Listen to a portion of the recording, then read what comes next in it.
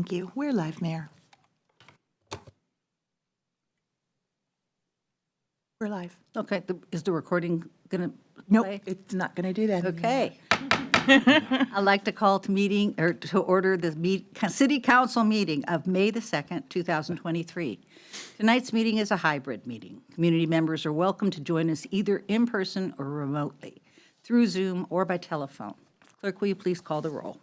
Councilmember Nixon. Here. Councilmember Black. Here. Councilmember Curtis. Here. Councilmember Falcone. Here. Councilmember Pascal. Here. Deputy Mayor Arnold. Here. Mayor Sweet. Here. Thank you.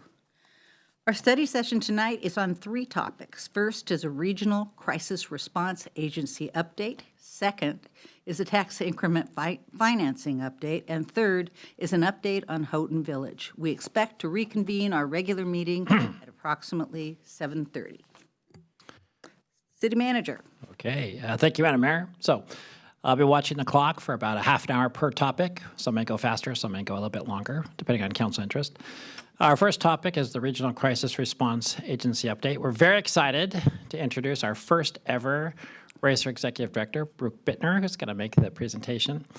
Also aiding her, we have Tracy Dunlap, who is now a consultant for us on several things, but helped us with the startup. And then next to Brooke, we have Carly Jorger, who's our management analyst, and she and Beth Goldberg were instrumental in getting us through the interlocal negotiations. And Carly's been helping us with the startup, is actually now the first ever secretary for Racer, although she's about to pass that title on to the new administrative assistant, who's Heather Lentz-Brazil. So with that as an overview, I'm going to pass it off to Brooke, who's going to come up and join you at the podium. So welcome, Brooke.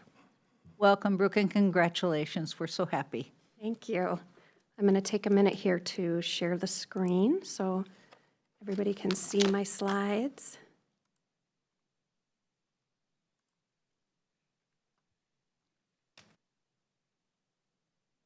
Yep, they are up. Okay. Excellent. Perfect. All right.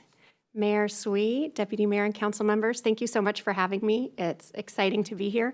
I have been around the community for a couple of years, and I live in this community, but I have not been before Kirkland City Council before, so I'm super excited to be here and happy to see you all in person.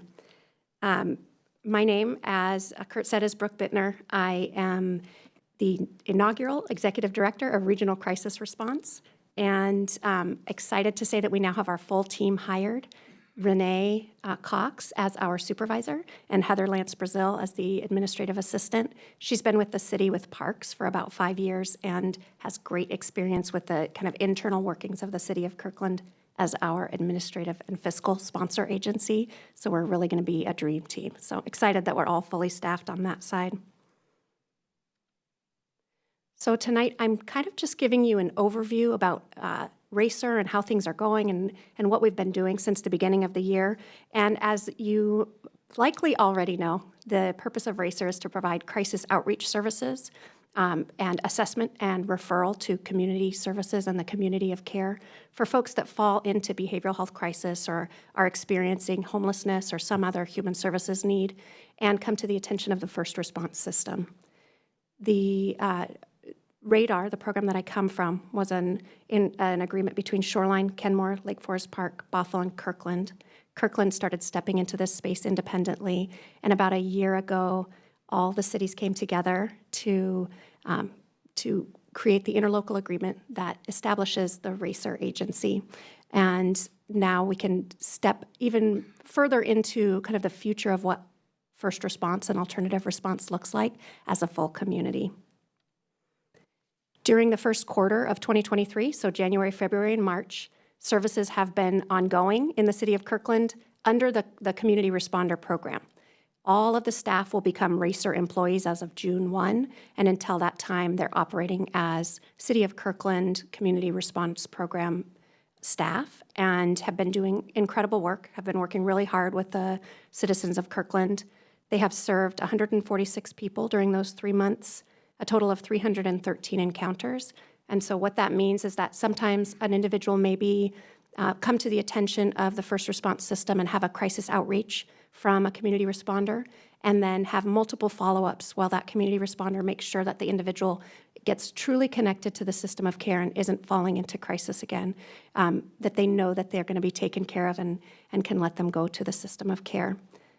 Of the folks that, of those referrals, about 63% of those were self-initiated by the responders. So I know it's really one of the interests of this council that the community responders are responding more independently. And a lot of that, the work that happened during the first quarter was the responders hearing something on dispatch, hearing on radio, and then self-attaching themselves to that call so that they can go out as the appropriate response for someone in crisis. The city and the police department have also all been really interested in referring to the community responder program. So those other calls, they come in as referrals from the police. They've also gotten a lot of referrals from city departments, from human services and parks, from the jail, for folks that the jail has seen repeatedly and recognizes that there's a behavioral health condition at work, and from animal control. So that might look like someone that has an animal control call and the animal control officer recognizes that this is an underlying behavioral health condition that's causing this person to come in contact with the system.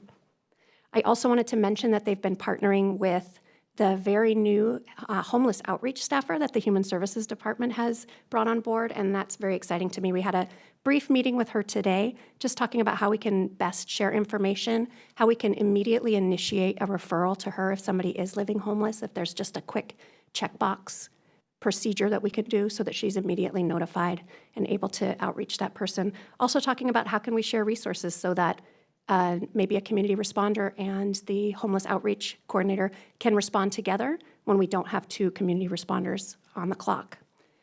Just a couple of other facts about the folks that were served in City of Kirkland during the first quarter. Of the folks that for whom we had data, 32% were living homeless or unstably housed. And I use that phrase to describe somebody that may be couch surfing or may have had a place to sleep last night but may not in 2 more days. So housing instability is a big factor that affects folks falling into behavioral health crisis as well. And then of those folks that for whom we had data, about 78% were white, 22% were Black, Indigenous, or people of color. That basically mirrors the demographics of Kirkland, but it's something I always keep an eye on as a program because statistics show that diversion programs like ours do tend to favor people who are white and continue to allow BIPOC folks to go into the criminal legal system. And so we always want to be keeping a really close eye that we're an equitable intervention and that we're serving a population that mirrors the local population and even more a population that mirrors the demographic of folks that encounter the criminal legal system, which oftentimes is disproportionate from the general population. Under the interlocal agreement, the governance structure for the Regional Crisis Response Agency is laid out with 4 primary tables. I threw a little organizational chart up there. I'm not going to talk too much about it, but you can see that with our 2 programs coming together, the dark blue responder boxes are positions that are filled. We do have 1 individual who's on military leave, and then 4 positions to fill over the course of the next few months. And I generally say that we can fill about 1 a month if we're super optimistic, and more realistically, maybe 1 a quarter. So I hope by the end of the year that we have these 4 positions filled and that we're up to our full service levels. So just going through the ILA identified governance tables. The principals assembly I'm going to talk a little bit about on the next slide, and that is where elected officials in our community have representation. The executive board is made up of city staff, of city managers, and in one case, a deputy city manager. The president of that board is Kurt. The vice president is Stephanie Lukash, the assistant city manager from the city of Kenmore. And as Kurt mentioned, Carly has been the secretary, but will be officially passing that by resolution to Heather Lance Brazil, our new admin, at the next meeting on Thursday. And then Michael Olson is our treasurer for the board. The operations board and the community advisory board, I want to speak to them a little bit in kind of in theory and in vision because the operations board has not been started yet, but will within the next few months. The community advisory group is something that I brought together a group of folks with lived experience about 1.5 years ago to start helping us inform how we do radar services, and they ended up being very instrumental in the development of the RACER model and the RACER vision. And I have to give some credit to our city managers who were extremely good listeners to the voices of folks with the lived experience in the crisis system. And I also want to say the Community Advisory Board is one of the things I'm more proud of in my career. It's the first of its kind advising a first response system that I'm aware of in the country, where it's folks that either are actively living homeless or actively living through crises and can participate, as they are able, or have some history or some close family experience, and are telling us, how do we show up to best meet your need?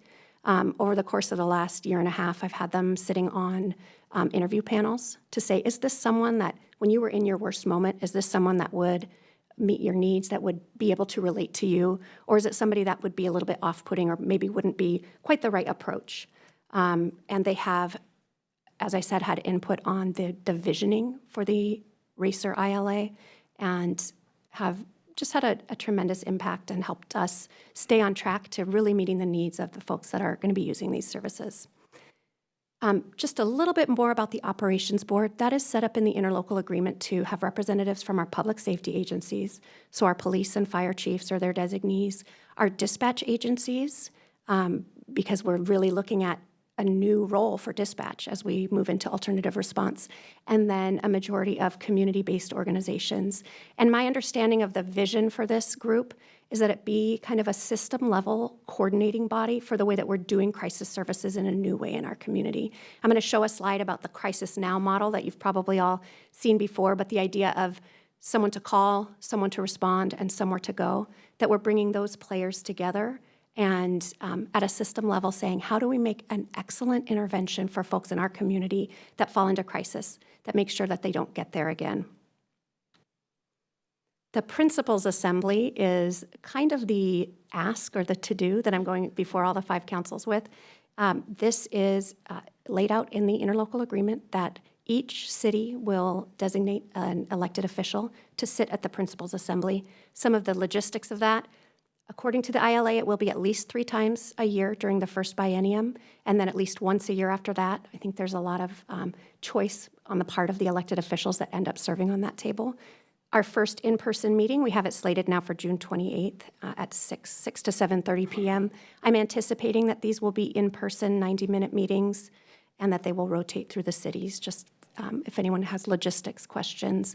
And I'm really excited about that because of the kind of unprecedented level of engagement of our elected officials in our 5 cities. It's very exciting how supportive of this new way of doing things that our electeds are. So I really appreciate that. And coming soon to a city near you, one thing you'll probably see on an upcoming consent agenda is the dissolution of the Radar ILA. That was an agreement between the 5 racer cities. And as we sunset Radar, we'll have to do some sort of a motion, so you'll see that. The Operations Board will be convening in the near future. And then another piece that you will hear about over the course of the summer, most likely, is what I'm calling a community visioning process, where everyone from our lived experience folks to our staff to community agencies to electeds comes together to talk about not just what is the service intervention that we're doing, but what do we want our community to look like in the future when we get this right, when this is successful. And I think a lot of our other strategic conversations will flow from that, things like our logo design or our data collection strategy. How are we monitoring what it is that we want to do, how that we're getting where we want to get. And I'm really excited for that. I'm a social worker, so that's really my bag, to bring people together and talk about where is it that we want to be and how do we get there. So I just want to talk briefly about how Racer fits into this broader vision of a Crisis Now community. The Crisis Now community idea is a SAMHSA best practice, and it is a 3-prong approach: someone to call, and that's 988 in our community, emerging as the alternative to 911 for people in behavioral health crisis. Someone to respond, that's us for North King County, and then somewhere to go. As many of you were there for the press conference and announcement, you know that in 2024 we will have a crisis triage facility in our city and in our community, so that when someone is in crisis, they don't have to go to the emergency department. When we encounter someone through the first response system, the only options aren't stay or jail, that there's an alternative that offers a therapeutic approach. And I just wanted to share a couple of photos of how it can look. So it's not built yet, so these aren't our crisis triage facility, but this is kind of the idea of that Connections has for the living room model, where people have a comfortable, safe environment to de-escalate, to get connected to kind of that next step of services, sometimes just to be out of the home for a couple of hours to allow the situation to calm down. And I wanted to say here as well that Kirkland, more than any of the other cities, city staff was absolutely instrumental in bringing this. I wasn't as involved in this effort, but I want to give some serious credit to Kurt, Beth, Carly, and the team at City of Kirkland for just a tremendous amount of work on something that no other cities in our county have been able to do. In my history, about 15 years ago, I started out at the original Crisis Solution Center, and none of the cities wanted it, but Kirkland does. And it has happened at a tremendous speed, and that's really exciting and really a testament to the commitment of the City of Kirkland. And that is all I have, but I would love to take questions or thoughts or comments. Great presentation, Brooke. Who wants to start? Okay, nobody wants to start. You know me. Councilmember Black. Oh, Go ahead. thank you, Madam Mayor. Well, all I was going to do, Brooke, was just thank you for all your hard work on this. And I really appreciate you calling out our staff in the City of Kirkland, because I've watched the work that they've done and their dedication to it. And I appreciate it. You know, it's also the commitment of my colleagues on the council and our partners in the other 4 cities. This is important work, and it's just great to see it coming together. And thank you for your presentation, and thank you for all hard work. And I know the work probably starts now as anything, despite all the hard work to date. The work really probably starts now. But you said it in some ways. You know, Kirkland and our partners in the other 4 cities are really leading in this, and we're really showing the region what's possible. So it's going to be really important to really crush it. And I'm glad we have you at the helm. So thank you. Thank you. Thank you. Councilmember Curtis. Well, we are going to crush it, and I was going to say, go Team Kirkland. I'm just so proud. I'm proud that of you. I'm proud of Kurt and Michael and Carly and everybody that's part of this leadership. So this is fabulous, and we have a great story to tell. Just a couple thoughts. Did you say when the community visioning process was going to begin? I said summer. Okay. I tried not to commit myself. Yeah, but I could tell that. We're gonna hire once a month, but it could be once a quarter. I totally understand. So the Principals Assembly, that evolves, as you know, we're all so invested in this. And so I just want you to think about how the reporting structure to us will be. Like, we would love to also see the information about number of contacts and resolution and that sort of thing. So just think about that. And I also was really, I mean, of course you're going to do this, but integrating, because we're working in so many areas, and just saying, you know, Parks Department is reporting in, and animal control, and you're reaching out to the homeless coordinator, which is fabulous and perfect and our expectation. My question actually is for City Manager. Our homeless outreach coordinator, what is her work week like? Is it 9 to 5? How are we managing that? You know, that's a great question. She just started, so I don't actually know her shift, but she's going to, I see Lynn is on the call. Maybe she can elaborate. Thank you, Liz. Yeah, because, you know, the other statistics we saw were, you know, the calls are not happening. They're, what is it? Usually 4 to 10 or something like that. So thank you. So Lynn is here. Lynn, go ahead. Yeah, we are still in the process of really working that out. Melly is doing a lot of meet and greets with city staff. She's also touring around the community. She's done some ride-alongs with the homeless outreach coordinator from Bellevue. She's visited several sites in the city, and really what we're trying to do is get a feel for what is the best time for her to be out there. We are planning for her to be in the field 3 days a week. And actually now we're starting to think that perhaps it's every day instead of 3 days a week. It might be all 5 days. And that would likely be something in the neighborhood of 9 to 5. But she's definitely looking into, is that the best time? And once we have her schedule set, she'll actually put that schedule on the back of her business card. So when she's out and about and comes across people, she can give her card out, and that will tell people when and how to get a hold of her. Okay, thank you. Thank you, Brooke. Thank you. Councilmember Falcone. Thank you, Madam Mayor. Well, thank you so much, Brooke. And I echo the other thanks and praise for our City of Kirkland staff as well. And yes, this is something that I know the city has been talking about for quite some time. I remember years ago on the Kirkland Human Services Commission having these very conversations about how do we advocate for a model like this. And so I also really want to thank community activists and advocates out there who really, after the murder of George Floyd, really came to us and really put pressure on and said, you need to take action. And we listened and we took action. So I really, really appreciate all the folks out in the community who really shared their heartbreaking stories with us, who advocated not only for themselves and their families, but for others, not just in our region, but throughout the country. So I think that lit a fire under us, and I'm really, really appreciative of that. So I wanted to give them credit as well. And yeah, I wanted to say that, you know, I also have significant lived experience with close loved ones in behavioral health crisis throughout my childhood and adulthood. And so this is something that's very near and dear to my heart.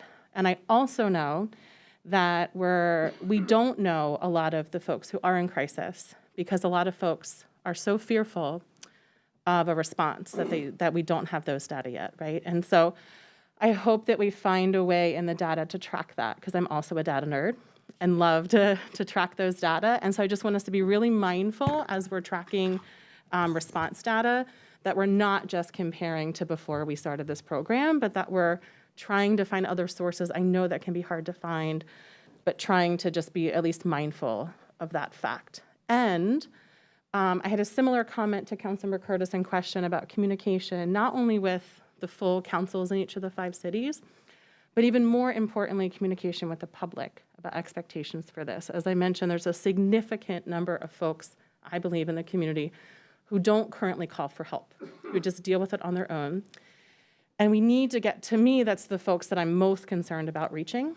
And we need to get to a point where we can build that trusting relationship with them. And I think that's a huge goal of this program. And part of that is having clear communication about what to expect when you call 911. And so I hope that's a really big part of the conversation as we start this program up. I know there's going to be transition time, right? As you mentioned, that will law enforcement will learn from behavioral health workers and vice versa. I think there's, and as Councilmember Black eloquently spoke to on the podcast yesterday, as well, that developing relationship and kind of learning from one another will take some time, but with the goal to significantly reduce police interaction with folks in behavioral health crisis.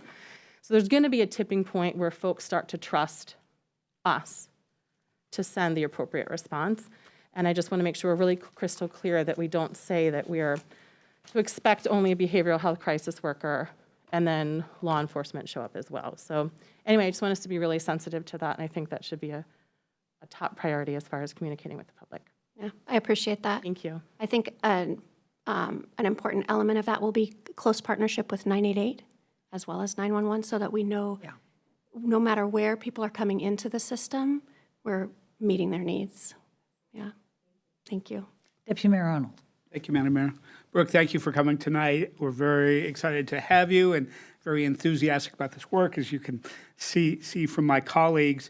I expect a robust discussion on who will be able to represent Kirkland at that Principals Assembly. In our packet, you've got some information on the first meeting that'll be talking about the transition from radar, staffing, budget, performance benchmarks, things like that. Can you talk a little bit about what you see the Principals Assembly potentially being involved in for the rest of the year? That might help us decide who's the best fit to.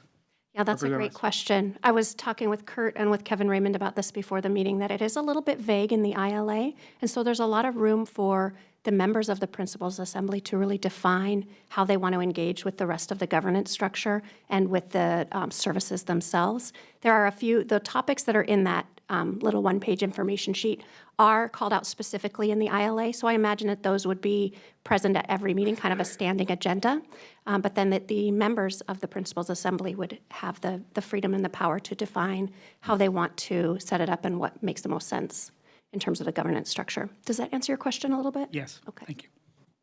Blake, or Brooke, has anybody talked about the potential for appointing both a member and an alternate member? It is not directly addressed in the ILA, and other cities have had that thought as well, but I would leave it to city by city. Great, thank you. Councilmember Black. And if I could just add, as the board president, we haven't had a discussion about the second or third principals meeting either. So we're all trying to think through that. I want to make just a little bit of comment because of what we are focused on. So Carly was kind enough to tell me everyone who's on the Racer startup team, just so you get a sense of how complex but awesome it's been. So Brooke, of course, is the executive director now. Heather Lance Brazil joining from Racer. Beth Goldberg, who's been the deputy city manager working on this from the beginning. Carly, Kevin Raymond, our city attorney. Michael Olson in finance administration and also the treasurer. Carly herself. Truck, the director of HR. Miguel Morga in HR.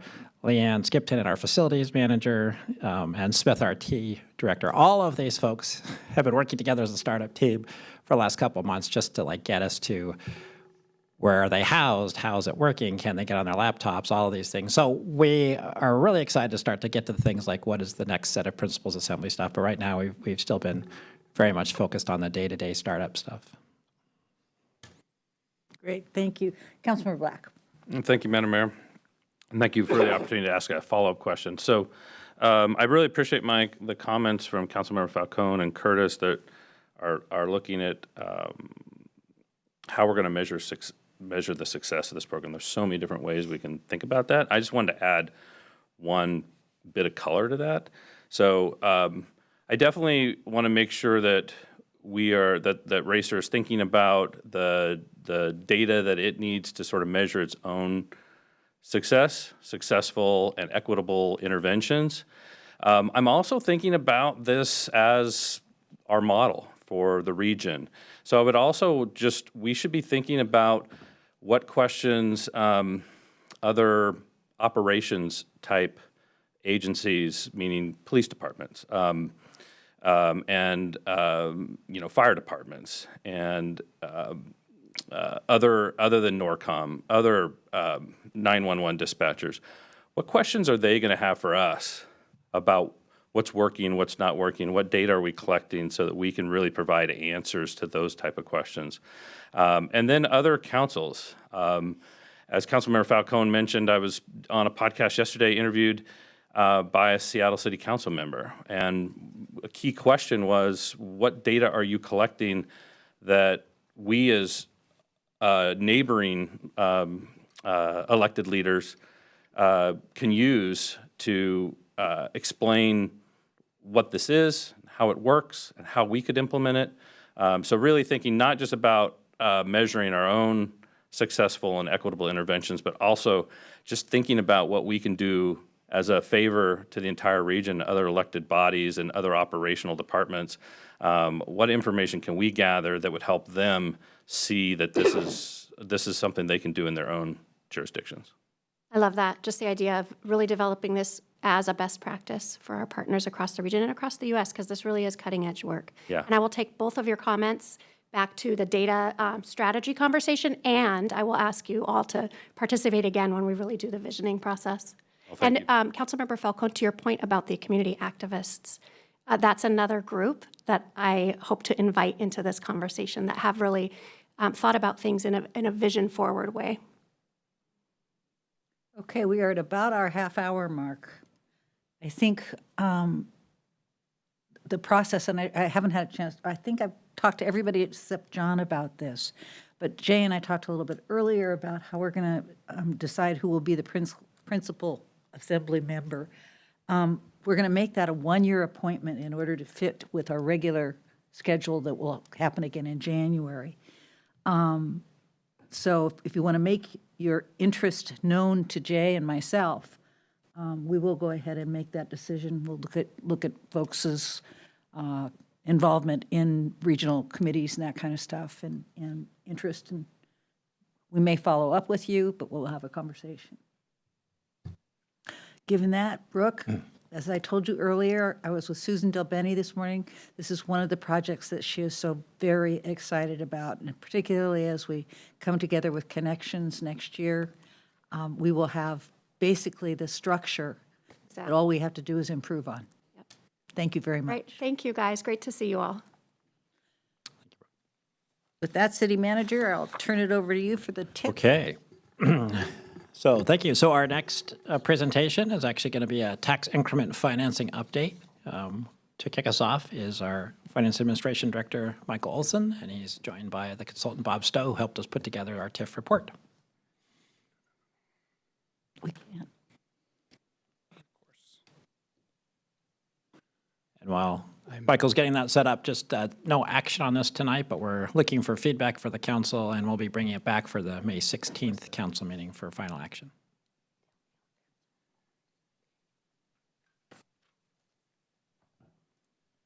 Of course, we walked through this before the meeting and had it all set up, and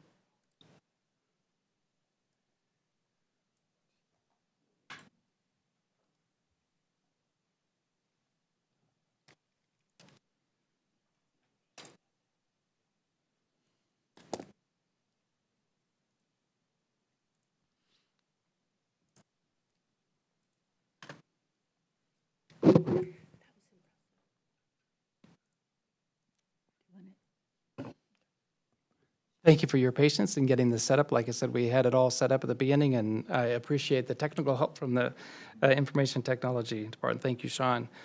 We have a brief presentation, and Bob Stowe is going to deliver that with a couple slides in the middle being presented by Adam, who is virtual with us, and then take questions afterwards. Ask any questions along the way as well. Go ahead, Bob. Thank you, Michael. Good evening, Madam Mayor and Councilor. It's nice to be with you this evening. So this is our agenda, as Michael had mentioned, just to give you a really brief overview and background, the process that we've been through on the tax increment financing here in Kirkland. Again, updated with some developer updates by city staff, and then I'll finish up with just focusing on the major elements associated with the ordinance that'll be before you at your next council meeting. So this is a basic TIF model that I think you're all very familiar with, that utilizes the incremental taxes that are generated from private development that is caused by the public improvements and then paid for by those incremental taxes. And so in 2021, TIF legislation was enacted by Washington State, and in June of 2022, your stationary plan was adopted. A few months later, we had a discussion regarding what we were calling step one of the tax increment financing program, where we identified the tax increment area, the public improvements, potential TIF revenues, and then you authorized the preparation of a project analysis, which is one of the requirements and prerequisites for moving forward with forming a tax increment area in Washington State. Later that year, we also held some early outreach with King County Assessor and their Treasurer's Office regarding the proposed tax increment area, since it is new legislation, making sure that everyone understands how it will be implemented. And then, last month, we actually submitted the final project analysis to the Office of the State Treasurer, who is responsible for reviewing that and providing recommendations to each entity that wants to form a tax increment area. And you have that in your packet. And then last month, we also then completed the 2 public briefings that are required by state law.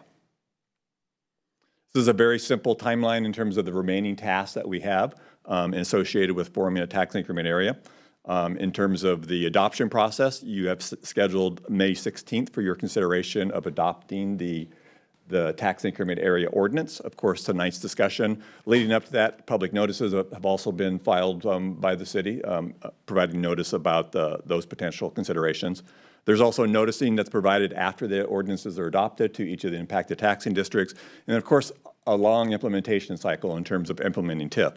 That includes potentially developer agreements with various developers, evaluating the development readiness and market conditions associated with TIF, issuing debt. The project analysis analyzed the issuance of 2 debt, a maximum of $18 million in 2025, and the remaining $40 million in 2028. Of course, when you look at the development readiness and the market issues, you may decide to issue far less than the 18 million or 40 million, and certainly could also probably delay some of those issuances too. There is a provision in state law, however, that requires that you initiate public improvements within 5 years following the adoption of the ordinance, unless you can establish good cause. And then, of course, monitoring the development activity will be very important as both the first issuance of debt is issued and then leading up to the second. And before any debt is issued, city staff would monitor the TIF revenues and present an analysis to the city council before any debt is issued. And with that, I'll take a moment break and allow staff to give you an update on some development activity. Great. Thanks, Bob. Good evening, Mayor Sweet and council members. So yeah, as Bob mentioned, these next few slides really just provide an update on development activity in the near and long term in the TIF area and the station area in general. Again, the caveat here obviously is that this is not necessarily guaranteed development. This is based on information that we know right now. Obviously, as everybody knows, this is a very challenging environment for real estate development with high interest rates and the tight labor market and high land values. Every few weeks, we check in with the developer of the Rose Hill mixed use project, also known as Petco. And the applicant has indicated for a long time that they are working towards a complete and wrapped up permit submittal for the first 2 phases of that project by June of this year. So we are expecting that, and that's what they're telling us. So right now, again, based on the facts that we know, we expect that to move forward. And then the Crescent Lighting site at 128th and 85th Main Street development has expressed interest in developing about 600 residential units on that site. And they've been very engaged also in the inclusionary zoning discussion for the station area plan phase 2. So we do also expect, based on things that we know today, that that project could move forward in the near term as well. Bob, could you forward to the next slide? Great. And then I think last time we visited council and talked about TIF, council asked for an illustration of the relationship between private development in the station area plan and the TIF area and public investments. And so this diagram illustrates all of that together. And again, taking into account the development headwinds that we're facing right now, this might be an optimistic illustration of development potential, but it's an illustration of what could reasonably happen with Petco and the Crescent Lighting projects potentially moving forward early on. And then, bigger developments in the commercial mixed use area, for instance, like a redevelopment of the Costco site, for instance, happening out in the 2030s, the mid 2030s.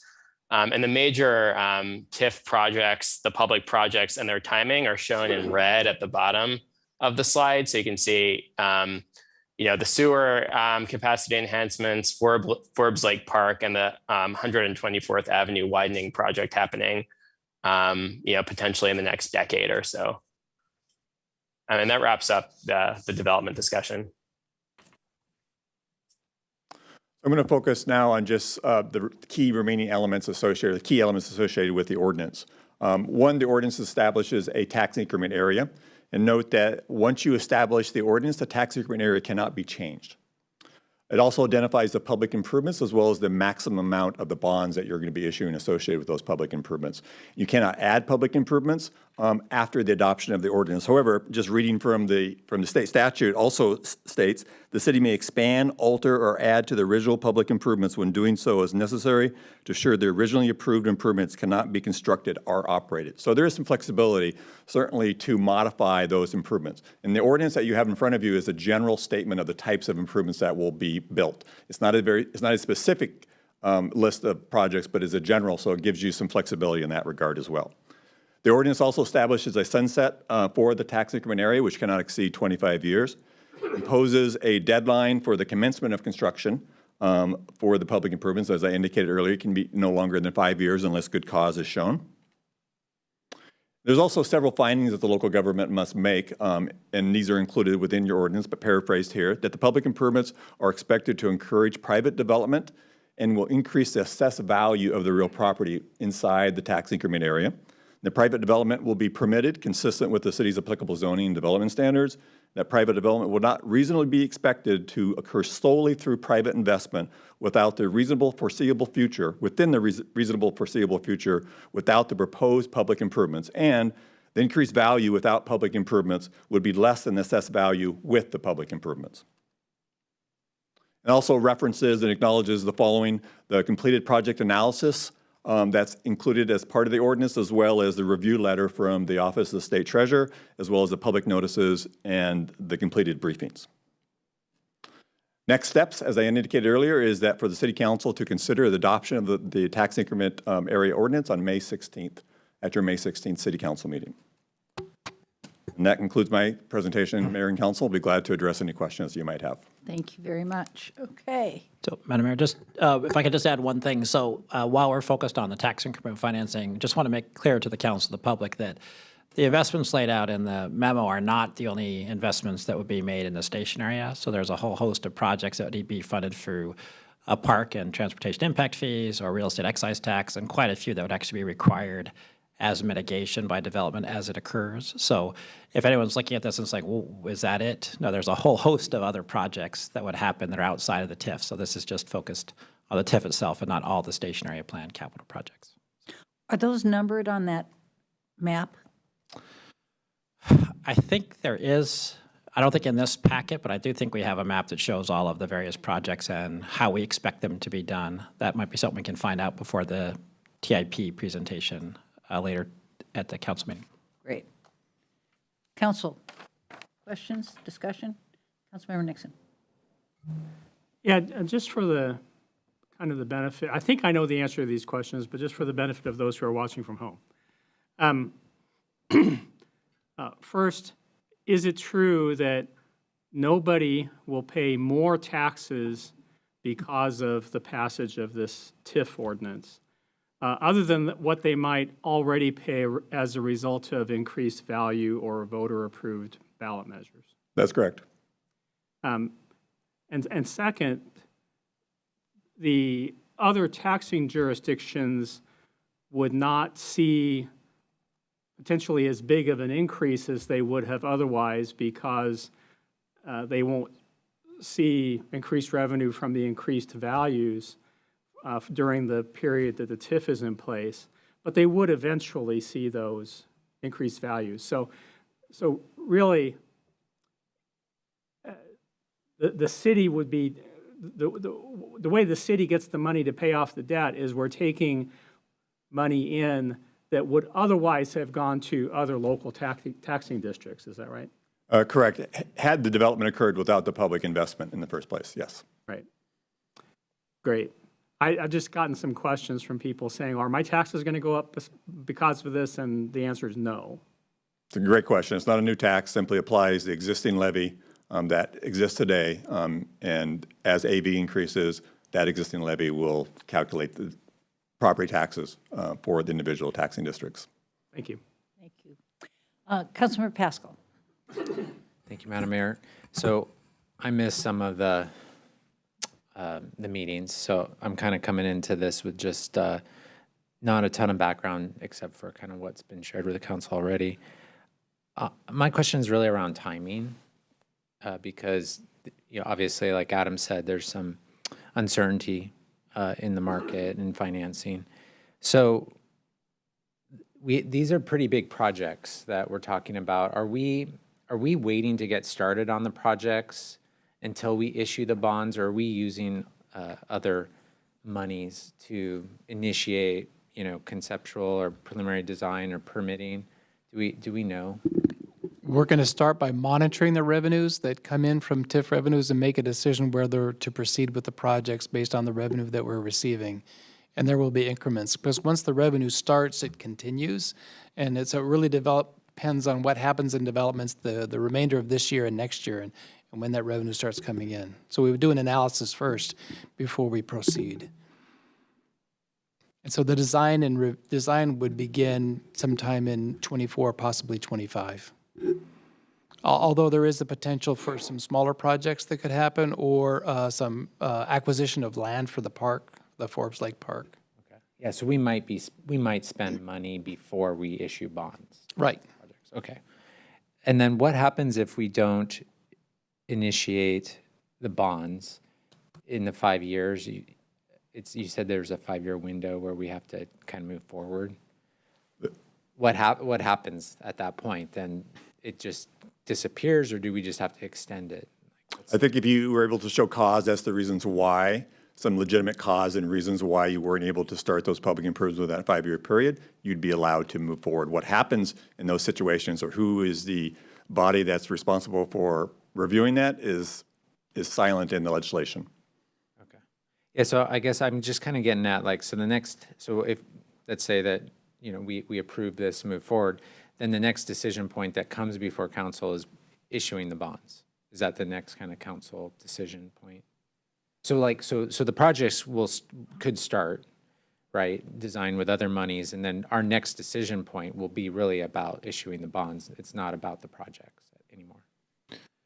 Yeah, although I think how I heard Michael say it is we would spend TIF money as it comes in. It just may not be bonded TIF money. So you'd have that choice in the CIP budget allocations, and then definitely before any bonds are issued, we'd come back with that. But so these would have to come into the CIP. We'd have to approve the CIP, that money through the CIP process. Okay, that answers my question. I'm trying to understand kind of our decision points, you know, because things are changing and we might want to do something different if the market doesn't go as planned or as we hope it will, and or development doesn't take place on the timing. The final question I had was, and I'm sorry to put you on the spot on this one, but are there any situations where agency has implemented, you know, this type of ordinance and it hasn't worked out very favorably? Well, TIF is a new law for Washington State, so there's no experience in terms of history that we could rely upon that allows us to look back to find out how successful each of those projects who have done a TIF analysis and have done a TIF program have moved forward, how they've moved forward. I thought I saw somewhere that you'd done something similar in Bothell when you were there, but that was a different? Similar. I mean, TIF you could view it as a financing tool. Certainly, it's infrastructure investment and how infrastructure investment then incentivizes economic development, and that's really at its core what TIF is trying to do. And so there are a lot of examples, not only in this state but also across the country, that would illustrate how infrastructure investments by municipalities have been able to incentivize development where organically that type of development wasn't possible without public intervention. And so that is what TIF is trying to do in this case, is trying to put public improvements in place that the private sector, just for whatever reason, doesn't pencil, can't make it work. The public improvements are too expensive, they're too costly, they're too large. And so those are situations where TIF is, I think, a good economic development tool.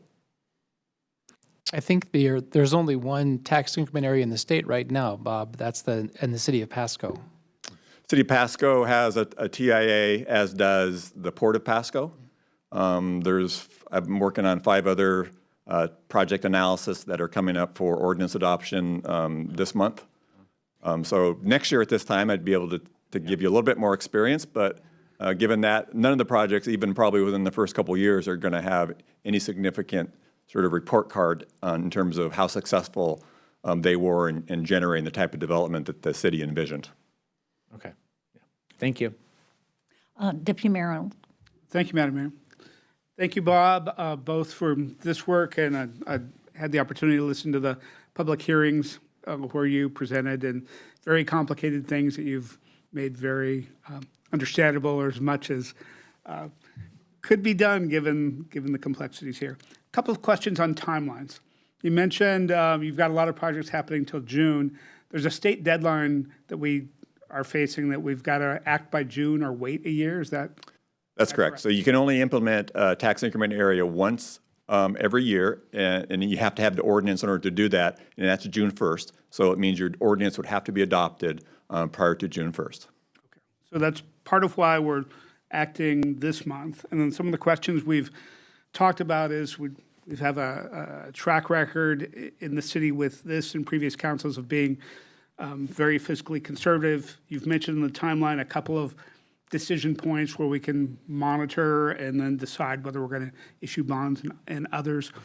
What are the expectations or requirements in TIF that these projects be completed? You mentioned that it's up to 25 years for the TIF as a tool. Are there any requirements on saying, okay, for these projects we're laying out, they're going to be built within that 25 years? There's no requirements that they have, other than they have to commence development within a 5-year period. Certainly the sooner you get them done, and this relates to really the foundational element of all sort of tax increment financing, is that but for the public investment, development would not occur. If you take 25 years in completing that investment, it's unlikely you're going to generate much private development and therefore not much TEP revenue to pay for that development. So the sooner you get them done, it'd be advantageous for the generation of property tax revenue that will come to you to pay for the debt. Got it. Thank you. Okay, any other discussion? Well, thank you, Bob. Thank you, Mayor. We're all going to understand this by the time we're done, maybe. Okay, with that, that takes us to item number 3. Yes, so our next topic Oh, is. I'm sorry, just 1 second, City Manager, Deputy Mayor. Thank you, Madam Mayor. that's Before we get to this topic on the Houghton Village update, because my wife, Mary Beth Benz, serves as the board president of Studio East, I'll be recusing myself from discussion of this item during our study session and also during item 9B of our business agenda. So I'll be leaving the room and we'll rejoin at the regular meeting. Thank you. Thank you, and we will come and get you. So thank you. So while we're bringing this up, in the interest of transparency, before the council takes up this topic, I also want to note to the council that my daughter Meredith is currently cast in the summer Shakespeare show, and my son Matthew is currently performing as the prince in Studio East Rapunzel for Storybook Theater. So neither of those facts have influenced the staff recommendation, but I just wanted to make sure that that was on the record. So if council has any questions about that. So what we're going to do tonight is give you an update on investments in the PCC site at Houghton Village and discussion of those investments. And then as you saw in the staff report, the one RFP respondent we had to be a potential tenant if we make those investments is Studio East. So that'll be the second part of the conversation. And then we're going to be talking about it today, and then we'll be asking you to make a decision tonight as part of the action steps under the business section. So.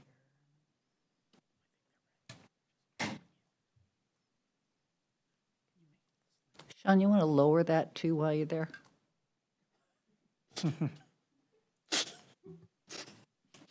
We learned all about that with third graders. That's never happened to me before. So good evening, Madam Mayor and council members. It's good to be with you this evening. As was introduced, we're going to give an update on where we are with exploring options for activating the former PCC space at Houghton Village. And as a reminder for all of you and to ground us for this discussion, when the city purchased the Houghton Village property last May, the city set out two goals, two objectives, one of which, and the primary objective, is a long-term goal, which is to redevelop the property into a mixed-use development that includes a variety of services as well as affordable housing. And that remains our goal. We are in the process of doing our community outreach for that right now, and staff will be reporting back to all of you on May 16th about the results of that.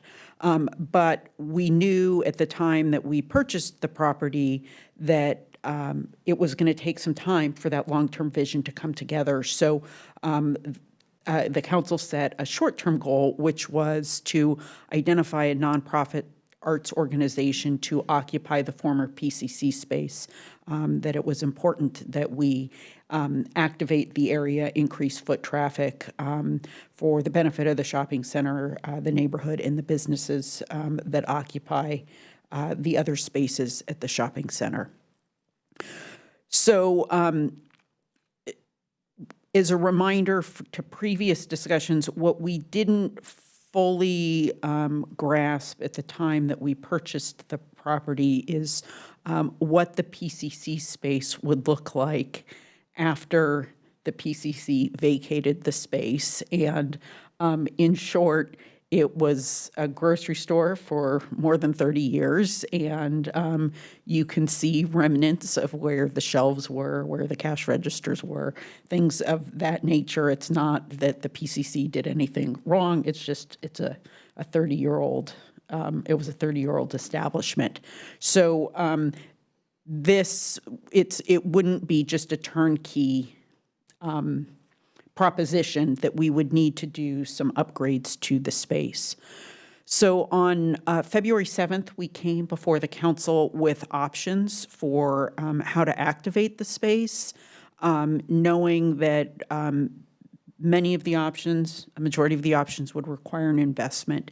And as a reminder to all of you, we presented 5 options at the February 7th meeting. One would be to retain the usage, the building usage as mercantile space, basically grocery store, retail, things of that nature. The upgrades for that at the time were as much as $300,000, or estimated as much as $300,000. We also presented to change it to a business use, which would be more of, office space, like physical therapy kinds of things, and that was estimated at the time at as much as $750,000.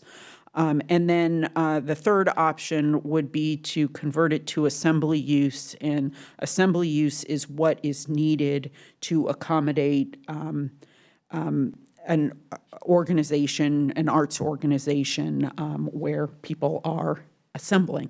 And then the 2 other options we presented was to leave the space as is, in other words, make no investment in it, and basically let the space remain vacant. And then the 5th option was to demolish the space and potentially, activate what remains after the demolition. And we did not have cost estimates for that because it's a more complex proposition. It also is a cost that would be part of the redevelopment, so it would be advancing a cost that's coming anyway.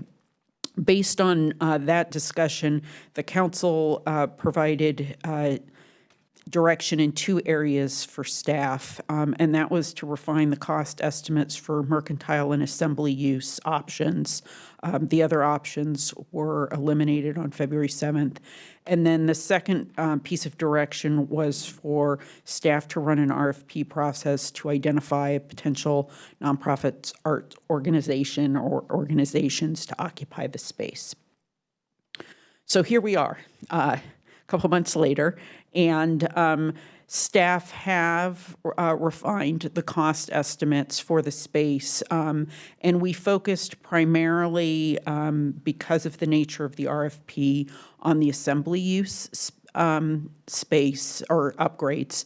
And we identified, along with our property manager, our Houghton Village property manager, a new contractor that was able to refine the estimates and bring the cost down from the original estimate of $850,000 to just over $700,000 plus design costs. We've confirmed that if council wishes to proceed with this, it would take roughly 3 to 4 months to complete the work. And we've identified a series of funding sources. First, there was $250,000 included in the adopted budget for Houghton Village purposes, and then we would suggest using REIT reserves to balance that out. And then also, since February 7th, we did run the RFP, and we received 1 proposal from Studio East. We shared the proposal, invited other organizations to also submit responses, but Studio East was the only one to respond. So want to walk through the highlights of the Studio East proposal.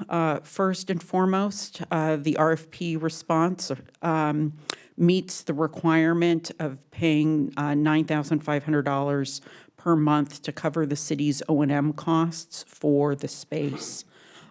Studio East, per the terms of the RFP, would be responsible for any tenant improvements beyond the work we would be doing to create a usable shell for their use. So these types of things could include building a stage, building out classroom spaces, things of that nature. That would be Studio East's responsibility under the terms of the RFP.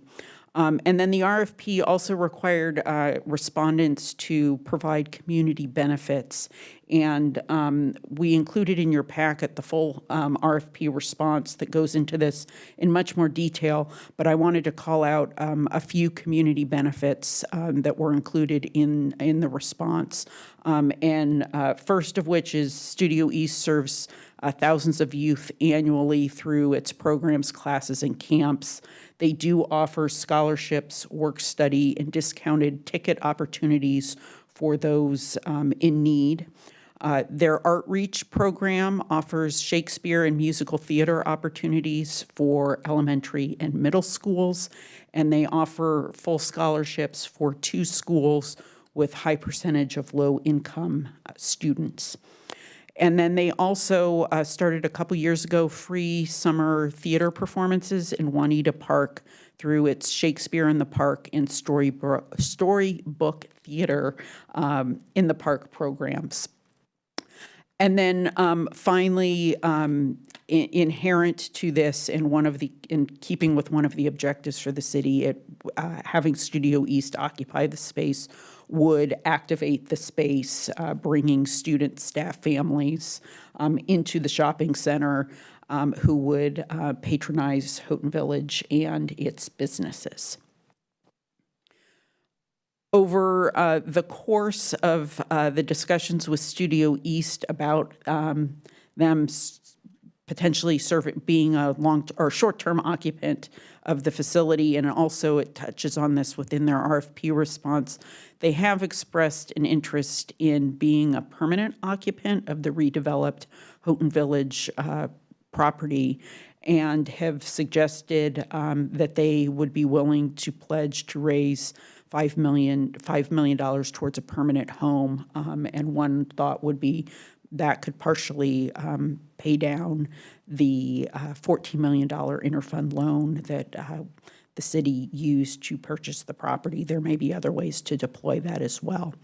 And doing this or entertaining this concept may fulfill a number of other community priorities that we've heard through the TREC process. Again, you'll hear about this more at the next council meeting, but we've heard from the community desires for youth and after-school programming. There's a sense that there's a gap in supply and demand in that area. The community also desires gathering spaces and arts programming. So there's time to consider this as we move forward, but just wanted to call your attention to that before we get to the discussion. And specifically, staff is looking for direction from council and is certainly willing to answer questions as well of whether the council is interested in allocating funds to proceed with the upgrades to allow Studio East or another occupant to use the space until it's redeveloped. And if the council does have a desire to consider that, there is a fiscal note on your regular meeting agenda later this evening. So that concludes my remarks, and happy to answer questions or entertain council's discussion about the question before you. Great. We'll start with Councilmember Nixon. Thank you, Madam Mayor. Yeah, I have three questions. The first is, Beth, can you give us a quick update on the other spaces at the center, like how many vacancies there are right now, that kind of thing? So as of this moment, it's all occupied. But as of the end of June, there is going to be another vacancy. Just learned that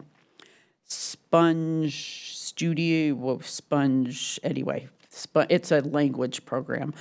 They will be vacating their space at the end of June. So we're looking to identify another tenant to occupy the space. It's a small space, about 650 square feet. Yeah, my next question was going to be about whether activating this space would help to fill other vacancies. So even though there's not any vacancies today, do you think it would help filling any other vacancies that might occur in the future? Just to have that amount of traffic? Potentially, and I would add one other point for consideration is not only might it help attract people to vacant spaces, but I think an argument could be made that it will help the businesses that are there thrive and survive and want to stay within the property. Is there, when their businesses are healthy, there's an incentive to stay. Yeah, the kind of the calculation that I'm making is that from the revenue side of this presentation, we've really only looked at the revenue from Studio East for renting the PCC space. But this activation might actually maintain or increase other revenues as well. So it's not just that $9,500 a month that this would support. Yeah, I would say it's more of a sustaining existing revenues rather than increasing them. But yeah, it would certainly help sustain, we want to keep those spaces occupied. And so if business is healthy, chances are they will stay. And then that revenue stream will remain. Also add there's the sort of shopping mall on the other side that we don't own, and then there's also the Houghton Shopping Center where the Metropolitan Market and Starbucks are that are also. They would all benefit. They're all benefit, yeah. And we have heard anecdotally that with PCC gone, there's been a pretty dramatic lowering of foot traffic around there. So that is feedback we've received about please have something happen there. I don't know if everybody noticed, but we did get an email from Larry Totley from the Central Houghton Neighborhood Association after the study session started, about 5:45. And he raised the question, which I'll just raise as well, about traffic impacts of Studio East occupying the space. The observation he made, which was intriguing to me, was a grocery store has pretty steady traffic throughout the day, whereas an occupant like Studio East has very peaky traffic, as maybe parents are dropping off their kids at the beginning of a lesson or a class or whatever it might be, and then picking them up at the end. And then if you have a large performance, that you get a whole bunch of people and then a whole bunch of people at the end. And that his observation is that could be kind of disruptive to that whole neighborhood center in terms of that level of peaky traffic. I was wondering, have we thought about that and whether there's anything that could be done to mitigate that? He suggests that there could be some things in the, I hope I'm not stealing his thunder because we're having a public hearing on this later. Whether there's any projects in the TIP that might help mitigate that peaky traffic, or whether we think it's just not going to be an issue. That is not something we have given a lot of consideration to. It is something we certainly could explore. I thought it was a worthwhile thing that he raised. So, thank you. Thank you. Councilmember Black. I'm sorry, I thought. Well, Madam Mayor, since you called on me, Sorry, I thought you. I will ask a question. I was debating on whether I needed to ask this question or not, but since you called on me, I will. Deputy City Manager, with respect to other interim uses of the space, is there a sense that if we were to lease the space to a youth arts organization like Studio East, and since they're the only ones who responded to the RFP, we're talking about Studio East, would it eliminate other potential opportunities for that large surface lot? I realize obviously some of that large surface lot is necessary for the existing businesses. Some of that large surface lot is necessary for Studio East if they were to move in there. But there are other possible opportunities of activating that space as well. Do you have any sense of things like, I'm thinking of things like, making a couple spots open for food trucks.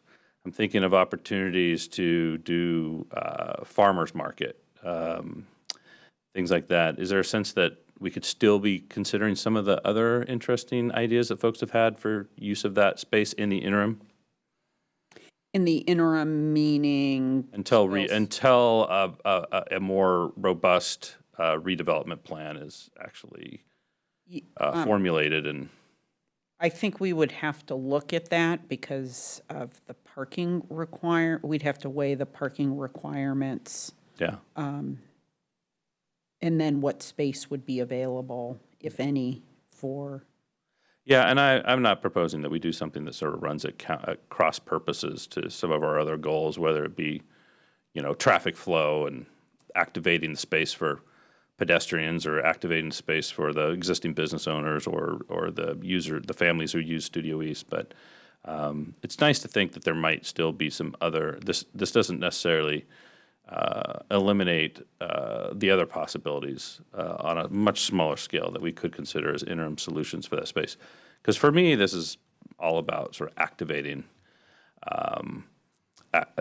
that space for the existing business owners, for the community in that immediate area, but also for the Kirkland community writ large. So, thanks. Thank you. Councilmember Curtis. Thank you, Madam Mayor. Thank you, both of you. I think this is an interesting opportunity, and I was going to respond to Councilmember Nixon's comment about the other businesses benefiting. Can you imagine how many kittens are going to get adopted with this population of students? So meow. Cardboard box in front of If they're smart. So Meow Cat Rescue is probably all thumbs up. So I do think it's really important that we don't leave this space empty. And this is the only RFP that we received. It does check the boxes of what we're hearing in the community about programming for kids, activating the space. So I think it's a good thing to move forward on continuing to explore. We will be criticized that we're not making a lot of money on the rent of this, but tell me an arts organization that doesn't have some sort of subsidy to be successful. That's just the nature of arts programming.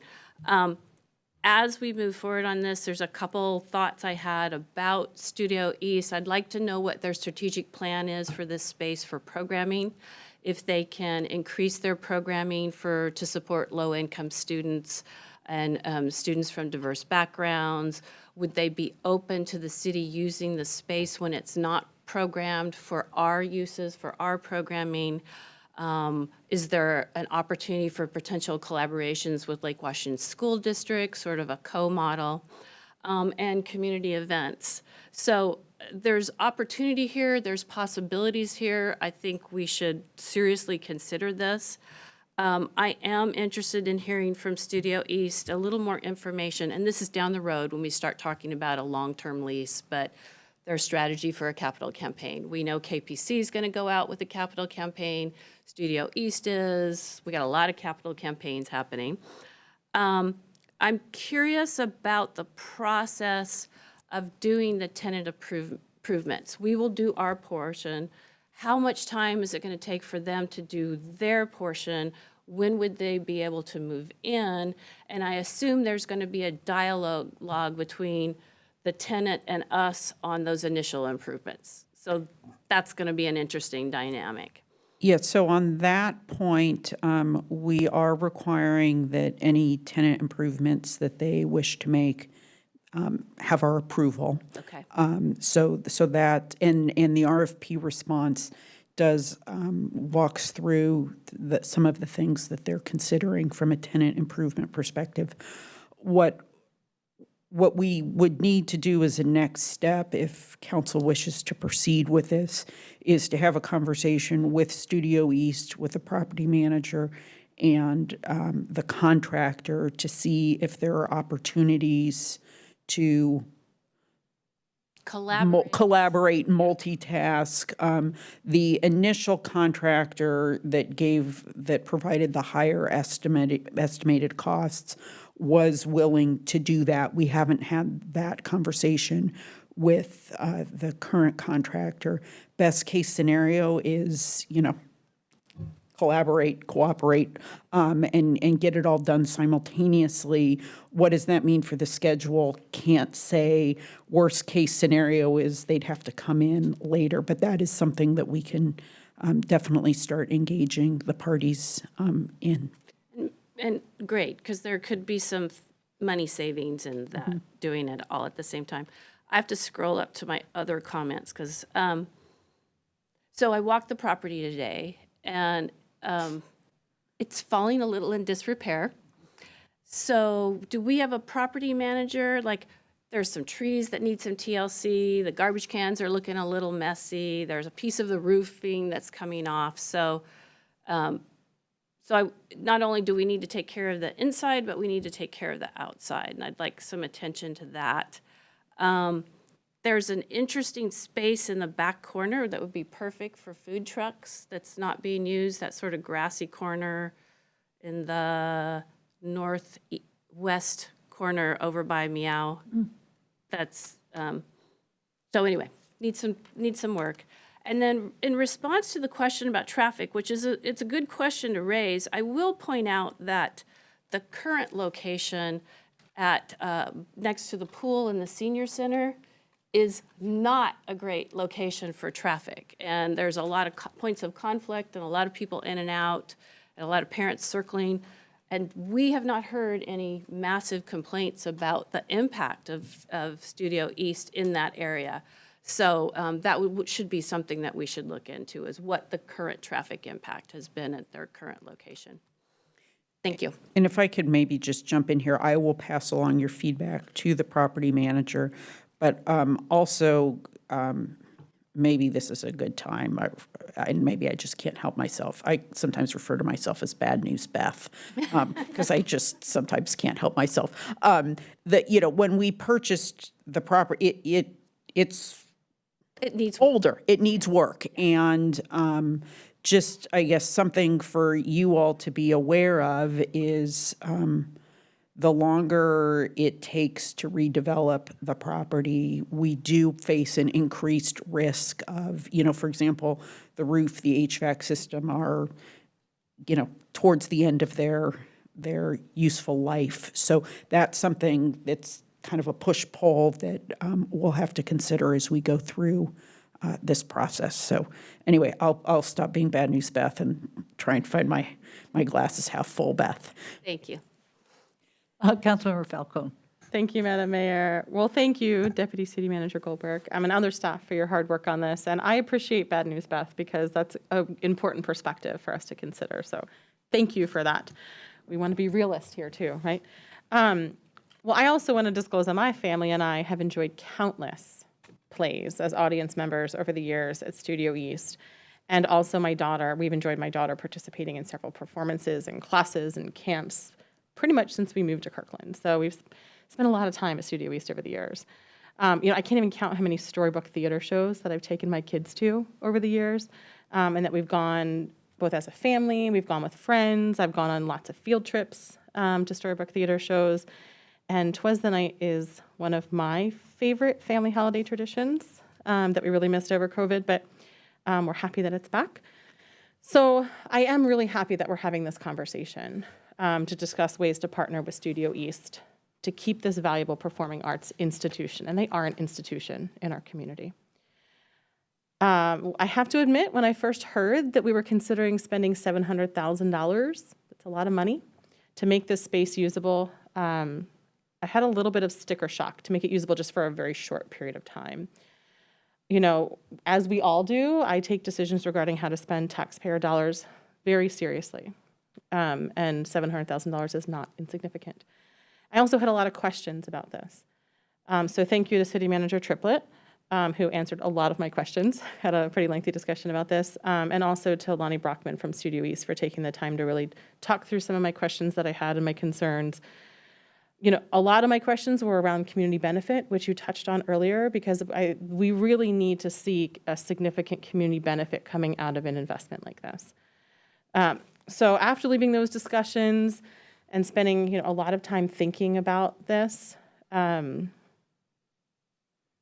realized that we wouldn't just be spending this money on a former grocery store space, but really we're investing in the arts in our community. And that's the lens that I bring tonight into this. We'd be investing in keeping alive for our children and our youth, as well as the community at large who attends performances, the fulfillment of a really valuable human need for the art, that we all have just a heightened awareness of that need, our human need for the arts coming out of the pandemic, where the arts really brought us together as a community and lifted us up in ways that we, some of us may not have realized before the pandemic. And, during this time right now too, as there's decreased student enrollment in schools, we're facing some economic uncertainties. The arts, which were also already significantly underfunded in schools, are seeing even more cuts, right? Even here in our own school district. And so we need to do what we can as community members, as community leaders, as a city, to protect and support organizations like Studio East.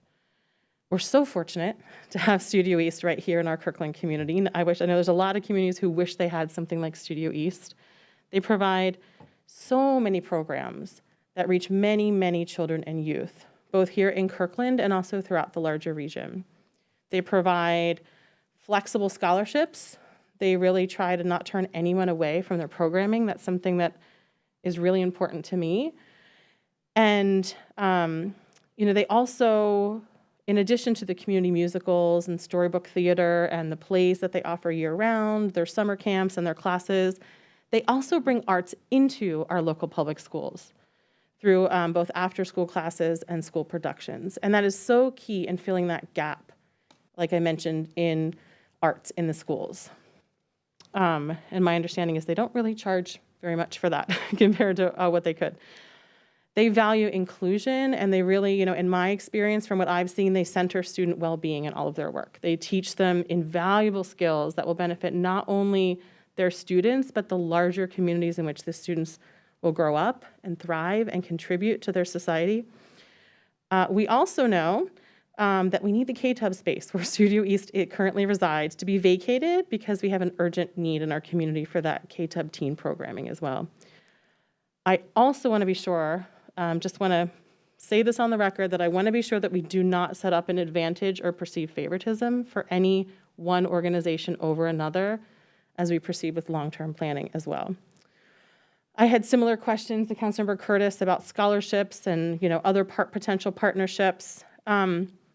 Yes, for low-income folks, but also for moderate-income folks in our community, because in my family's experience, we're a pretty typical Kirkland family. We're not, super high income, and we're not super low income.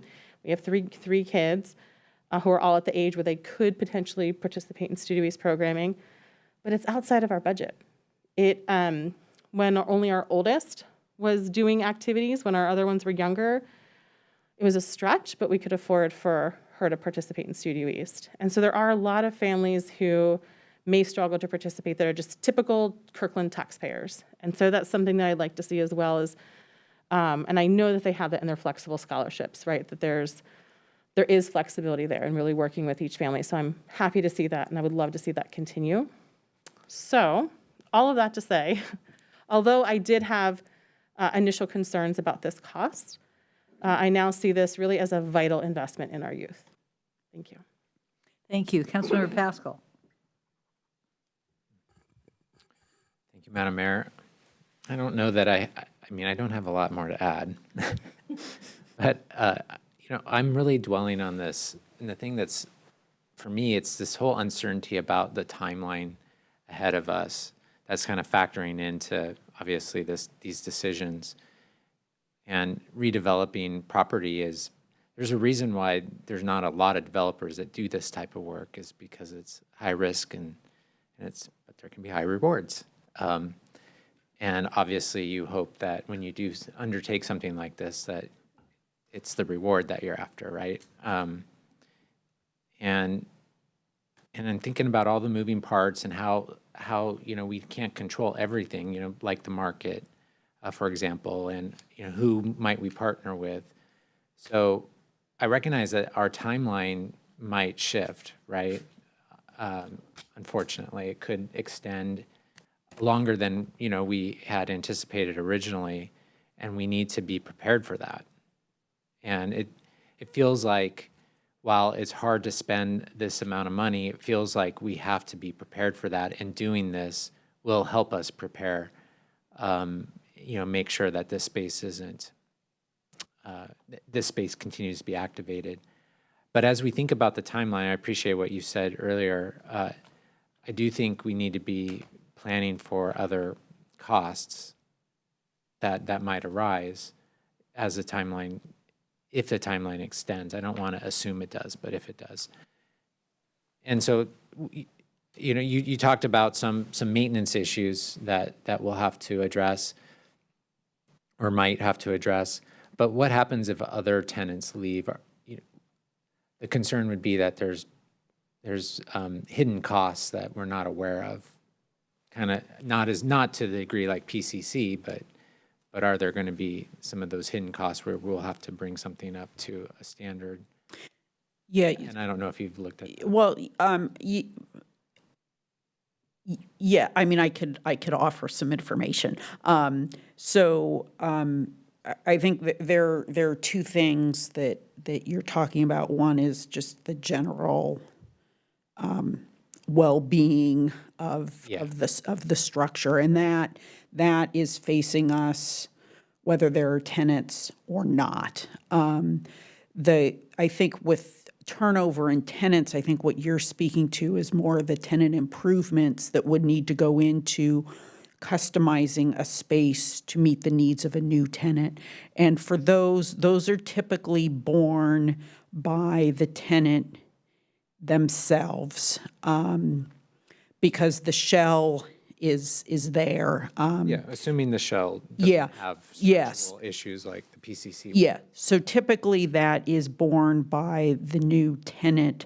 Sometimes there will be an exchange of a couple months rent-free, particularly while they're doing the TIs, but that's something that's typically not borne by us as the city. I fully understand that. It's not the TI that I was talking about. I was talking about the situation that's occurred with PCC, right, where we're having to make non-tenant improvements to be able to bring in a tenant. Yes. Making sure that doesn't happen to the other space. And so far, when we've had turnover, that has not been an issue. I'll also say, in terms of if there is turnover, there are people interested in the property. There's one outfit now that is really wanting to get into the space. We have offered them the space that's about to become open. It doesn't have the square footage that they want. It's not, and it's not big enough for the PCC space. So it's not that there aren't folks out there. Similarly with Studio D or Suite D, that space was vacant, and we found the judo studio. So, we hope there's not turnover, but if there is turnover, I'm not necessarily pessimistic that we won't find anyone. No, that's good. I think what I hear you saying, I think what we can do is do a proactive look at all the spaces even that are occupied to see if there is something similar that may come up if there's a change. The good news is PCC site's the biggest by far, right? So, but yeah, thinking forward, I think we could definitely come up with some options about what else we might have to look for if things change. Yeah, and then I guess the last question for me is about the Studio East RFP. What's council's role in that? I mean, are we approving? I mean, we don't have to approve anything, or are we approving that? I'm not clear on. So the RFP process would be administrative, but the council would authorize whether or not you want to do the budget, right? So if you choose to make the investment, then they won the RFP, but a lease could come back to the council for approval if. Okay. But the RFP processes are done on the administrative side. Right. Yeah, I wasn't clear on what's administrative and what's comes back before the council. Nope, that's it. Thank you. Okay, well, thank you, Beth. I don't have much to add to what has been discussed so far. You did a pretty good job of marrying the two subjects, because the two subjects are very separate for me. Do we figure out a way to get that building active and occupied as fast as we can? Yes. Studio East a good RFP? Looks like it is. It's the only one we've got. So I'm just anxious to move forward with it. And thank you very much for your report. And with that, we will adjourn until 7:30 when the regular meeting will pick up. Thank you. Thank you. Thank you very much.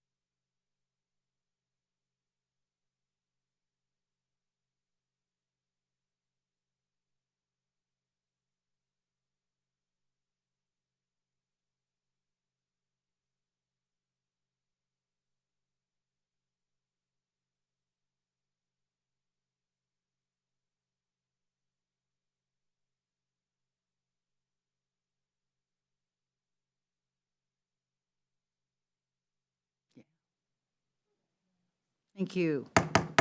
We are back in session following a study session on a regional crisis response agency update, a tax increment financing update, and an update on Houghton Village.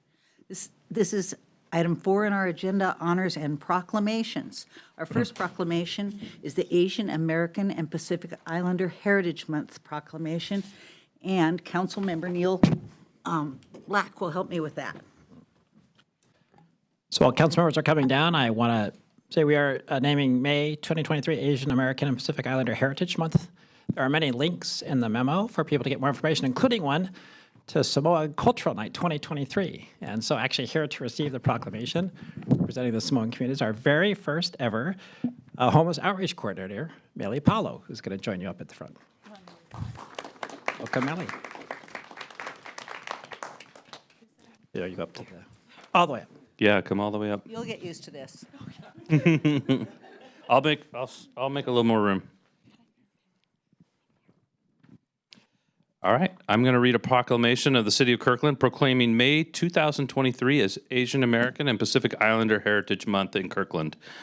Whereas the origin of Asian American and Pacific Islander Heritage Month in the United States dates back to 1978, when a joint congressional resolution established Asian Pacific American Heritage Week in early May to coincide with the two important milestones in Asian Pacific American history. The arrival in the United States of the first Japanese immigrants on May 7th, 1843, and contributions of Chinese workers to the building of the Transcontinental Railroad completed May 10th, 1869. And whereas Asian Pacific encompasses all of the Asian continent to include Chinese, Indian, Filipino, Vietnamese, Korean, and Japanese people, and Pacific Islands, including Melanesia, New Guinea, New Caledonia, Vanuatu, Fiji, and Solomon Islands, Micronesia, Marianas, Guam, Wake Island, Palau, Marshall Islands, Kiribati, Nauru, and the Federated States of Micronesia, and Polynesia, New Zealand, Hawaiian Islands, Rotorua, Midway Islands, Samoa, American Samoa, Tonga, Tuvalu, Cook Islands, French Polynesia, and Easter Islands. And whereas Asian Pacific Islander immigrants encountered various hardships throughout their history in the Pacific Northwest, ranging from language barriers to outright discrimination and bias, most notably in the forcible removal of Japanese people from their homes and placement in concentration camps during World War II. And whereas Asian and Pacific Islander Americans continue to enrich our region's economy, culture, education, politics, arts, literature, science, and technological developments, despite institutional and systemic injustices designed to prevent and limit these achievements and contributions. And whereas resources to learn more and help celebrate the extraordinary contributions of Asian American and Pacific Islanders to our city, our region, and our nation may be found at asianpacificheritage.gov.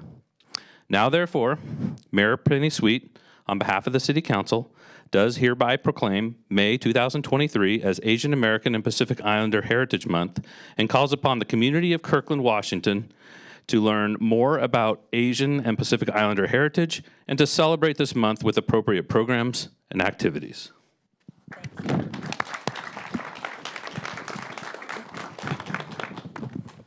Thank you, Madam Mayor and City Council.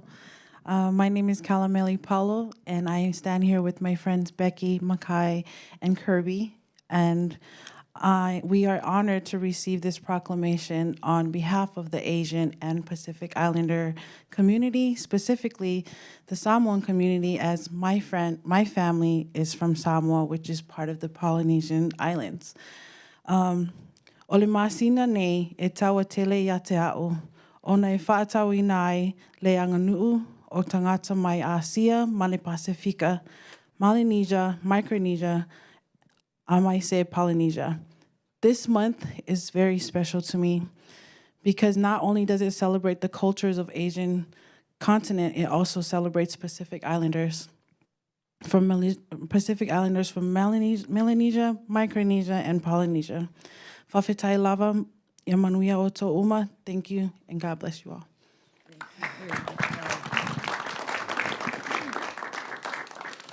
Go forth and be great.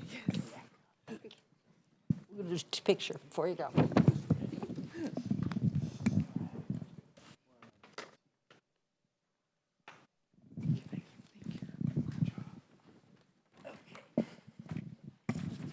I'm going to be lazy tonight because I've been in these shoes since 7:30 this morning. And so joining me now is Councilmember Kelly Curtis, and we will do the Affordable Housing Week proclamation. And joining us, Yes. City Manager. Yeah, joining us is Guillermo Rivera, who is here from the Housing Justice for Eastside for All, and he'll be saying a few words, so welcome. Our good friend Guillermo. Good to see you.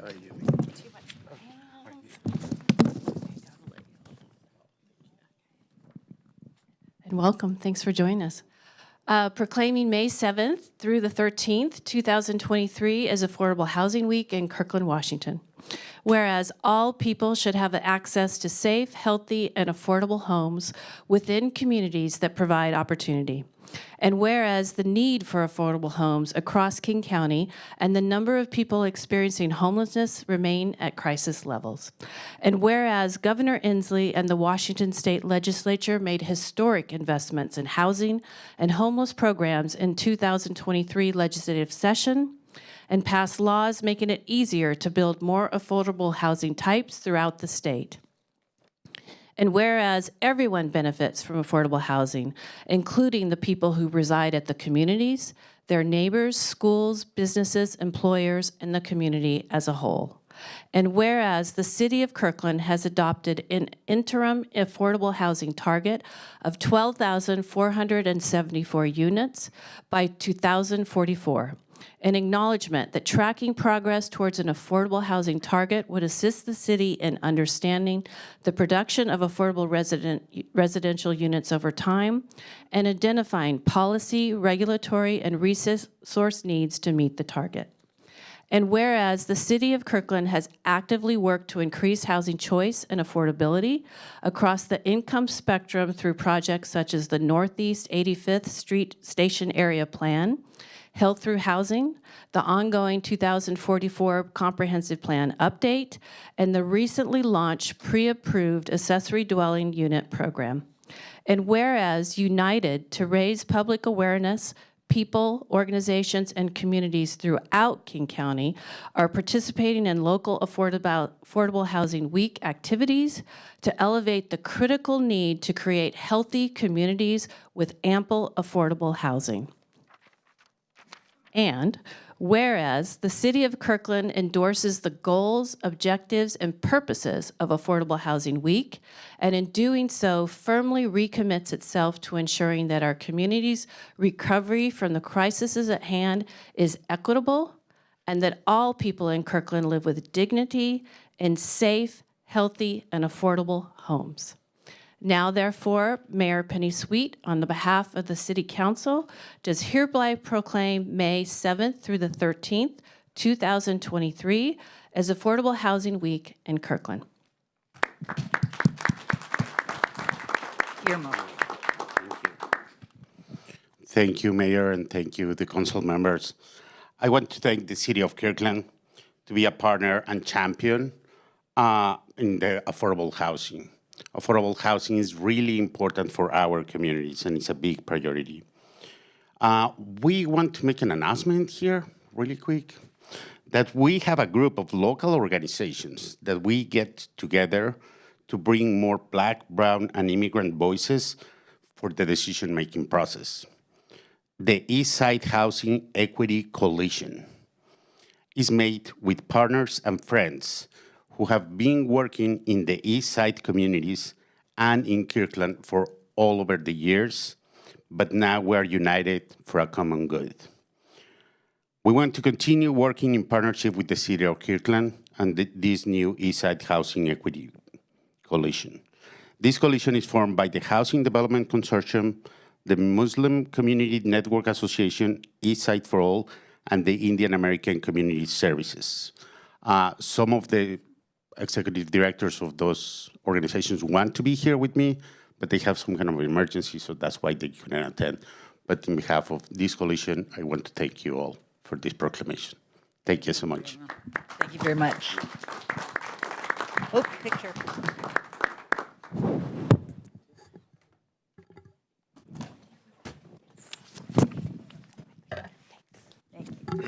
And now joining me will be Councilmember Falcone, who will be doing our third proclamation, the Older Americans Month proclamation.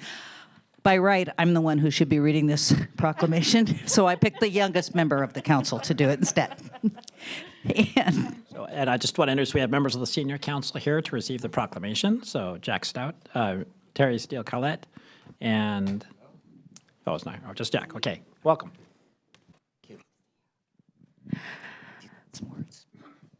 Great. Well, thank you, Mayor Sweet, and thank you, City Manager. I'll be reading a proclamation proclaiming May 2023 as Older Americans Month in Kirkland. Whereas the Kirkland City Council established the Kirkland Senior Council in 2002 to act as an advisory group to the City Council that is dedicated to ensuring that Kirkland is and remains a safe, vibrant community for residents ages 50 and older. And whereas the Kirkland Senior Council, comprised of members who advocate for, support, and create programs and services that meet the needs of older adults in our community. And whereas the Kirkland Senior Council continues to provide community leadership and advocacy on behalf of our community's older adults. And whereas the U.S. Department of Health and Human Services Administration for Community Living has led the celebration of Older Americans Month every year since 1963. And whereas the Administration for Community Living has set this year's Older American Month theme as Aging Unbound, recognizing diverse aging experiences and promoting flexible thinking about aging and how communities benefit when older adults remain engaged, independent, and included. And whereas the Kirkland community becomes stronger and more resilient when people of all ages, abilities, and background are encouraged to participate in an active civic life. Now, therefore, Mayor Penny Sweet, on behalf of the City Council, does hereby proclaim May 2023 to be Older Americans Month and urges every community member to recognize older adults and the people who support them as essential contributors to the strength of our community.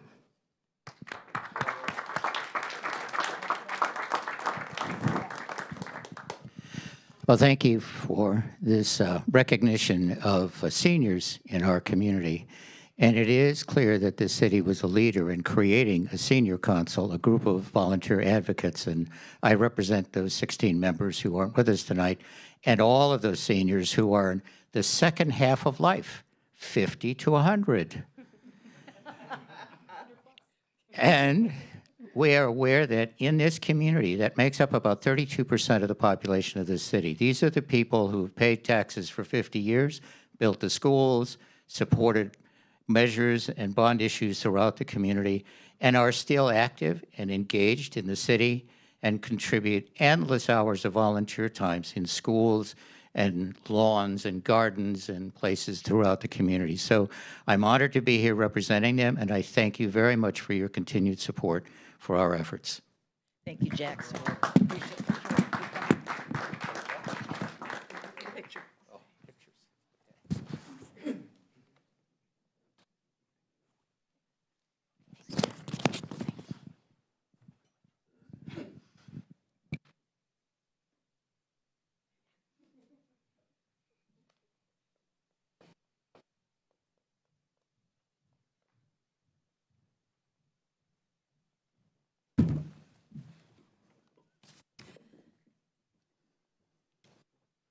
Okay, we're to item 5, communications. This takes us to items from the audience.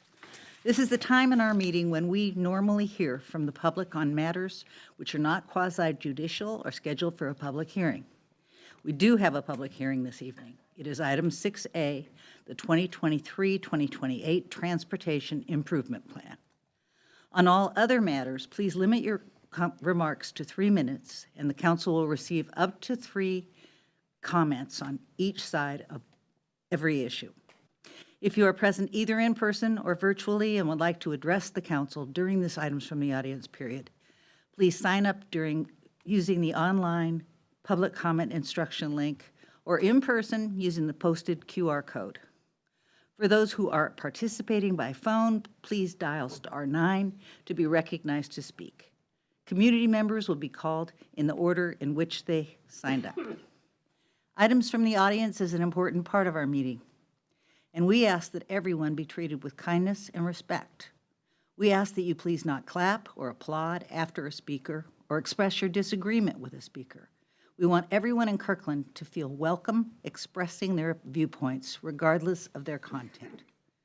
Item from the audience may not be used for comments in support of or in opposition to a candidate for office or a pending ballot proposition. Because they can be disruptive, signs and placards are also not allowed in the council chambers during our meetings, regardless of their content. City Clerk, are we ready? Mayor, you have 12 speakers this evening, and the first one is Craig Brown, and he is virtual. What's the name again, Kathy? Craig Brown. Thank you. He'll be followed by Jenny Craswell, James Huff, and Dan Kreibel. Good evening, Madam Mayor, Welcome. members of City Council, and all city officials attending this evening. My name is Craig Brown. I am the Vice Chairman of the South Rose Hill Bridle Trails Neighborhood Association and am one of our neighborhood's representatives participating in this year's Neighborhood Safety Program. Firstly, I want to thank the city for establishing the Neighborhood Safety Program, which has served the various communities around our great city in ways that may not have been possible. This being my first year on the Neighborhood Safety Panel, I was both impressed with and appreciative of the city's representatives that take part in the Neighborhood Safety Program. They offered insight and expertise when needed, while remaining completely unbiased and impartial, so that we were able to submit and address the safety issues that we felt were important to each of our neighborhoods. Their professionalism throughout the process was remarkable. This evening, you will be presented with 4 neighborhood safety projects for approval. The facts and history of the Neighborhood Safety Program and the projects being submitted will be laid out in complete detail later on this evening. The only point I will address is that safety projects had an original maximum budget of $50,000, but due to COVID skipping a year when projects could be submitted, this year a project was allowed up to $100,000. I am here to respectfully request that upon your review of those projects, you keep to the original spirit of the Neighborhood Safety Program and the budgets that were established and reject this year's submitted projects. I believe you have the authority to send these projects back to the Neighborhood Safety Panel so that consideration is based on projects that are within or very near the established budgetary limits. Those projects would then be submitted for your review and approval at a future council meeting. I would also like to request your consideration to reviewing the per project budget and to approve an increase based on current market project estimates and not those that were set pre-COVID. We've been told that the per project budget is not increasing from $50,000 in 2024, but the costs to complete these projects today versus when the Neighborhood Safety Program was created are no longer on par, and we are not able to do as much good across the city of Kirkland as was originally intended. Thank you for your time and consideration and for allowing me to address council this evening. Thank you, Mr. Brown. Next speaker is Jenny Craswell, followed by James Hoff, Dan Kreibel, and Gunnar Nordstrom. Welcome, Ms. Craswell. Thank you, Mayor Sweet. Good evening, Mayor Sweet, council, and staff. My name is Jenny Craswell. I am president and CEO of Leadership Eastside. And I am Lynn Janelle, Chief Advancement and Engagement Officer at Leadership Eastside. Leadership Eastside was founded in 2005 by prominent Eastside leaders like yourself.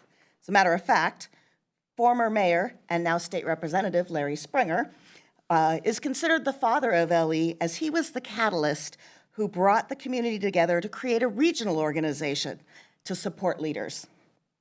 Leadership Eastside was created to promote connections and develop and enrich leaders, act as a catalyst for communities to address important issues and meet the challenges of a diverse and dynamic region. City of Kirkland was a founding partner. Former Deputy Mayor Doreen Marshoni was on the founding board, and Mayor Sweet was in the inaugural class, and the inaugural Executive Insight class as well.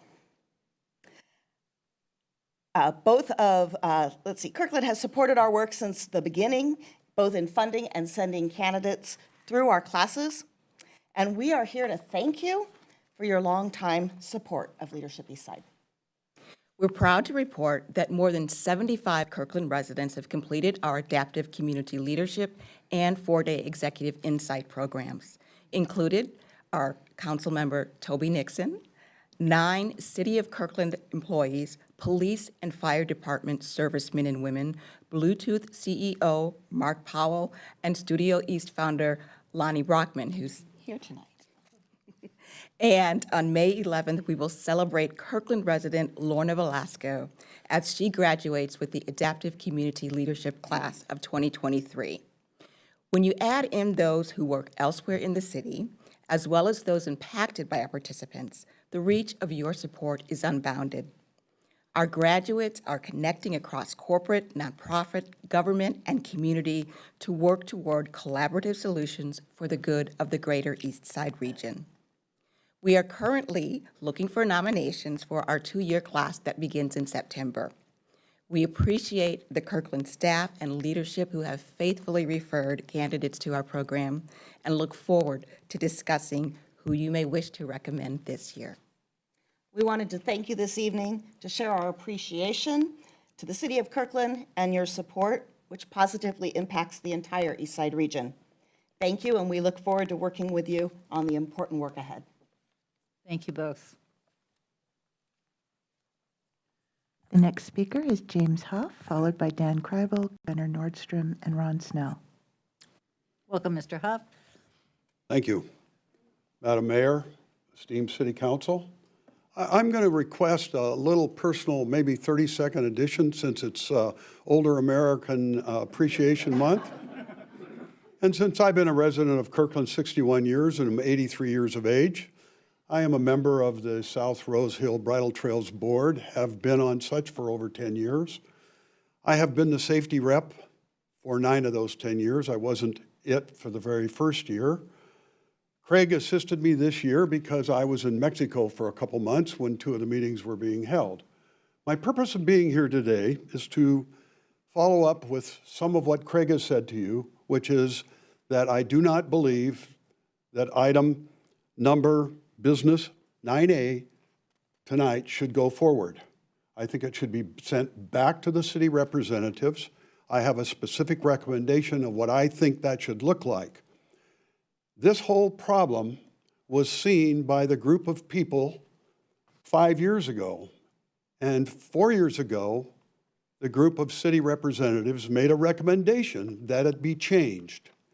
And that it be changed so that large projects would not use up all of the money.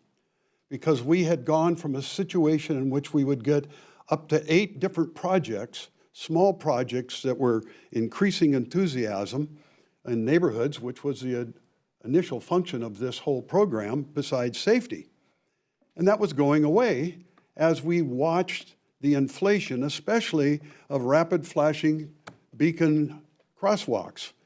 I got one of those for our neighborhood at $53,000, which created an exception that we would allow them above 50. Now we've got ones that are up in the $300,000 plus category.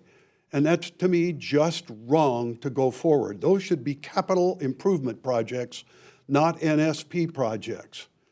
If I were you, I would send this back. I would say to the people that represent the neighborhoods that we will have, out of this year's $700,000 budget, $400,000 of it can go for major projects which are $85,000 or greater. And $300,000 would be available for projects that were less than $85,000. There were many, many projects that were a lot less, and they just are not going to win against a couple of these situations, which I, again, will reiterate, I think should be in the capital improvement budget, not in the neighborhood safety program. I will admit, I had two very good projects that were a lot less. Did that on purpose, knowing that you have a reasonable chance of getting it funded. Oh, how wrong I was, in spite of all my experience. So thank you for listening. Send it back. Thank you, Mr. Huff. The next speaker is Dan Kreibel, followed by Gunnar Nordstrom. And Lynn, did you want another speaking opportunity? Okay, so Ron Snell. Welcome, Mr. Kreibel. Good evening, City Council, Mayor Sweet, staff members, and audience. I am here to discuss, or to at least consider, the closure of Park Lane. I enjoy Park Lane to shop and eat, and in my opinion, it should be left as it is. The hybrid model that works and the businesses can operate as usual still works. Restaurants continue with the hybrid model and can still be profitable. We should not give up any more parking in downtown Kirkland. Parking is at a premium everywhere. There is not enough now. And also, as an example, you can still drive at Park Place Market. Pike Place Market. Possible scenarios have been mentioned for closures during summer evenings, summer seasonal, and permanent. My concern, as I read the information from Gunnar Nordstrom and how the closure takes away the ability for the owners, the business owners, and those with the buildings to build tall enough to be able to have a right-of-way for safety. That simply seems wrong. So the question then is, does one of those scenarios support businesses better than a fully open street with all access? The city is, maybe, ladies and gentlemen, playing with the financial lives of its retailers, and all efforts should be made to come to the very best decision on their behalf. Another consideration is how the street works for events. You may not know how frightfully annoying I am or compulsive, and the point that I would make is that I've worked on well over 200 theater performances as a designer, and well over 150 to 200 events for Two Downtown and the production network. Essentially, whether it's a parade or Oktoberfest or the centennial birthday party, which we won't get to do again. Mr. Kreibel, can you wrap up, please, very quickly? Okay. Your 3 minutes are up. All events need honesty, access to power, up and down Park Lane, and water. Thank you, Mr. Kreibel. And to restate my opinion, Park Lane should be left as it is. Thank you, Mr. With Kreibel. minor improvements. Thank you. The next speaker is Gunnar Nordstrom, followed by Ron Snell and Zinwan Duan. Welcome, Mr. Nordstrom. Thank you, Penny. Thank you, council members and staff. My name's Gunnar Nordstrom. My address is 730 First Street South, 98033. A little history is important from this standpoint. I've been a Kirkland resident for 40 years. I started my business, Gunnar Nordstrom Fine Arts, in 1985 in Bellevue and opened up in Kirkland on Lake Street in 1990. I left Kirkland after 18 years at the very beginning of a very long recession. I spent 11 years with a Kemper Freeman and Bellevue Square property, where I learned a tremendous amount about retailing and being part of a very successful retail environment. However, the hours could be grueling. In 2019, just a few months before the pandemic, I relocated back to Kirkland at 92 Kirkland Avenue. Most of my community and KDA participation over those years were spent during those 18 years. I was on a variety of boards, including the KDL, Kirkland Downtown on the Lake, and the development of the Kirkland Strategic Plan. Currently, there are 3 projects proposed by the city that are of concern to me as a business owner in the CBD. The one I'll speak about tonight is the potential closure of Park Lane, which we just heard, to the traffic, parking, deliveries, customer pickup, and creating solely a pedestrian mall. If I fall short of time, I will let you know now that when I read 100% of business owners on Park Lane who have signed leases, pay rent, support the downtown, all do not want their street closed and their parking taken away, then you shouldn't do it. You should listen to them and hear what they have to say. I was present when a paid consultant hired by the city back in the late 1990s to evaluate the closure of Park Lane at that time.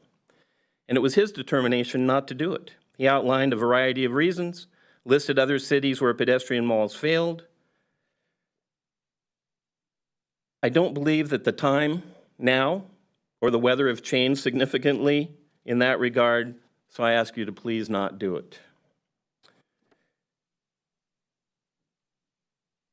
It's been brought up that Leavenworth and Walla Walla, I've heard this from several different people, are comparable to the closure of Park Lane. Not comparable in my opinion. The local population of either city isn't the pedestrian traffic that is supporting the success of those closures, as both cities are tourist destinations with high impact. Sadly, Kirkland doesn't have that, and we lost a lot of destination clout when 15 galleries closed or went elsewhere, and Kirkland was no longer an arts destination. Mr. Nordstrom, I'm afraid your 3 minutes are up. Yes, they are. Thank you very much. So I'm just asking that you don't close Park Lane. Thank you. Thank you. Thank you for coming. The next speaker is Ron Snell, followed by Zinwan Duan and Jennifer Tucker.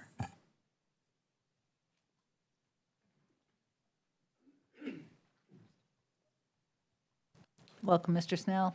Thank you, Mayor Sweet, members of the council, staff. I'm Ron Snell, and tonight I'm speaking on behalf of the People for Climate Action Kirkland. Now that the legislative session is complete, I would like to thank the City Council and its Legislative Committee for expanding for the first time your advocacy to the legislature to include sustainability and climate issues. We see this advocacy as an important part of your efforts to implement the city's Sustainability Master Plan by making it clear to the legislature that what support you need in implementing your sustainability and climate goals. We acknowledge and appreciate that the city has supported a variety of bills around sustainability and climate.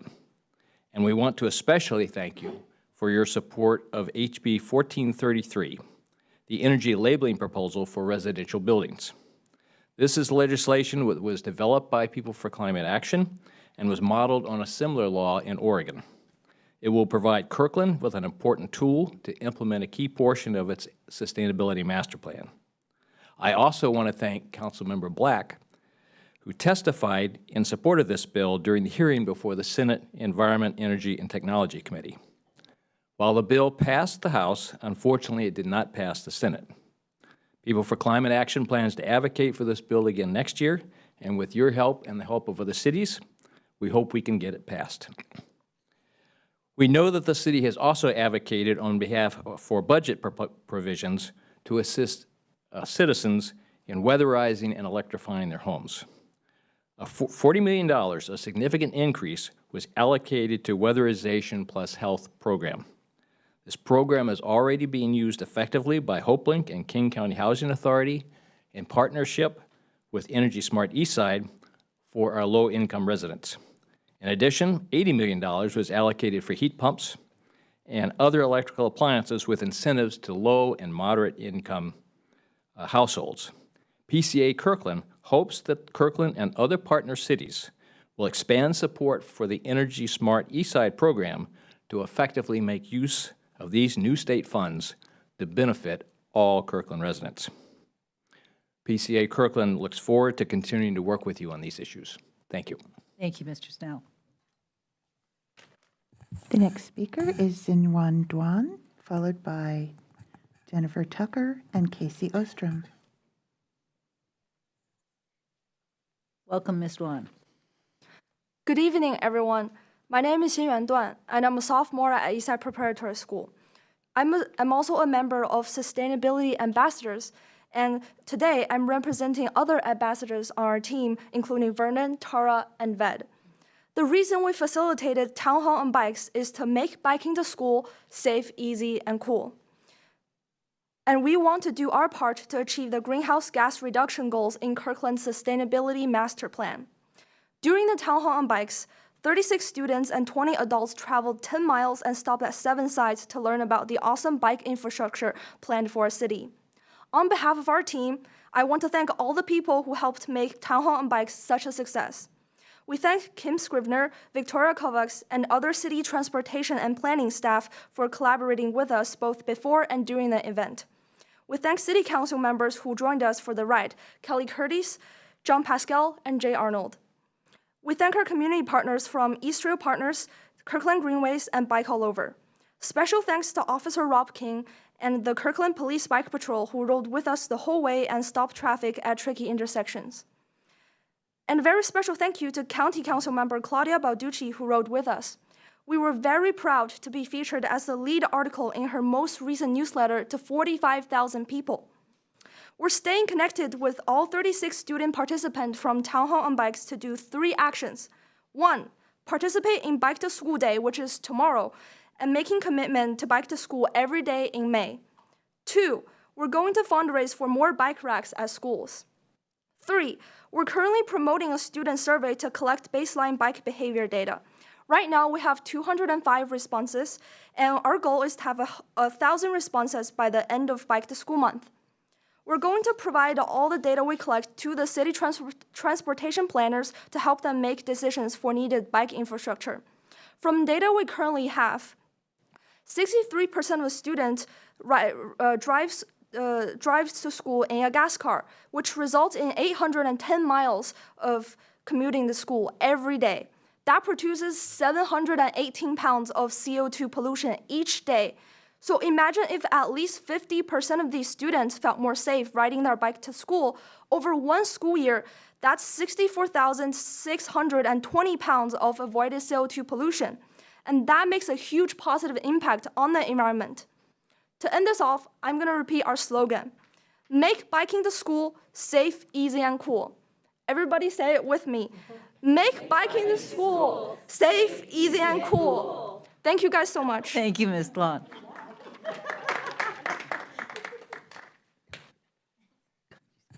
The next speaker is Jennifer Tucker, followed by Casey Ostrom and Lanny Brockman.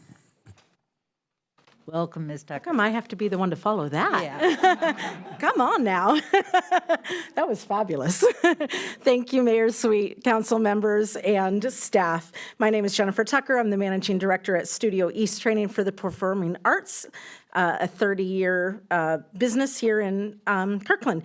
I'm excited as we continue exploring where our new home will be for the foreseeable and permanent future to share with you some things you might not know about what we bring to this community as we further our mission of creating confident, compassionate, responsible young people through training in the art and craft of theater. And as we know, coming out of COVID, the arts mean so much to our youth and to their families and to their parents. So, and we're entering our 3rd summer of free programming in community parks, which is something that was a result of COVID, but we're so incredibly proud of and is becoming a signature thing. This will be our 3rd year, and we see no end in sight. This is now a core part of what we do. And we, in the last 2 years, of this programming of Shakespeare in the Park and Storybook in the Park have had over 2,700 people attend, and that included limitations of audience size in our first year due to COVID. So this is something that we're really proud of, and it just provides an opportunity for accessibility in a new way for people that might not otherwise be able to attend programming. And Storybook in general is back. It was hugely impacted by COVID as field trips just were not happening, and we had to revert to streaming. But we are back and stronger than ever. We have had 10,000 field trip students with us this season for Storybook, and that just is an incredible number in our first full year back. And our Storybook in programming includes sensory-friendly shows and ASL interpreted shows. So we continue to make those a core part that in any venue, we always will have those shows happening. And we also just wanted to share that we do really lean into scholarship programs. And I don't know that that gets talked about a lot. We will never turn someone away for not being able to afford what might be asked for tuition or ticket prices, things like that. So we have, in this fiscal year, towards our camps, classes, main stage productions, Storybook productions, provided over $60,000 in financial assistance, and just wanted to make sure to let everyone here sort of be educated on some of those things, because I think it's very easy to know us for our teen musicals and some of our summer camps, which are wonderful, but there's more at the heart of what we do. So I just wanted to share that, and how we partner with others in the community through venues that we rent, and our rehearsal locations, hiring of artists, and what we do in our schools. So thank you all so much, and I appreciate your time. Thank you, Ms. Tucker. The last 4 speakers signed up are Casey Ostrom, Lanny Brockman, David Stewart, and Susan Davis. Welcome, Ms. Ostrom. Hi, thanks everyone. I'm so excited to be here. My first experience with Studio East was as a 12-year-old at a summer camp, and I am turning 30 this year, so I have now spent 18 years of my life with Studio East, and I now actually run the summer camps because I am Studio East's education director. This summer alone, I have hired 25 local teaching artists to run these camps, as well as 12 teen teaching assistants, and our programs are just growing. Every month, I'm having to reach out and hire more teachers, and it's because we are getting demand from communities and local schools to bring Studio East to them as part of our outreach and outreach programs. So this year alone, we have reached over 700 students just as a part of these outreach programs where we send teachers to schools, and we have reached 22 schools with these programs, including many, many local Kirkland schools, including Mark Twain Elementary, A.G. Bell Elementary, Lakeview Elementary, Kirkland Middle School, Carl Sandburg Elementary, and we are starting at Peter Kirk Elementary this spring, so it is honestly just still growing. And I want to talk specifically about our outreach program.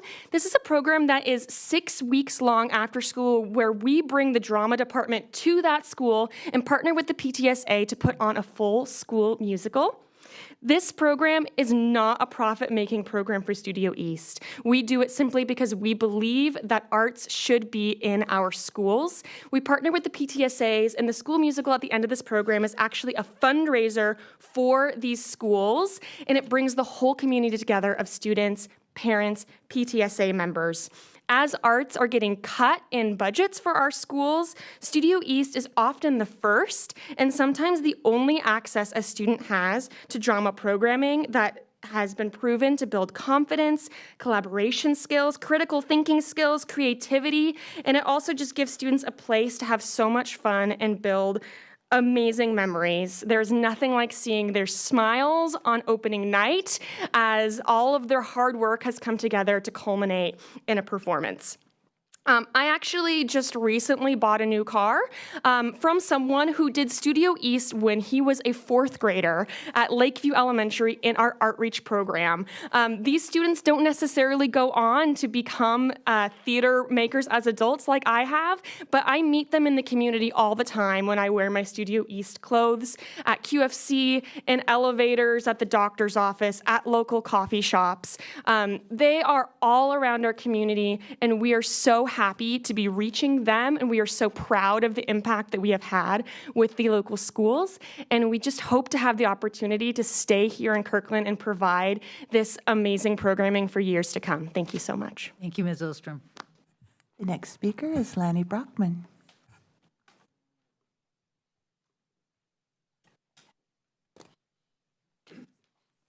Welcome, Ms. Brockman, the founder of this amazing organization. Thank you, my firstborn, I always call it.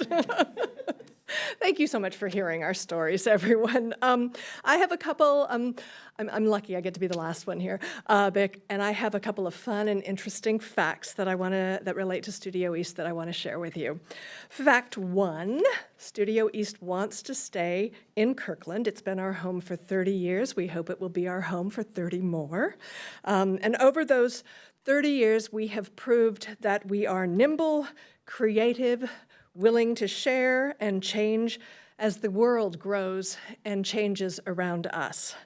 We do that in many ways, through the classes we offer, productions with timely themes, teachers who walk their talk, and listening to our youth. We want to grow and change so the studio will remain strong and present.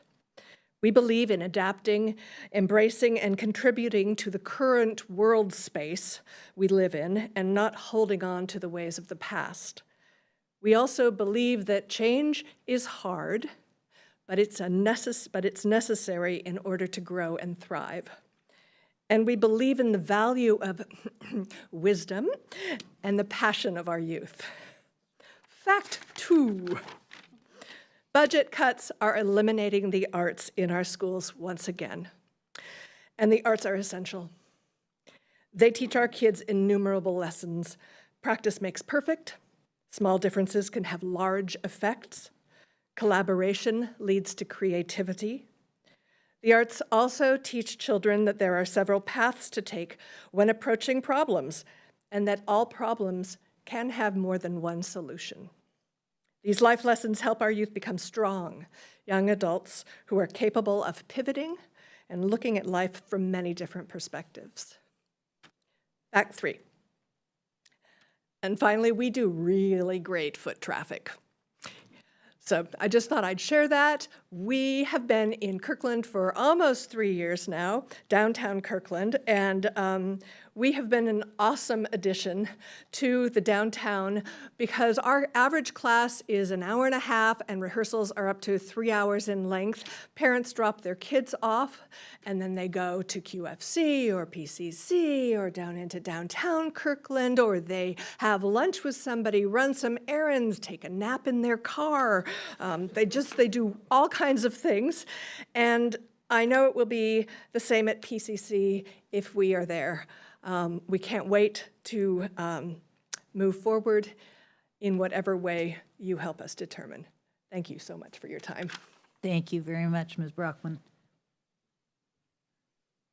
The last 2 speakers are David Stewart and Susan Davis. Welcome, Mr. Stewart. Thank you. Mayor, council members, city officials, my name is David Stewart. I'm here to speak tonight on behalf of a friend who couldn't make it. My friend's name is Jinko Kumai. Tomorrow morning at 9:20 marks 1 month since Jinko was hit and killed in a pedestrian auto fatality on 124th Avenue Northeast here in Kirkland. Jinko was an active 80-plus-year-old lady walking to Safeway to get some items for breakfast for her family.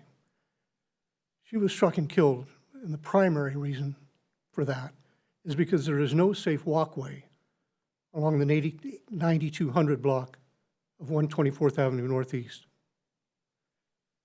At last city council meeting, Councilmember Pascal introduced a resolution seeking a study to improve funding for that corridor.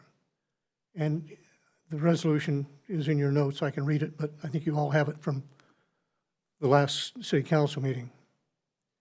So I have about 5 questions that I'd like to pose and hopefully get some answers to.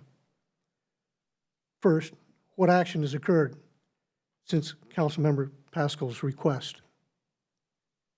2, is the ditch which fronts the parcel, which is owned by Merritt Homes, which is the site of the accident, is that owned by Merritt or is that owned by the city? If Merritt is the owner, what action has taken place to grant Merritt the permits necessary to proceed with developments, including filling of the ditch and providing some type of walkway, even if it's temporary? If the ditch is owned by the city, then what will it take to have the city fill the ditch, provide that same walkway, even temporary, until the time that such permits are issued and Merritt can proceed? Last, who and what department within the city has taken responsibility for remedying this obvious hazard as their #1 priority? Thank you. Thank you, Mr. Stewart. The last speaker is Susan Davis, and she is virtual. I'm promoting her now.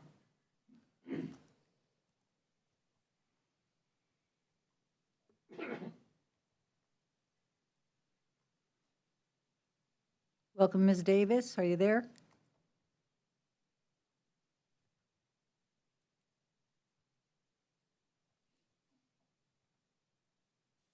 Can you hear me? Yes, we can. Okay. Hi, my name is Susan Davis. I am the North Rose Hill Neighborhood Chairperson, and I'm calling on behalf of our association. Dave had contacted me. I knew about the accident, and our city has told us for quite a few years that we were going to be getting a full completed sidewalk on the west side of 124th Ave Northeast, which we don't. Also, in the last traffic improvement plan, we were supposed to have a crosswalk at Northeast 104th, and we don't still. I just looked at the new tip, and it's amazing that this uncompleted sidewalk and this crosswalk is not listed in your 2023 to 2029 Transportation Improvement Plan. I would like to give a sincere thanks to Councilmember John Pascal for making that request 2 weeks ago at the council. Thank you very much. I hope something will come of it. I also want to thank Kimberly, who is a transportation engineer. We spoke about 5 days ago for quite a long time. She also lives in South Rose Hill, so not too far from where we live. I want to explain that our neighborhood is 10% of the population. We are growing like crazy. Homes are getting torn down, and $2-3 million homes are replacing it. You guys have the funds. You guys approved $20 tabs in November, December. You have money. We need to get our sidewalks completed. I'm not going to go into the details. I've sent emails. I'm hoping that you read them. Another thing that I've heard a couple people talk about, the South Rose Hill neighborhood people, our neighborhood safety program is really a joke. I worked with the Lake Washington Technical College dean and president. She had requested that we could possibly do a neighborhood safety project, which would be rapid flashing beacons that are at the bus stops right in front of the college on 132nd Avenue Northeast. I filled out diligently, because I was a neighborhood safety program person, a long and thorough application. The city came back and said it would be $385,000. There's an existing sidewalk there. There's already some curb. We just want the flashing beacons. I have no idea why you guys are having this large of quotes. It's ridiculous. Again, I feel like the neighborhoods are now getting pitted against each other. As for example, the 2 gentlemen that spoke for South Rose Hill Neighborhood Association, saying these big projects, they shouldn't be chosen. We want these smaller ones. There is a lot of work that needs to be done everywhere in our city. We don't need an aquatic center. Thank you, We Ms. Davis. need sidewalks ASAP. Ms. Davis, your time is up. Thank you for And addressing I us. do not support the closure of Park Lane. It should stay open. Ms. Davis, Thank you. Thank you. We have no other signups for items from the audience this evening. Thank you. Is there anyone else who wishes to address the council at this time? Seeing none, I will declare this items from the audience period ended. This takes us to item number, Public hearings. Item number 6, public hearings. This is a public hearing to receive public comment on Resolution 5589, adopting the City of Kirkland 2023-2028 Transportation Improvement Program. I will now open the public hearing. We will first hear from the city manager. City manager. Okay, thank you, Madam Mayor. So to provide some context for the public hearing, Public Works is going to make a brief overview presentation, and to give that presentation is our Capital Projects Manager, Rod Steitzer. Thank you, City Manager. Good evening, Madam Mayor and City Council. I have 5 slides that will accompany the memo and exhibits that are included in the packet, along with the resolution. The first slide, Transportation Improvement Program slide, really talks about how this plan is a required plan, and it addresses many aspects, all of the aspects of the Transportation Improvement Program for the city in the capital program. It addresses sidewalks, bicycles, facilities, safety items, other capital improvements such as intersection improvements, new roadways, those types of things, but it also includes maintenance. The TIP, Transportation Improvement Program, actually mirrors and reflects the transportation element of the capital improvement program. The capital improvement program that this TIP reflects is the 23 to 28 CIP adopted last December. A requirement through RCW 3577010 is that the TIP get adopted after a public hearing before July 1st of each year. Elements included in this program and this presentation. Exhibit A shows a map of all the work, funded and unfunded work, that the city has planned for the transportation element of the TIP and CIP. Exhibit B identifies specific project names and descriptions and dollar amounts for each of those programs included in the map. A breakdown of how the work is being distributed amongst the program includes elements for capacity, maintenance, non-motorized connectivity, public transit, safety, and miscellaneous items such as various studies that are going on. So again, just to reflect real quickly, tonight's hearing is an opportunity for public comment. After adoption of the resolution at tonight's City Council meeting, we will take and incorporate any feedback, changes, edits that we're hearing as a result of the hearing, and then transmit those to various partnering agencies, State Department of Transportation, Puget Sound Regional Commission, neighborhood agencies, and of course, King County. Those are the slides for this year's TIP. And I just want to know if there's any questions or other comments. Council have any questions? Councilmember Nixon. Yes, thank you, Madam Mayor. A couple of issues have already been raised about potential edits to the program, and we may yet hear more during the hearing. Are we on a set timeline where this has to be approved tonight for some state regulation or something like that? Or if we decided we wanted to make some tweaks to it, could it be brought back in a couple of weeks or something like that? We could bring this back in a couple of weeks with edits and address maybe the most concerns that we have. Yeah. Thank you. Any other comments? Seeing none, I will now call upon any members of the public who have signed up to speak. We have no one signed up, but Susan Davis does have her hand raised virtually. Please call on her.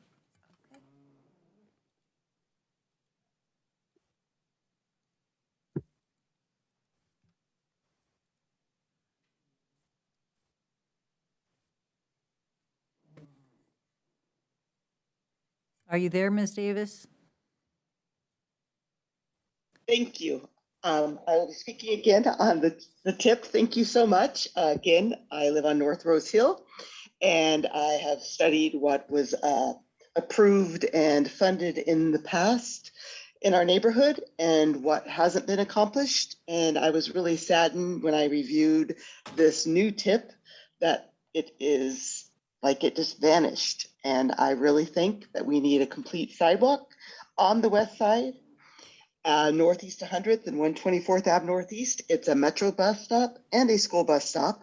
And as I've mentioned in my emails, there has no room for the 15 teenagers that usually wait there.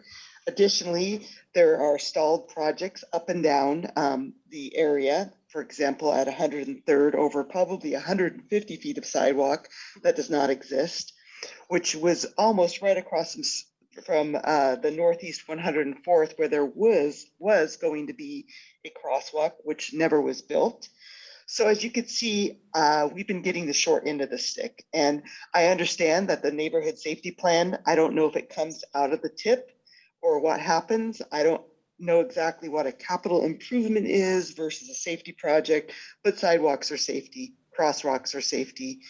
We need to have our neighborhood, which has 3 main streets that go through it: Northeast 85th, 132nd Ave Northeast, which we share with our neighbors, Redmond, and 124th Ave Northeast. If you guys are going to try to get a TIF at the 85th and you want 5 lanes between Northeast 85th and Northeast 90th, the traffic is just not going to automatically stop at 90th. People are going to be coming from the north to get to the area. People come from the south. People come from the cross streets. I've lived in North Rose Hill for 20 years. You guys have got to implement some improvements. The 128th Avenue Greenway is not an improvement. I live right at the diverter on the northwest corner. And I'll tell you, hour and a half ago, I went to get my mail and a F-350 black truck came blaring through up towards me because I was near my mailbox right on 128th. I waved my mail. It was a nice evening. He had his window down and he stopped and he goes, "What do you want?" And I said, "Can you please respect our neighborhood? You're not supposed to go through that intersection." And he said, "I'm part of the neighborhood. I just live up the block." And he said, quote unquote, "That's the stupidest thing that I've ever seen the city install." And I said, "It's for safety. Please be kind. People have children." And he drove off. Again, people have free will. I think driving is not a given. It's a privilege. My daughter passed her driver's license. She's turning 16 on Saturday. She's going to go get her license. Very proud of her. I see so many people with young children and teenagers that are breaking the law every day on 128th, either speeding, it's only 20 miles an hour, or they're going through the diverter, or they're running red lights. It's ridiculous. And I know that we have a vision zero, but really, when people have free will and we have distracted drivers, like they hit this woman that was a community member and ended her life because there was no sidewalk. I don't know if the sidewalk would have prevented her from living or not, but all I know is we need to plan because drivers are distracted. They're showing their children to grow up to be distracted drivers because of cell phones or not leaving 10 minutes earlier. We need these projects completed on these arterials. And if you're not going to complete these projects, you should take the 35 miles per hour down to 25 miles per hour on all these streets. And I will go the speed limit. And if 8 people are behind me, too bad, because I'm going the speed limit. They could flip me off. I'll give them a nice wave. Again, think of the communities. We need our safety and we need sidewalks. And we also need a stoplight at 132nd Avenue North and Northeast 100th because Redmond is building so much population off of Redmond Willows area and they come through 100th. And it is just a huge mess, that intersection. And I know you guys have the crash data. And my friend, not even 10 years ago, was in a four-car 4-car pileup at that intersection, and it's even gotten worse. Luckily, the fire station's nearby, so they could respond quickly. But we need to fix something, because when Northeast 85th stationary plan, they redo the on and off ramps, they're going to be closing lanes. People are going to be coming up from 116th exit, and they're going to be coming down from the 70th exit.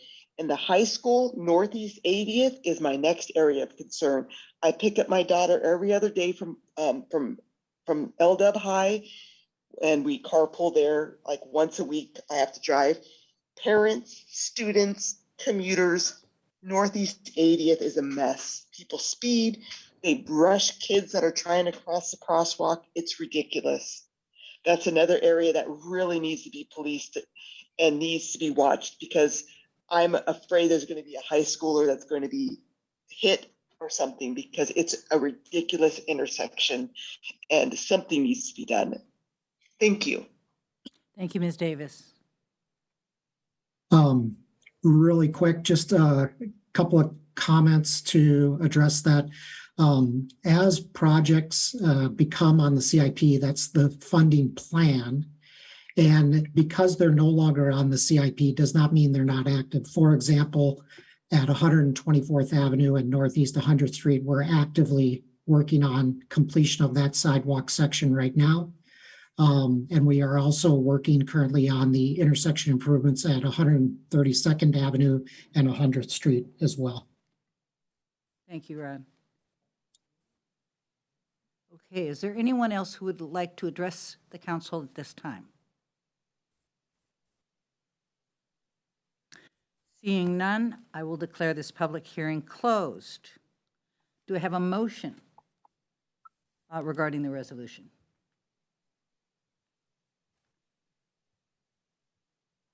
Any discussion about the resolution? I'm getting the sense, City Manager, that we're not ready. For action tonight. Yes. I think that's fine, but I'm sorry. we would certainly be interested in knowing what the council's interested in learning or seeing so that we could bring it back for action. Great. Councilmember Pascal. Yeah, so thanks, Rod, for the update. Transportation, funding, construction, planning, unfortunately, it is a pretty complicated process. And it's not just a Kirkland thing, it's in the industry, how we go about implementing capital changes. So I think it's, even as someone that's been in this business for a while, it can be confusing and understanding how does the transportation improvement program relate to the capital improvement program, relate to the transportation element, to the transportation master plan, to the active transportation master plan, to the school safe routes to school action plan. You have all these projects in all these different places, and so how does it all fit together? Is a natural question probably to everyone. And with this 6-year TIP, as it's called, I've always seen it, and the way that Kirkland's done it, is that you make the changes during this capital improvement program update, and that basically just informs the TIP. The TIP just kind of follows that. And the time to make, key changes, big changes, is during the CIP process. But that's not to say that you can't make changes now as well, is what I understand. And so, but we just historically haven't done that very often. I mean, at least my years on council, we haven't necessarily changed the TIP. It usually comes during the CIP process, because that's where we have more time to talk through all the various kind of priorities across the city.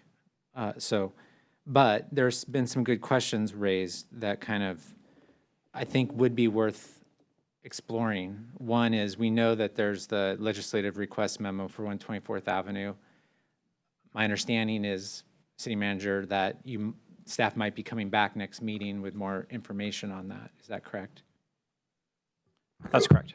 So that could potentially inform, right, this tip, or it could maybe change. Maybe we might want to ask for changes. possibly. We'll have to see how that comes back. I thought the gentleman earlier tonight raised some good questions about just some of the bigger costs in the neighborhood safety program, whether those should be capital or whether those should be funded through the NSP. We haven't had that discussion yet. That's upcoming. So I kind of feel like I want to have that discussion before I would adopt this tip as well. So that's kind of where I'm coming from, is there's a few things out there that feel like we have to explore just a little bit before I'm ready to move forward. So those are the two things on my mind, and how that could maybe change the TIP. There's the other things are more housekeeping for me. One is, it feels like the unfunded list, it's quite long. It feels like there's some cleanup that needs to happen to some of it. I caught some projects that are on the unfunded and funded, or projects that look like they've already moved forward but show as unfunded. I believe that gets updated as part of the Transportation Master Plan. Hopefully that will get looked at as part of the Transportation Master Plan update that I know that we're beginning as a city.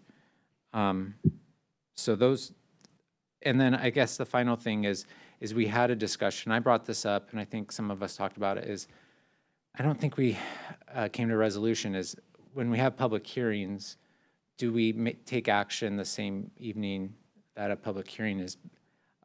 Because even making it appear like that's what we're going to do does lessen, I feel like, those that might want to come and talk, lessen what they have to say, because they know that we're kind of moving forward. But if we're saying, hey, we want to hear what you have to say and then take that in and then maybe decide the next meeting on approving it, that's the kind of message I'm hoping that we can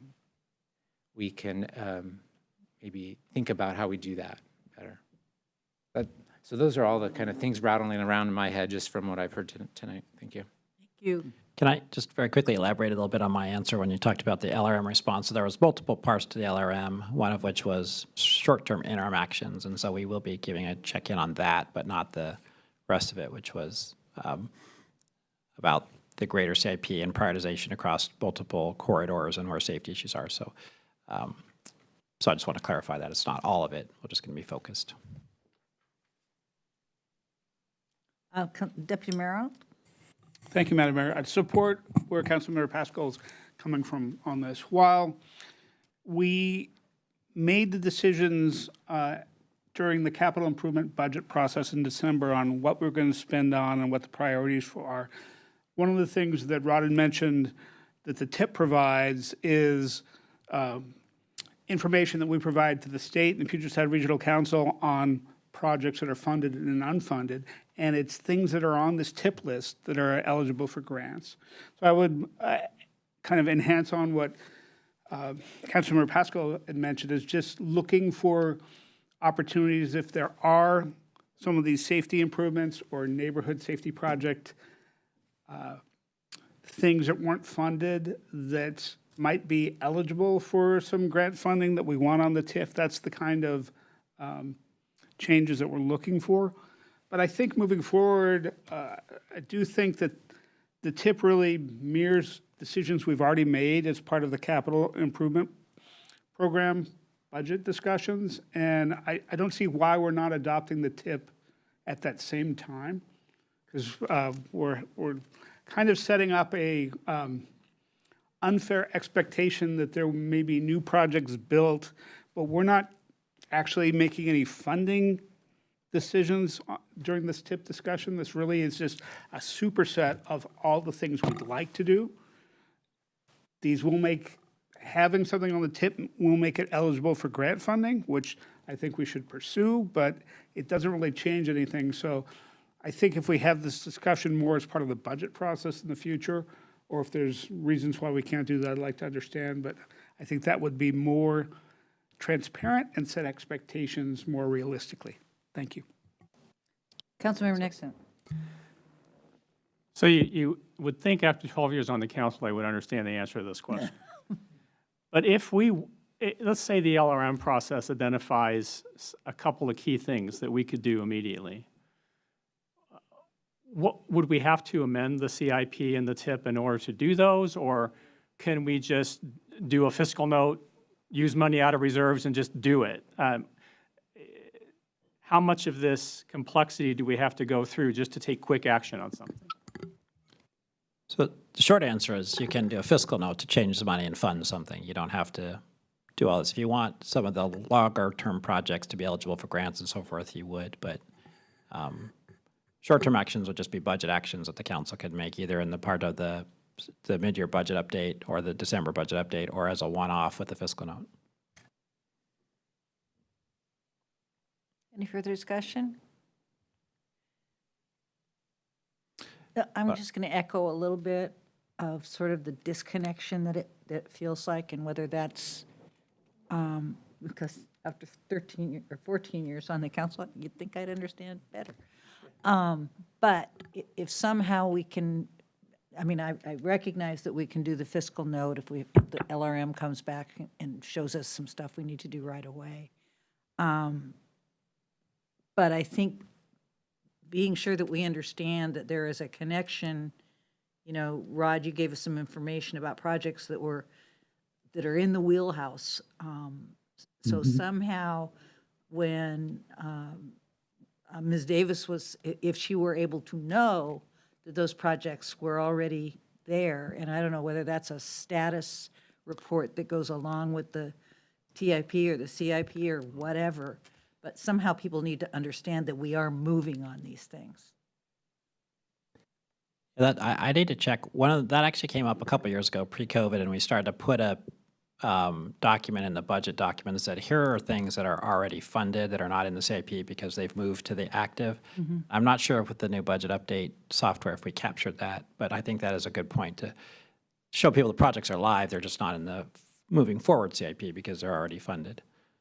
Right, because we're always moving forward.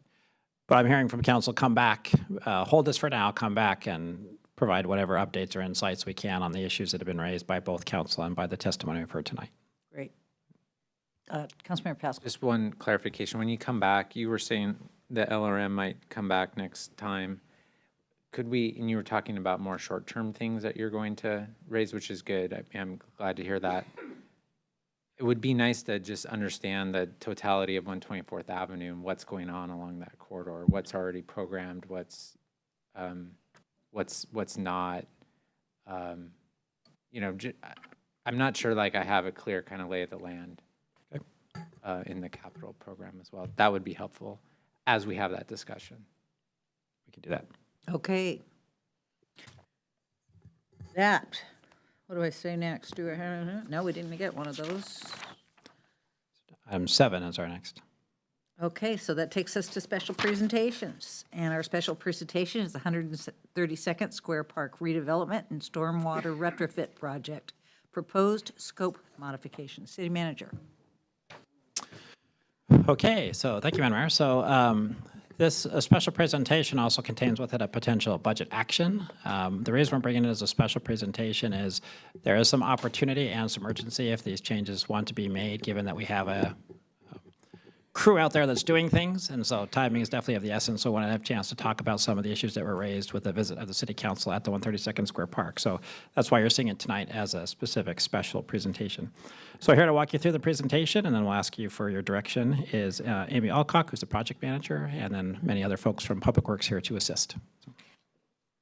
Can I just add something there? Oh, sure, please. Yeah, the other reason we have to bring this back is because we need funding authority. This project is at its budget. So that is probably the big reason. There are some items that we'll cover tonight that really, in talking with our city manager, he could have made, some of those decisions, I think. But given that we are really at this point in time where the most of that project budget is spent and we're near project completion, we have to, really ask for your authority. Thanks. Thank you, Julie. I'll touch on some of that too, and thank you, City Manager. I did realize now when I read the agenda how long this title is, so thank you for bearing with that sentence of a title. Good evening, Madam Mayor and City Council. Thank you for the opportunity for me to speak tonight. I will be discussing some potential benefits to 132nd Square Park, which were discussed on the April 1st noticed council meeting, and also summarized in the council memo. Like Julie said, due to some other previously added project benefits on the project, we are projecting to utilize the full contingency tonight, so we will be requesting additional funding for these adds. I have 8 slides, so I will share my screen.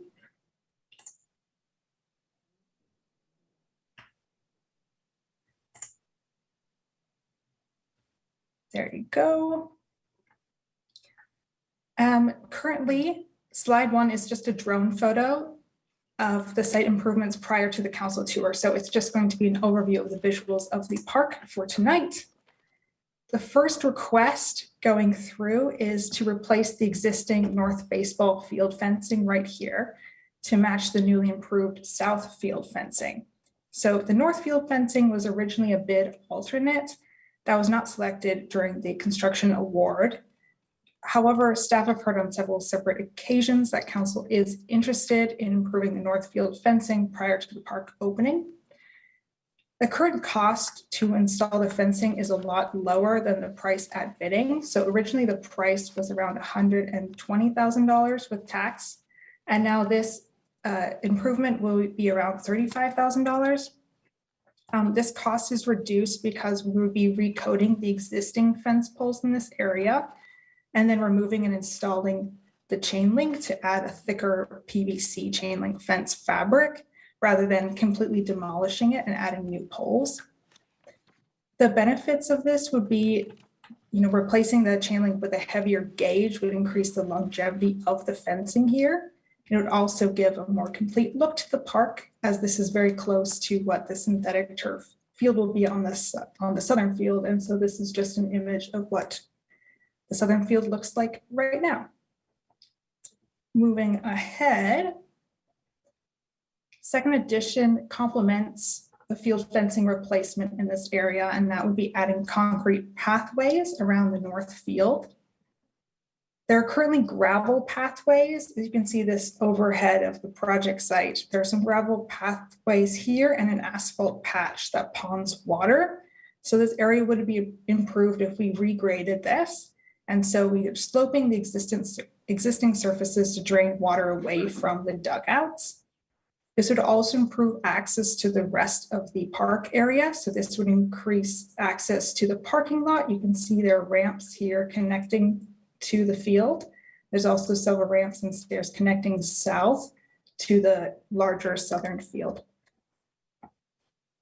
To implement these items, we will be able to utilize unit bid pricing if we were to use the contractor that is currently on site, and that would just match the current bid that was awarded in the construction contract. The third addition is to add a cover to the existing double doors in the area on the eastern side of the restroom.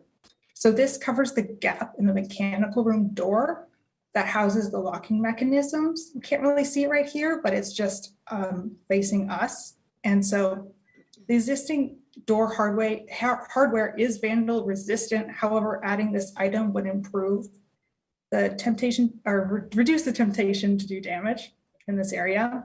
The utility room contains a lot of copper plumbing fixtures. It also houses the electrical panels, heating equipment, and a lot of other parks facility items. It's also, it should be noted that there have been a few break-in attempts to this door during construction. So this would be a low-cost item to improve on-site durability and would basically be a metal cover that covers the gap here. Breezing on to item 4. Item 4 is located further to the west in the park site, and it's in the swing set area. So this would be a revision to the proposed ADA wood chips in this area that were in the approved plans. And so this would replace the wood chips with synthetic turf that also includes a fall protective service, which is very similar to the one installed in Juanita Beach Park in the swing area and in the playground area. There are a few benefits to this. This would be a lot easier access for people in wheelchairs. to the ADA saucer swing, which is located in this area of the swing. It's a lot easier to travel over the synthetic turf rather than traveling over the wood chips. It also provides more consistent fall protection. There is adequate fall protection with the wood chips, but wood chips also compact over time. So maintenance would have to fluff up the wood chips routinely. And so having the consistent foam pad underneath the turf in particular would provide a consistent fall protection layer and also reduce maintenance needs. Over time, the wood chips also break down and compact into finer particulates that have the potential to plug up the permeable drain rock that's underneath this system. So if we were to wait and install the playground turf later, you'd also likely not only have to remove the play chips, but also remove the drain rock layer and reinstall some of that to make sure we're keeping this area draining consistently. A subcontractor is currently working on site and ready to start this work, while other site activities are being completed across the park. And also doing this at this time would reduce remobilization and escalation costs if we were to add this later. There is a potential material procurement time impact if this was selected, but this area could also be temporarily isolated and fenced off from the remaining park if the rest of the park was to open. So this area of the park would just be fenced off. The last two additional items include equipment features for the new field. These items were discussed to make the southern field play ready, with the expectation that the public will likely ask for these items once the park is open. So this item includes a portable fence. The main purpose is that if a baseball game occurs and the ball is hit beyond this fence, it would become a home run instead of a ground rule double in terms of playability of Little League. This could also separate spaces from the different fields for multiple plays. So the smaller youth soccer fields are shown in these areas. And so it could separate the two during smaller games. And the last addition is to add new bleacher sets around the field. So these bleachers could be moved along the field sidelines to accommodate different sport programming. This could also add capacity and seating for people who don't want to sit on the western grass lawn. So the western grass lawn here behind this image is sloped. And so you can have bag chairs and different items of just sitting in this area to view the field.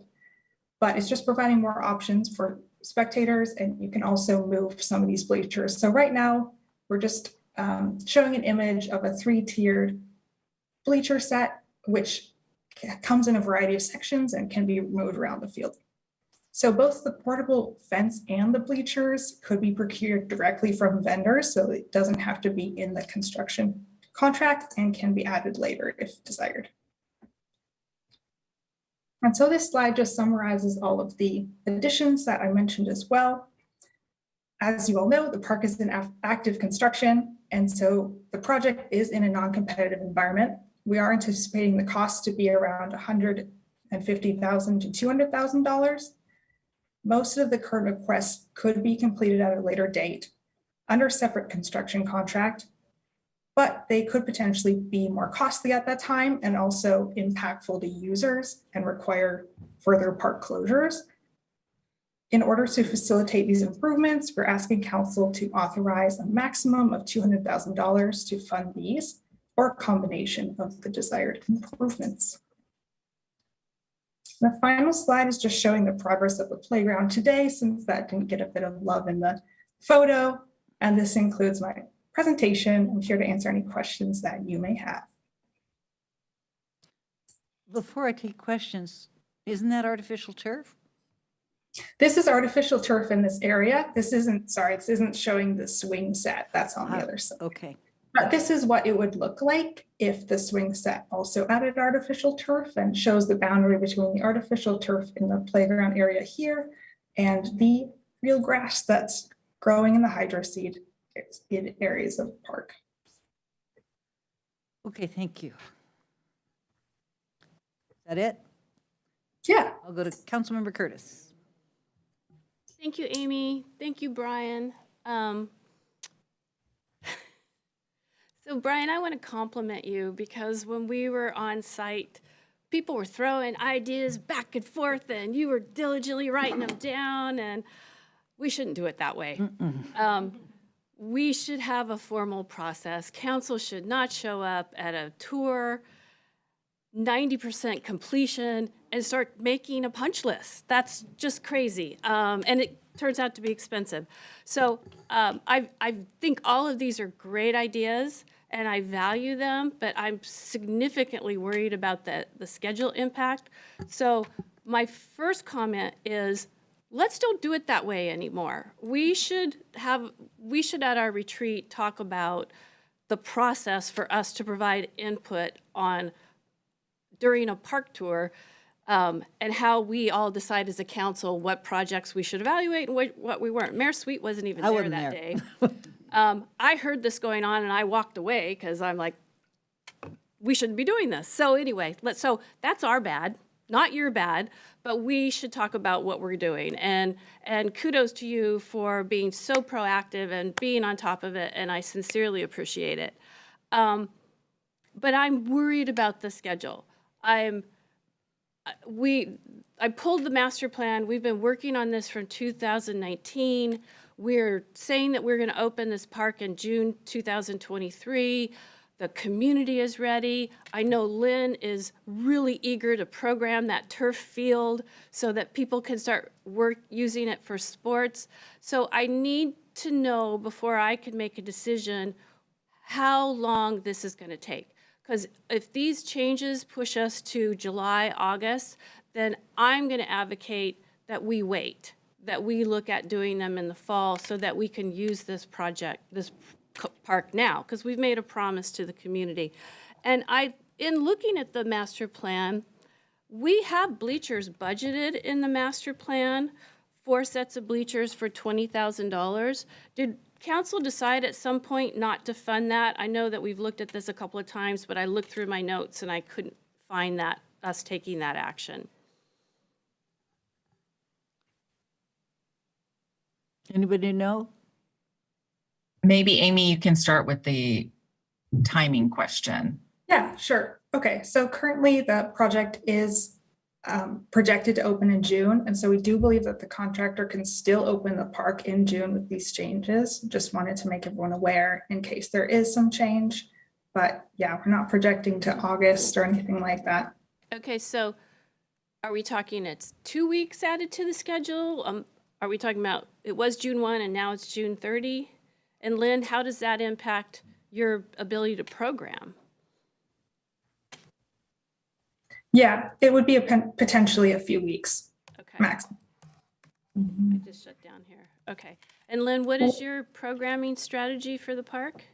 Well, fortunately, we actually haven't taken any reservations for the field. We have kind of had these conversations all along and decided to wait until the field is actually open before we take reservations for it.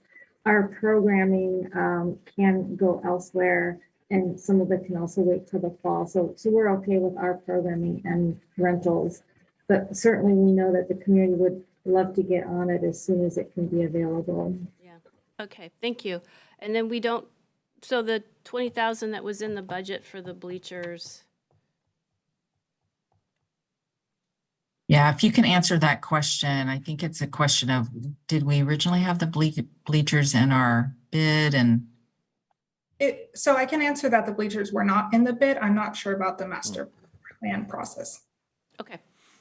I would say I don't know if Mary's on the call, but I know a couple times we had to go back and say, all of these things, the master plan, we can't do them all and still bid the budget. So we put some things and said we're not moving those forward, but I can't remember if we took the bleachers out of that, but we did take a few things out. Yeah, and I remember having that conversation too, but I can't remember what we decided to defer to save some money, and now we're spending more money. Okay, well, I feel a little more reassured that it's not going to be a significant impact to the schedule. So that's all I have to say on that subject. But I had an observation when I was at the park in that When we originally designed the park, I looked back at my notes and I was very pleased that we were planting 95 trees in the new park. It had very dense landscaping. That wasn't real evident to me when we took the tour. What happened to all my trees? So that's a great question, Councilmember Curtis. There are even more trees expected to be planted in the park now. So there are about 120 trees and then a variety of shrubs. I know more than 200 shrubs in the park. And a lot of them are really small. Most trees can be purchased when they're really young. So they're really small now, but they'll grow up big and strong. And so it might not look very dense right now, but there are a lot of trees already planted. And then the trees are also under a maintenance warranty with the contractor for a year, and then they will be passed on to parks too. But did I hear you say that there are more trees coming? There are 120 trees, but most of the western side is already planted. Okay, I'm gonna go back and take another look. Thank you. Councilmember Black. Thank you, Madam Mayor. So there's a couple things that I wanted to sort of drill down on, kind of item by item. And the first one is the home run fencing. And I realized that out of this $200,000 of additional monies, it's only $10,000. But I was actually, that's the first time I've actually seen what the home run fence we have planned. That is nicer than anything I've seen anywhere in the region. So a typical home run fence in Seattle and some of our neighboring cities is a kind of a 3-foot PVC thing that you can pretty easily get a hold of yourself. Or in some cases, more common in Seattle, a sort of a netting that's sort of stretched between pylons with a orange ribbon across the top. I'm just wondering, for that one item, did we, and I'll have a couple of these questions, but this is the first one. Did we look at some, that looks like a really nice option and it looks awesome, but it's not what I was expecting when I read the memo and heard about a home run fence. And is there a cheaper option that we've looked at? There are a lot of options, Councilmember Black. We haven't looked at that many just because of the short turnaround on just getting this to council as soon as possible to discuss, but there are a lot of other options. Just the one shown is an option that works for a synthetic turf field. A lot of them are staked, and so we wouldn't want that and punching through the new field. And so this was shown, but if there are other options, we'll definitely explore them. Yeah, I'd love to explore. I'd like if that's an area where we can save money on a more easier, a more functional and less expensive home run fence. I think our kids would still be happy with that. There on the Field 1 fencing, I'm curious about that. Is that an issue of maintenance and longevity, or is it mainly an aesthetic? It's definitely a combination of both, from what I've heard. And so it's definitely a comparison too of what it looks like aesthetically in comparison to the new field just nearby. But the chain link replacement is also key for maintenance and longevity, and the chain link is quite old. Okay. So replacing it with a thicker gauge.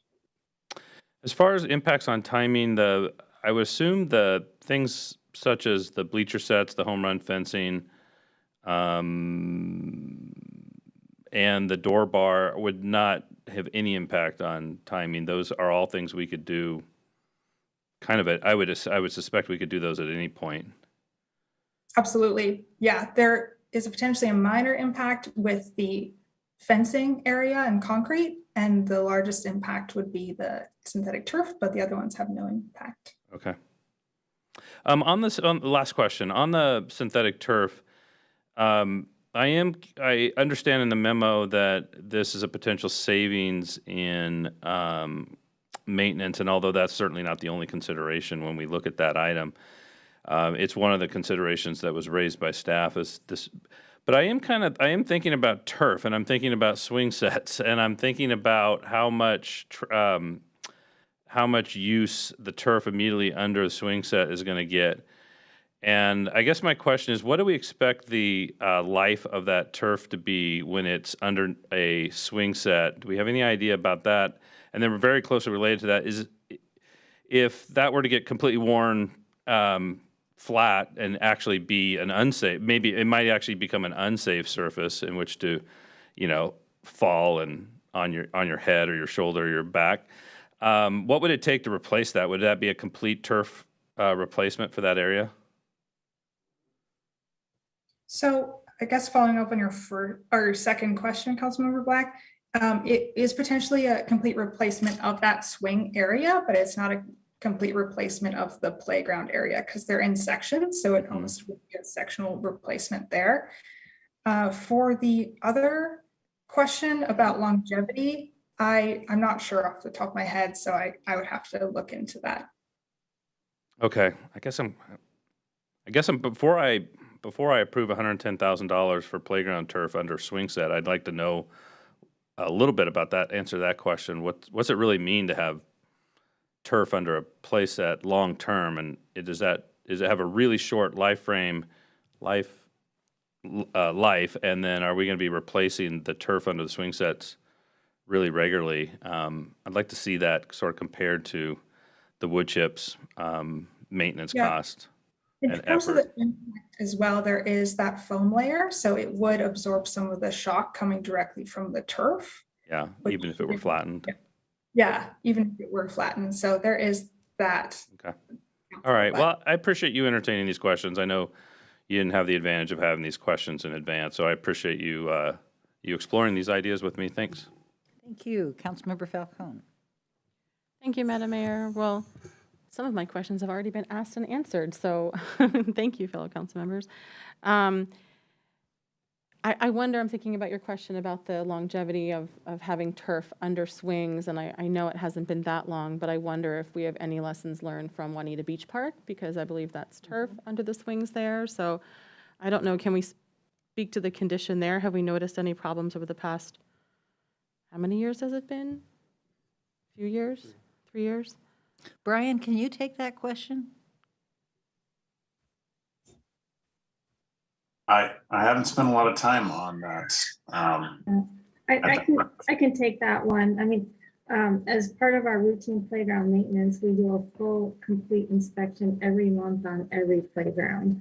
And so one of the things that they're looking at is the turf, and is there any specific wear and tear that is of concern. I have not heard the staff raise any concerns about it at this point, but certainly I can check in with them and just make sure.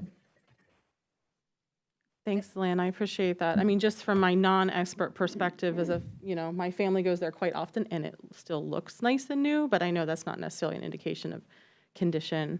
But I do appreciate that question, Councilmember Black. Well, I wanted to echo what Councilmember Curtis said about, the process here, right? That lesson learned on our part. And I do think we still have a lot of value here. I think these projects are all, each of them bring a huge improvement, could potentially bring a huge improvement to this playground, this park. A lot of them in an effort to have an even more inclusive park here as well. I think of the bleachers and folks who may have mobility issues, who may struggle to carry a camping chair with them to be able to watch something, and also may struggle to stand watching a child or a grandchild or a friend play a sport. So I really appreciate that. With the turf underneath the swing set, I understand, as you've mentioned, that the wood chips are technically ADA compliant, but as you spoke to earlier, it's a lot easier and safer to roll on the synthetic turf, not just for those using wheelchairs, but for all children who will be using that space, that it's a safer landing. So I really do appreciate that. And I was going to make a motion, but it sounds like we might have some questions. Councilmember Black, you still have that question before? I've still got people. Yeah. Okay. So I will not make a motion then. Okay. Councilmember Pascal. I mean, you're welcome to make a motion and then we talk to it, but. I'll go back to you. How about that? Whenever.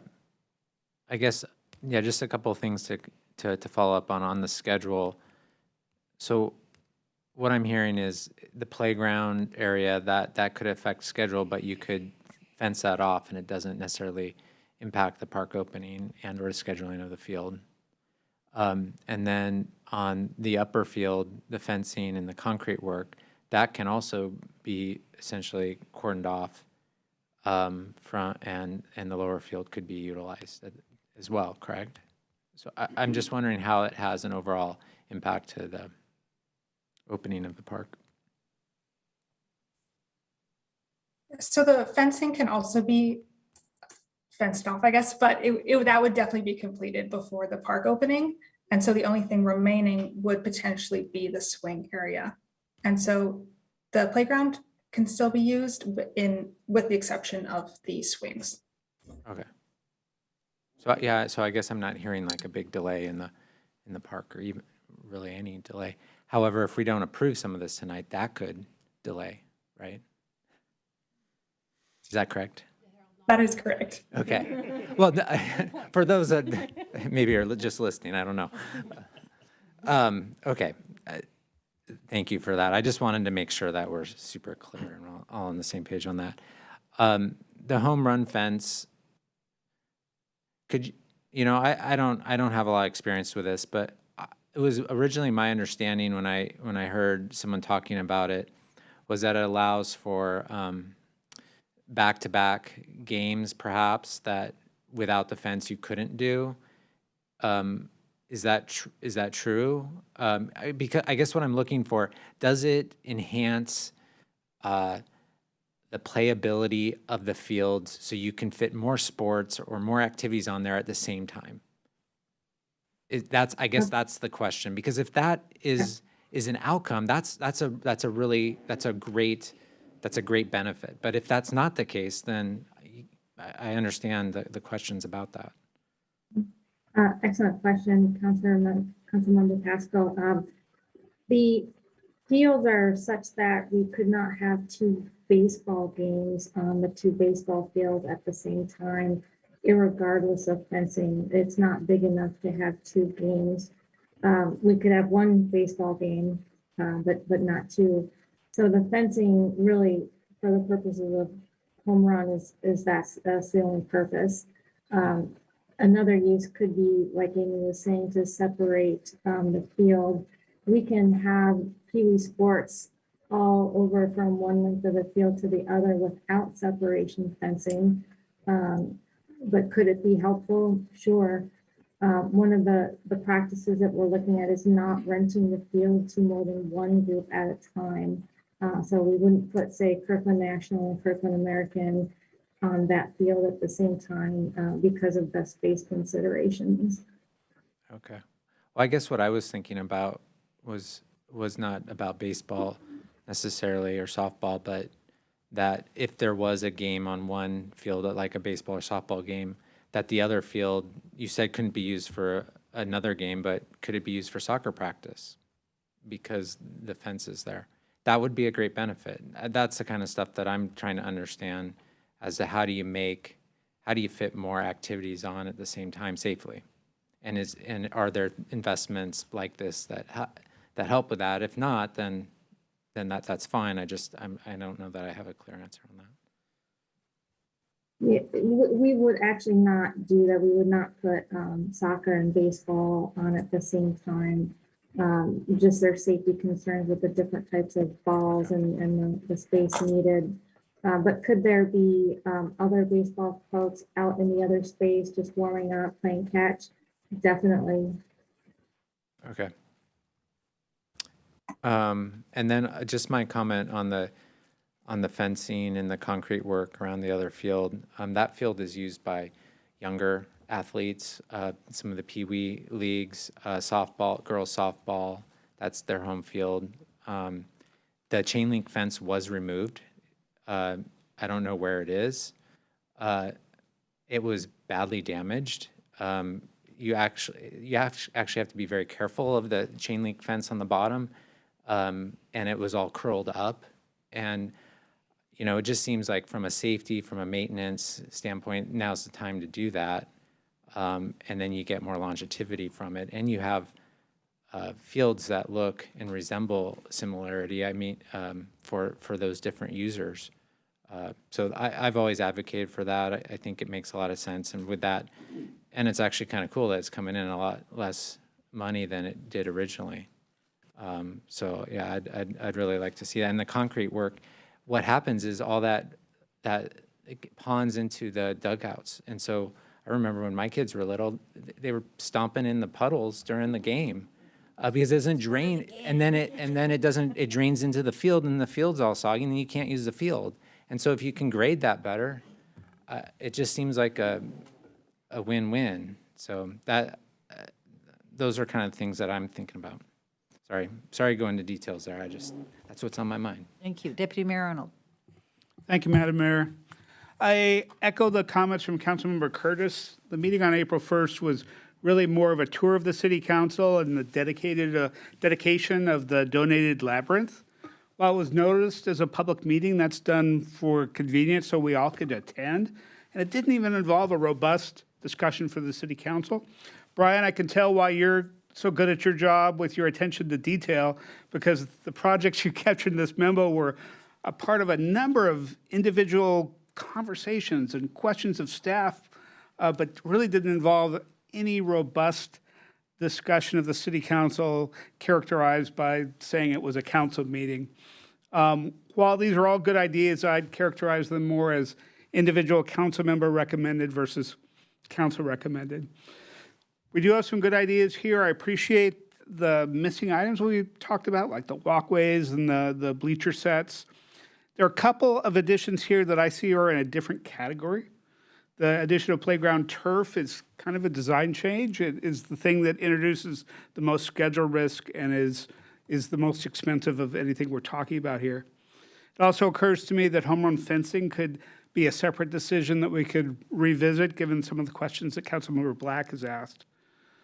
We're having to make a decision tonight to stay on schedule, and I would note, from my view, that a park opening with a section of the park fenced off is not a park opening. As we have a discussion this evening, I support items 2, 3, and 4, and 6, but not the turf and not the home run fencing. Thank you. Well, I'll provide a nice counter to that. I'm sorry that I wasn't on the tour on April the 1st. And it was a fascinating read because I've never seen such a responsive memo and kind of an elated responsive memo. I will go back to my concern is with regard to the turf. Now, I agree with Deputy Mayor Arnold. It probably is the most time-intensive or most delay-causing piece of this element. But I truly believe that turf is the way to go for the play areas in our parks. I'm at Juanita Beach often enough to know that that park is in beautiful condition. Our most heavily utilized park is probably Totem Lake Park. That turf is beautiful. I got the same turf from the same company. It comes with a 15-year guarantee against any kind of damage. So, and it comes with enough extra turf so that if we made turf a standard in all of our parks, we would have the turf available to replace when we needed to. I could probably replace my entire backyard with what they left me. Regardless, I think the turf is an important element. I agree. I think closing or opening a park with a closed feature is not a good idea, but I truly believe that for the safety of kids, it has to be a standard as we move forward with playgrounds. The bleachers seems like a silly oversight to me to not have available to people when we activate the park. But in terms of the rest of it, I certainly hear what council is saying. This process has been an odd one, but you all have figured out a way to pay for this. You all have determined that these are changes that will benefit our community. So I am in support of whatever motion is going to be made after I call on Councilmember Nixon. Moving forward, I will now call on Councilmember Nixon. Thank you, Madam Mayor. So I'll just start off by saying I support all of these things. The question is the timing, right? And early in the staff presentation, there was discussion about contractor mobilization. And it's not clearly indicated in Table 1 here which of these things require mobilization, right? I'm assuming that there is a specific contractor who knows how to do the playground turf, and they need to be on site to do that. I also assume that the contractor has concrete workers who need to be on site to do those things. It seems to me like the bleachers, the home run fencing, the door bar can either be done by park maintenance staff, just accepting a delivery and rolling the things out, or a job order contract, just a one-off thing to do the installation of like the door bar if that requires some specific skill set from a locksmith or something. And to me, it feels like the fencing job is a discrete job as well that doesn't require mobilization. So from the perspective of the turf, I also agree with the observation that it seems like that's the long pole in terms of acquisition. How long, what's the lead time on actually getting the foam padding and the turf ordered and delivered? It seems like once it's on site, getting it installed, it doesn't take very long, but it's waiting for it to arrive that takes a while. And now that the concrete strike is over, I assume that the concrete, doing the forms and pouring the concrete for these walkways around Field 1 is not a huge job, but it does require a particular level of expertise. So, I'm thinking that we don't think of it as a monolithic thing. We think of it as really 6 discrete projects that can be done more or less at different times when the materials are available to do them. Even the fencing could be done later over a weekend or something once the fencing arrived to be installed. What are your thoughts about that phasing? I mean, if we just approved all the funding and said, go order everything and put it in when it arrives, what would be ready at the time of the opening, and what, other than the turf acquisition schedule, is there anything here that would take so long that it might delay the project actually? All of those points you made, Councilmember Nixon, are fantastic, and agree with every one of them. Yes, mobilization would occur for the synthetic turf, and then it would be for the concrete pour, and then a minor one for the fencing, and that's all of the additions for mobilization. The goal is to have all of them finished by the park opening, with the caveat that you have mentioned that it might take a while to acquire the turf itself. Mm-hmm. But once it is there, a subcontractor installs it, and we have that specialty subcontractor already under the general contractor. And so and also a lot of these subcontractors who install this particular turf are very, very busy during the summertime because they're installing all of the turfs for the schools. And so this is one of the reasons why it would be ideal to install as soon as possible, to order that material before the schools close for the summer. Have you gotten an indication of how long it'll take to receive the turf and the foam padding? I have a quote for about 3 to 4 weeks, which is pretty good. All right, thank you. Okay, Councilmember Falcone. Thank you, Madam Mayor. Before I make a motion, I just want to say thank you again to each of you for your work on this and your responsiveness. I think that was mentioned before, just appreciation for your responsiveness. I think my earlier comments, I just went into criticizing ourselves as council, as some others did as well, but I want to make sure that I thank you as well, because I do appreciate your responsiveness on this. So, Madam Mayor, I would like to move that the council approve the fiscal note authorizing the city manager to transfer $200,000 in unspent project balance from the Totem Lake Park project to the 132nd Park Playfields project for additional safety and functional features recommended by council members at the site visit on April 1st, 2023. It's been moved and seconded. Discussion, any further discussion? Councilmember Black? Thank you, Madam Mayor. So I'll be supporting the motion.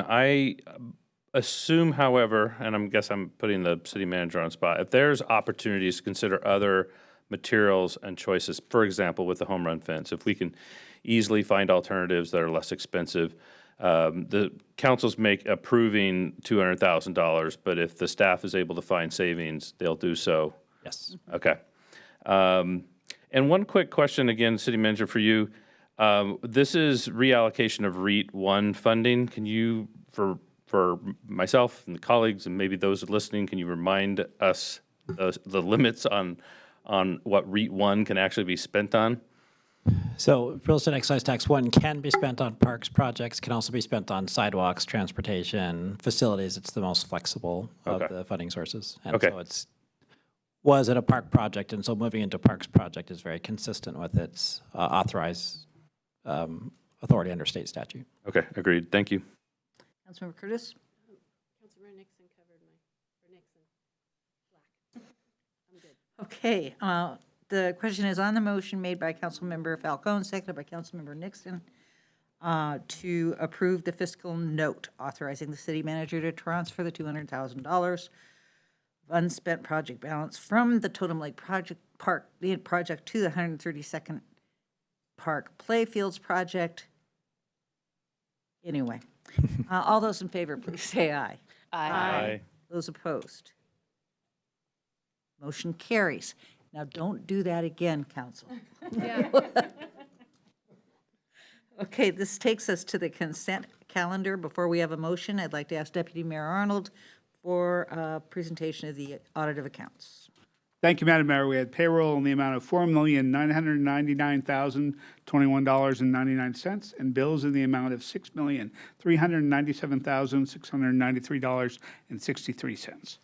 Thank you. Can I get a motion to approve the consent calendar? So moved. Been moved by Councilmember Black. Seconded by Councilmember Nixon.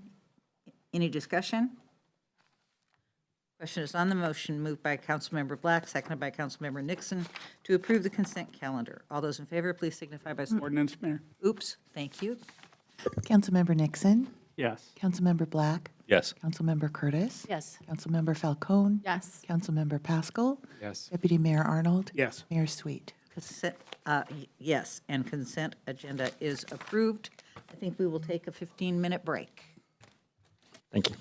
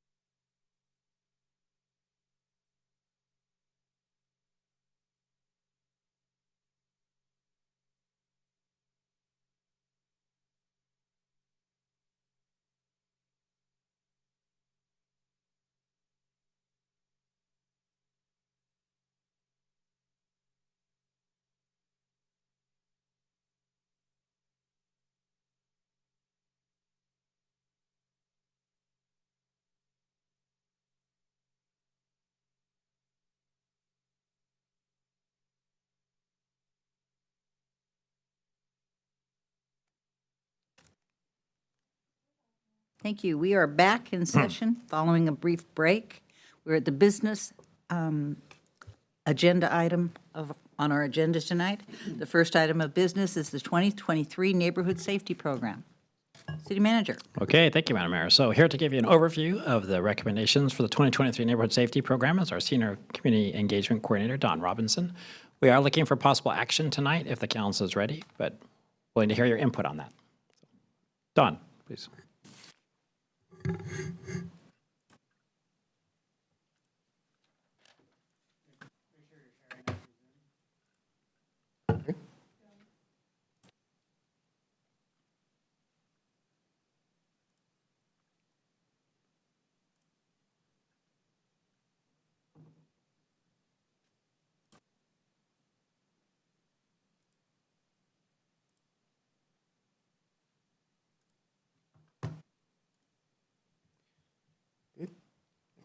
Perfect. Good evening, Madam Mayor, Council.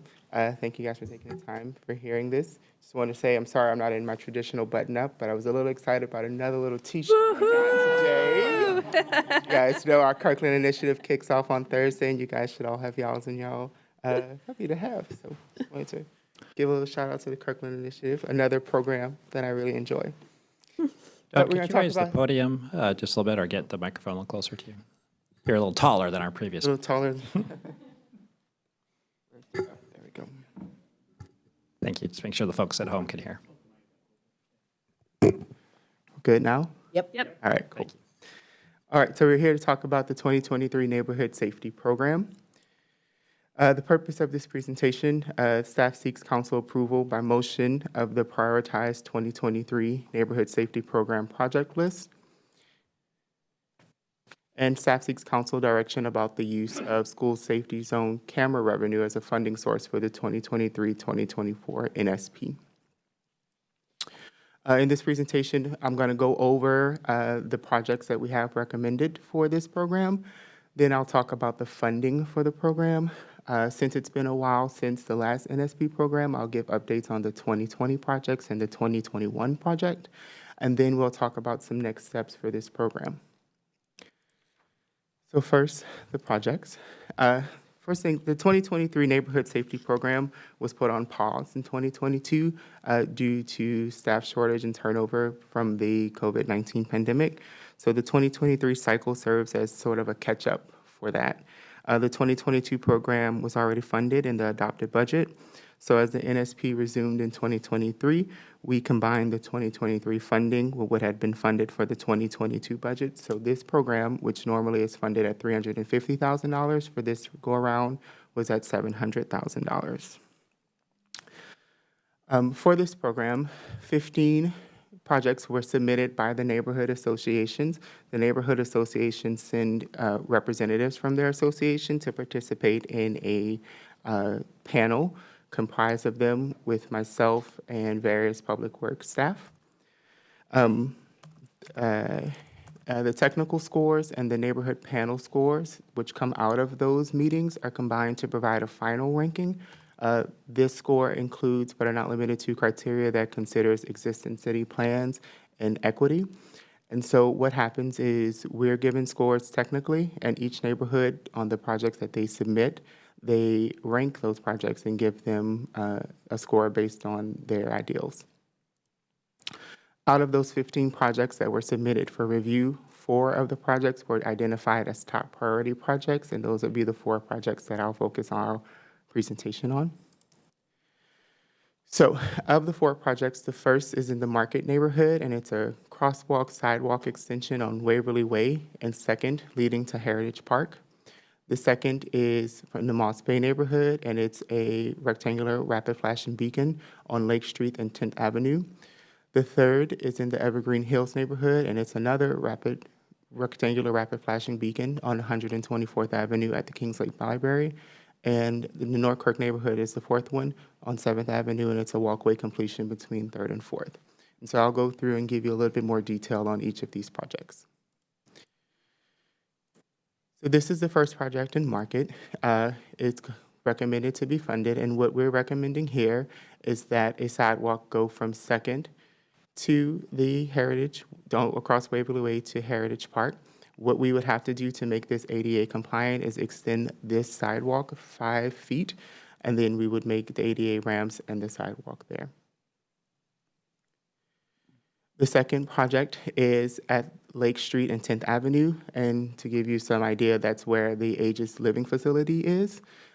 We already have the crosswalk here, so we would be adding a rectangular rapid flashing beacon there. This project in particular had great support, not only from the neighborhood, but from the managing group of the Aegis Living Facility. The third project is another rectangular rapid flashing beacon. This one is at 124th Avenue and Kingsgate Library, and it's a continuation of a previous project. So in previous NSP cycles, they added this crosswalk, and now they want to go in and add a rapid flashing beacon to improve the safety of those crossing to get to the Kingsgate Library here. The fourth project is a walkway on 7th Avenue between 3rd and 4th. And 7th Avenue is one of the busiest avenues in the Norkirk neighborhood. And what this completion of the sidewalk will allow is that you can walk from one end to the other without having to go into the street. Again, in previous NSP years, we completed other sections of this sidewalk. So just for a little bit of a review, just to see where all the projects lay. We have one in the Evergreen Hill area, one in Norkirk, one in Market, and one in Moss Bay. And so, in this cycle, there's one in no one neighborhood has more than one project. So these are the moderate priority projects, and these projects are only labeled this way because of scoring. These projects, it doesn't mean that they're not indicative of their merit or contributions to the safety of the city. It's just that their combined scores did not allow for us to fund them because of the limitations on the funding. And these are in the Moss Bay neighborhood, South Rose Hill, Juanita, Finn Hill, and then there's some in the Central Houghton neighborhood as well. These projects range from sidewalks to rapid flashing beacons, radar signs to striping. So as I mentioned about those unfunded projects can be considered for funding through other city programs. Most of them are a part of, 2 of them are already a part of our Safer Routes to School. One of them will be considered under our annual striping program, and one project is a part of the neighborhood traffic control program. So these projects aren't projects that won't ever see the light of day, they just won't be funded through this cycle of NSP. So next I want to turn over to funding. So as I mentioned before, the staff are combining the 2023 funding with the 2022 funding for a total budget of $700,000. The total projected cost for the recommended 22-23 projects is $632,000. Staff is recommending that the difference between the funding amount of $700,000 and the projected expenditures of $632,000 be retained for contingency for these projects. The funding sources for this money, and in part in the attachment that we have for the fiscal note. Originally, the Neighborhood Safety Program was funded by the Walkable Kirkland initiative, but that funding source was eliminated in 2021. In the 2021 NSP, we received approval from you to use money from the, refuse money from the school zone safety camera revenue to make up the other $200,000 that would be missing for the $350,000. And so we're asking that we continue to do the same for this cycle and the cycle that precedes it in 2024. There's a lot of conversation about the rise in costs that we have here with these projects. And so I wanted to talk a little bit about the practices we have to limit the cost increases here in the Neighborhood Safety Program. One is develop the scope of work for the improvements as early as possible. The scope development includes coordination with transportation, utility, maintenance planners, funding partners, and permit reviewers. Site visits are also used in scope development phase to help identify key work elements that need to be included in the project, such as making sure there's a close power source for those electronic projects.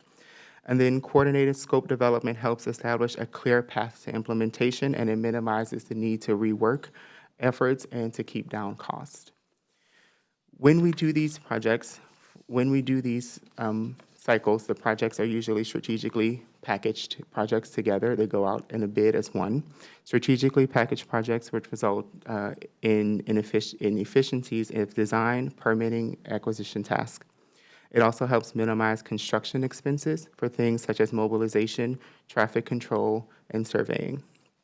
And then complete design, acquisition, permitting, and construction in the shortest amount of time.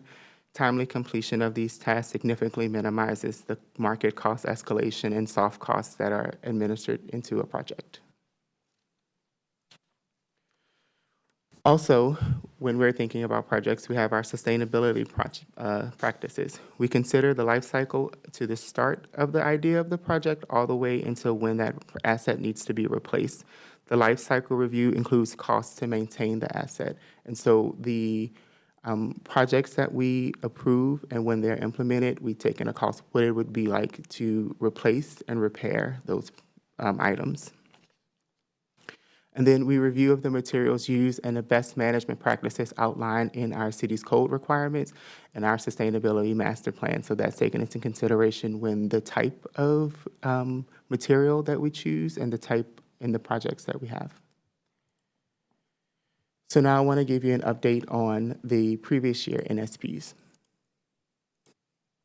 For the 2020 projects, project number 1 was at the intersection of Market Street and Central Way, and that has been completed. Project number 2 is an RRFB at the intersection of 84th Avenue Northeast and Northeast 137th Street, is also completed. And project number 3 is an RRFB at the intersection of Central and Main. We're currently waiting for a cost estimate from the PSE to carry out their work in the area, which consists of providing power to the RFB system. So it has been constructed and put in place, but it doesn't have any power. But once we have that power in place, the city's contractor can complete the project by pouring over the sidewalk at the southwest corner of the intersection. As for the 2021 projects, we are in process of selecting a consultant to design and produce the plans for the 2021 NSP. Project number 1 is a crosswalk at Edith Moulton Park, and it is scheduled to be constructed by this summer. Project 2 and Project 3 are both expected to be constructed in the first quarter of 2024. They are an RRFB at 132nd Avenue Northeast and Northeast 129th Street, and an RRFB and crosswalk across 124th Avenue Northeast and Northeast 104th Street. The final costs of all of these projects will be communicated to the council once they are available. Okay, next, the next steps. The CIP, once this is approved, CIP bidding process for bidding and contracting and construction will take place. The projects will hope to be built in 2024. As far as the criteria and how we're administering the NSP projects, the neighborhood associations have expressed interest in reviewing the project criteria.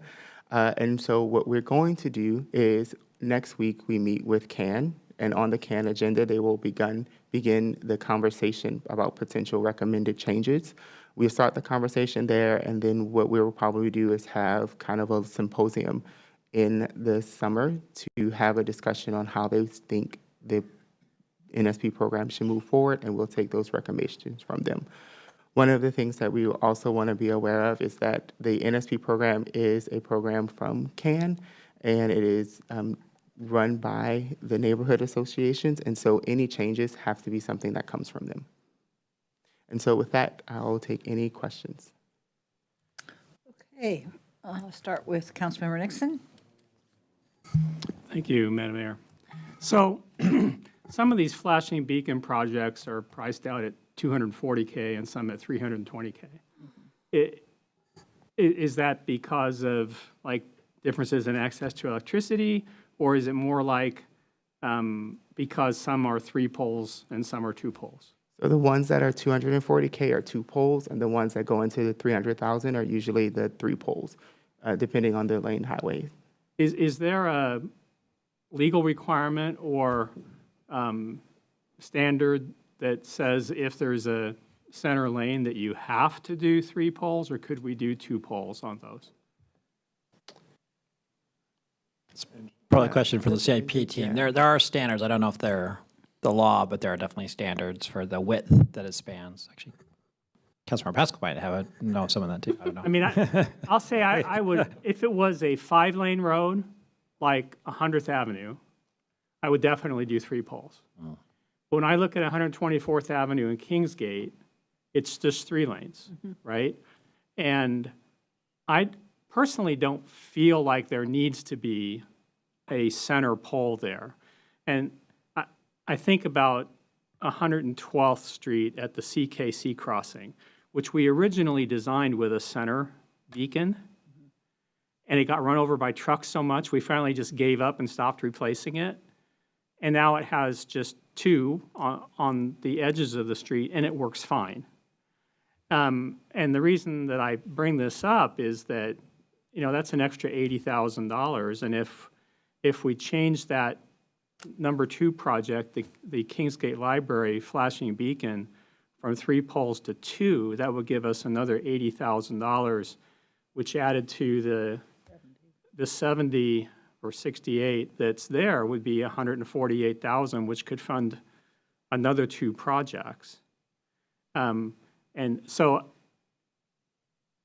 my question, I guess, to the CIP team is, would it be feasible to say that Kingsgate Library project would have just 2 poles so we could fund 2 more projects? Yeah, so we're seeing if they're on. At the moment, I'm not seeing a response. So that's certainly, if you authorize the amount, we can certainly look at that. And if there is a savings that can be value engineered out, we certainly would do that. But we wouldn't. Could we then come back and add a couple projects later if they decided that only 2 poles were needed there? Absolutely. Yeah. Okay. Thank you. Councilmember Pascal. Thank you, Mayor. So first off, I'm excited to see this program kind of continue on, you know, after a year of hiatus. So really excited about that. And I think what we've heard is tremendous support from the neighborhoods on this. You know, it's been a program that's been in existence nearly 10 years now. And it's really got us to a point where we've gotten a lot of really good projects out of it over the years. I think everyone agrees with that. And I also agree with some of the comments we heard from the public comments about how it helps re-energize the neighborhoods, gets people involved kind of from the ground up. And so there's definitely a lot of benefits.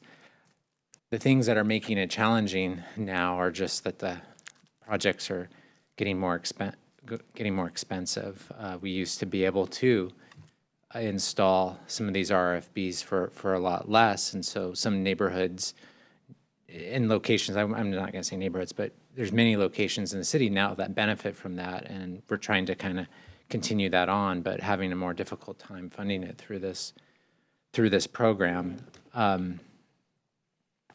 So, you know, it's a thing that I think there needs to be some more work, obviously, you know, that the Kirkland Alliance Neighborhoods has to work with staff on. But it also feels like there should be some policy input from the council on that, or agreement as well, in terms of, do we feel that the cost limit should be raised, should that 50,000 be raised in the future to 100,000? And I would just point out that 50,000 was a limit identified nearly 10 years ago. And we know for a fact, just seeing the CIP and how much we've had to approve for cost increases for capital projects, that costs have risen significantly. You know, and it's not just a Kirkland thing, it's an industry. And so, you know, I've said this before, I think it's time to reconsider the 50,000 limit. That should, at the same time when we do that, we should look at the total funding of the program as well and consider that. So that's looking future, right? That's looking next year. And but here we are today with a couple really expensive projects, and I hadn't really thought about it until our public comments about how they were consuming a pretty large chunk of the budget, and how I could understand if I was part of the that review committee. Yeah, it probably would frustrate me a little bit. Although those projects are great projects, right? It's not taking away any of that. Those projects are good projects that are needed. It's just kind of how do you do this in a way that's fair, and that kind of abides by the program guidelines that we characterized. I don't have an answer. I just think there maybe is a little bit of a discussion. I kind of like that one idea that I forget who raised it, but you have part of the budget that's for maybe some more expensive projects, and you have part of the budgets for more less expensive. I mean, that's one way, but there's other ways, right? And I think that's for someone else to help figure out changes. I'd be open to seeing different options on how to fund those more expensive projects. Personally, I would like to see us consider funds outside the NSP to partially fund those two really expensive projects and use the remaining amount to bring up some of the lower cost as fundable. That's personally would be maybe an easy fix without changing, all the rules this year. That's kind of one of the things I've been thinking about. And then it's natural to see that more expensive projects kind of rise up to the top because you're getting more value typically, right? The more you can add to a project, probably the better benefits you're going to get. Yeah. So the other thing I would think about in the future is if projects do come back really expensive, do you actually get kind of a demotion a little bit, like you get penalized a little bit? So because otherwise, more expensive projects will always, not always, but more easily outweigh the less expensive. So, but those are things to think about and talk through and figure out what the pros and cons are. And I would just be really interested in, and I'd be really happy to lend my thoughts too into that process somehow, just being an NSP representative at one point. So I don't have an answer, but that's where I'm at. Thank you. Deputy Mayor Arnold. Thank you, Madam Mayor. I'd like to expand on some of the comments from Councilmember Pascal. I agree from what we heard from public comment is we're looking at some things in different categories. When you've got rapid flashing beacons that run $250,000 and then other really good neighborhood safety programs in the $30,000 to $50,000 range and escalating, I think we need to start thinking about this as two programs, and would want staff to come back with some options on how we could possibly do a rapid flashing beacon program similar to the neighborhood safety program, to separate these two things, because you really are talking about a different order of magnitude. And I don't know, City Manager, if that's something that could come back as a budget issue paper or something like that, because it is a long-term change to the program. Yeah, I mean, I think that's where you'd want to do it, because one of the interesting things about this program, so, Don's encountered this, David Walbrecht before him, and Kari Page before him, that the neighborhoods gravitate to the flashing beacons, right? So they have these lists, but then they really like them because they're incredibly safe and they're really helpful and they're really expensive. One of the big challenges and opportunities of the NSP that you agreed at the very beginning, the hallmark of it is we take it outside the prioritization of the city project and say, this is for you neighborhoods to decide. And as you start to say, would you let them pick flashing beacons at this cost? You're starting to say then, how does that compare to your, Vision 08 active transportation plan, CIP plan? So I think to have a program like that, you'd want to have it in all of that context, right? Because if a neighborhood said, I want a flashing beacon there, it may not be the right place compared to where the CIP wants a flashing beacon. And we haven't put that test on the current NSP flashing beacons. We've said, if you want them and we can afford them, we'll put them there. So that's how I'd want to do it, as a big discussion in the budget CIP, so you can weigh those. But I think it's a legitimate conversation, and clearly the costs are going up, astronomically. So it's not sustainable as is. But I think, and I think the idea of maybe a big program and a little program is also really thoughtful. But again, you're going to be taking large dollars from other things you also want to fund, right? That was keeping it small was part of the way we did that. Anyway, so it's a conundrum, but I think it's one that's solvable. We just need a little time. Yeah, and I think it was different when the neighborhood safety program first started, and rapid flashing beacons were the same order of magnitude as some of these projects, and they have escalated. Secondly, I think that this year's neighborhood safety program is kind of in a different situation given the 2 years worth of funding, and I certainly want to move forward with these recommendations. But I do have one question. As I look at the budget amount, we've got budgeted $700,000. The top priorities are $632,000. Does that mean we have some unspent money? And if so, it looks to me like there's an option to do SRHBT 3. This is scored 104, where a rapid flashing beacon at State and Second scored 105. And so I'm wondering if this might solve some of the problems of the feedback that we've heard, that we could accomplish one of the projects for an additional $31,000 that scored very similarly to the rapid flashing beacon. Don, it sounds like you've got some feedback or input on that. Yeah, I definitely agree with that comment about the 3,100 and could be done.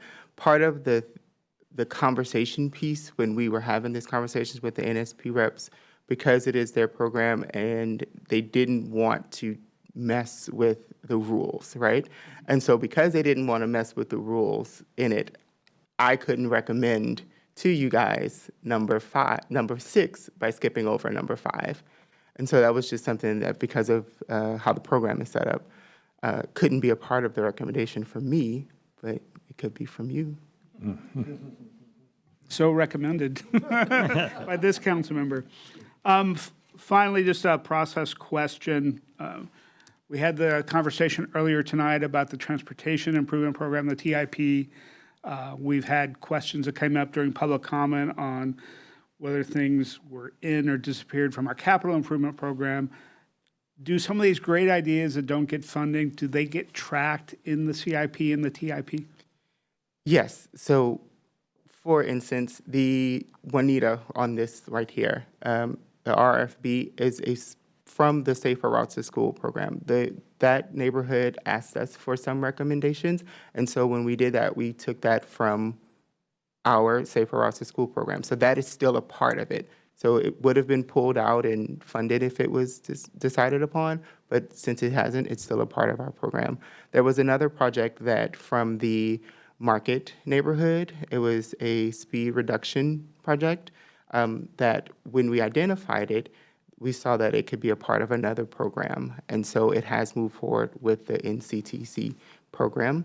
And so, yeah, though on the part of the panel working with me are people from the Public Works team, transportation planners, and the engineers who are aware of all of this stuff, and they have noticed how things can dovetail into each other, and they have been working on that. And so, yeah, like I mentioned a little bit earlier, these projects aren't dead in the water. That's a beautiful part about this program, right? That not only is it about funding, but it's bringing the community's attention to us. And so we see that these are issues that they're seeing in their neighborhoods that they want to try to solve. And so now as staff, we are aware of these, and we can figure out ways to do it outside of the NSP when it's not a part of it. Great. And I would encourage you, as you come back and report on the NSP, if these projects started in the NSP as applications but were funded elsewhere, take credit for them. This is progress towards making the NSP projects that were suggested, and we should be able to say we got these done. In the past, we have counted those when we found ways to fund those by other means. Thank you. Thank you. Councilmember Falcone. Thank you, Madam Mayor. Well, thank you, Don. I know this is a lot of hard work. I remember I served, I think, 4 years, maybe 5 years on the neighborhood safety panel back in the Kari Page days, which was, as was mentioned, a few staff members ago working on this. And it is a lot of hard work, and there are so many different really passionate community leaders who really advocate quite well for their community. And that's part of the goals here, right? I mean, if we think about the goals that are listed in the memo, yes, it's about addressing safety needs, but it's also about, providing incentives for neighborhood participation, right? Getting more folks engaged, increasing collaboration, both within a neighborhood and between neighborhoods and with the city government, right? So I think that's a really important aspect that I know I really witnessed on my time on the neighborhood safety panel that I don't want to see lost in these conversations. And so I think that I know that can be some frustration, especially when these projects get really expensive, so that a fewer number of projects are able to be funded, that if that continues, I can see those other goals, those softer goals, diminishing over time, right? As neighborhoods may get frustrated that, perhaps it's been several years since they've had a project that's been successfully funded. So I kind of have that lens going into this discussion too. I agree with, what the comments of my fellow council members. I think there's been some great ideas that have been proposed tonight. This is a little bit of a complex issue, right? With balancing different interests and different priorities, just in discussions of moving forward and what this might look like. With, whether we have a separate, Deputy Mayor Arnold's suggestion, perhaps of having a separate funding for the RFBs. I remember when I was on the neighborhood safety panel when it finally reached the $50,000 threshold and we had that conversation, right? And then it went up to like $80,000 towards the end of my time. And now it's so much more expensive than that, right? It's triple that just over the past few years. That's pretty significant, right? And so I'd like to better understand the why of that. Like, why is it tripled in cost? I know costs have gone up, but triple the cost in just a few short years seems was a little bit shocking to me to see. So I'd like to just better understand that before making a decision on this. I also agree that if we can move down the list as much as we can, I understand the sensitivity to it, but I'd like to get as much done as possible with these funds. And so skipping over a project that can't be funded, maybe not skipping over, perhaps finding other resources to fund that within the budget, and then funding ones that are a little bit further down that still scored pretty high. Those are still some really valuable projects. I can see us getting another couple projects out of this. I also wonder if this is something, as some of my fellow council members have mentioned, that there may be some policy discussions here that will be needed with perhaps raising the $50,000 per project cap and what that looks like, and the overall budget for this, for the neighborhood safety projects. And so I wonder if it's something that in discussions with CAN, that the Transportation Ad Hoc Work Group could partner with CAN on something like this and have some conversations, to have some council voices during that discussion, and or add it to a future agenda item to one of our meetings, so that we could talk through some of these issues and kind of work through some of those details, right? With staff, and to have a better sense of what we can do and what we can't do with regards to the future of this program. I just feel so passionately that I want this program to continue, and to continue to be a success, and to continue to engage more folks in the community, for folks to feel like they've been heard and like the city really does care about their community, their neighborhood, those hyperlocal projects, that I think it's worth the thought and the effort to really collaborate together with the neighborhood associations and with CAN to try to find a good path forward. So thank you. To your point, the neighborhood reps are really passionate, and it's a really good program, right? And they get really passionate about it, and it becomes about managing the tensions, because some people do like these, and they are very popular, and they're very safe for us in the community. But like you said, a lot of those other projects lower down that don't get as big of a boost because of that safety can still be done as well. So yeah, I will take all of those considerations to CAN as we have those conversations, because as we know, they are a little passionate about it and they want to see something done about it. So, yep. Councilmember Curtis. Oh, did I raise my hand? so long ago. I don't remember raising my hand. You know, I've been listening to the conversation. I don't really have anything to add, but but I'll talk anyway. No, I recognize, like you said, how passionate and how much time everybody has invested in this program. I like the ideas of revisiting the program and see how we can do better, but my recommendation for tonight is to approve this fiscal note, add the $31,000 project if we can, and then do better next time. So that would be my recommendation for tonight. Councilmember Black. Thank you, Madam Mayor. That was nice, Councilmember Curtis, because I think my recommendation is the same. So follow the recommendation that made by staff tonight and see if there's a way to do the 31,000. I appreciated that suggestion. I also like the suggestion, I'm going to throw my weight also behind the suggestion that Councilmember Pascal gave that when CAN does meet and does talk about the new policies around this. I really like the idea of maybe having a jumbo category, and maybe neighborhood associations can decide in advance that they want to do an application for a jumbo project in lieu of projects that would more closely adhere to the $50,000 target or the target in the future. So maybe you could. There's only going to be one jumbo winner, but there's going to be maybe more smaller winners. I like that's just a suggestion. I did want to ask a question. When do neighborhood leaders themselves who are putting their applications together, given that there is this $50,000, there's still this $50,000 target, $100,000 for the 22-23 2-year period, when do they find out the estimate on what their project's actually going to cost? Yeah. I looked for that in the materials we gave. I didn't see it, so I apologize if I missed it. No. It probably wasn't identified that that's when they find out. But in the memo, we have a neighborhood conference. So the way that the process goes is we meet, we establish that they may have projects. We have to suggest a project that comes from. They may ask questions about submitting. They submit the projects. The first round of projects is just to see if it's a good project or not. And then we come back, they say that they really like this project, they submit it, and then we do the kind of nuts and bolts of it, figuring out how much it's going to cost, if it can go there, and any changes. And so this time around, it was maybe 6 weeks between when they suggested their project and when we met for that neighborhood conference and told them that this was a good project and this is how much it was going to cost. And then we gave them about a month to go back and talk with their respective neighborhood associations to say that they wanted to move forward with the project. Okay. All right.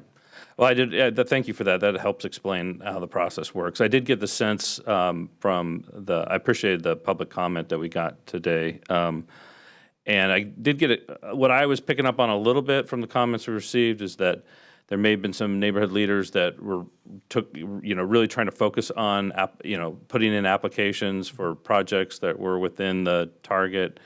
And then maybe maybe perception or reality that there was other neighborhood leaders that didn't adhere to that, and due to the agreed upon scoring system, some of those more expensive projects submitted by other neighborhood leaders did get approved, right? So, just thinking about that when we're talking with CAN about improvements, thinking about how making sure that process is fair to the members of CAN and then the neighborhood leaders, but.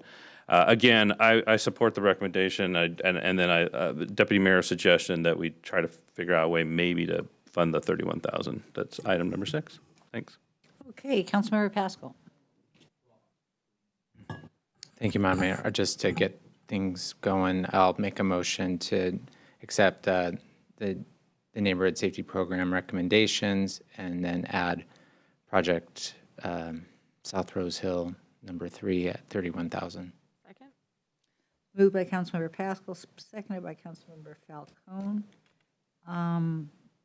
For discussion, I'll go to Councilmember Pascal and then to Deputy Mayor Arnold. You're good? Okay. Made my motion.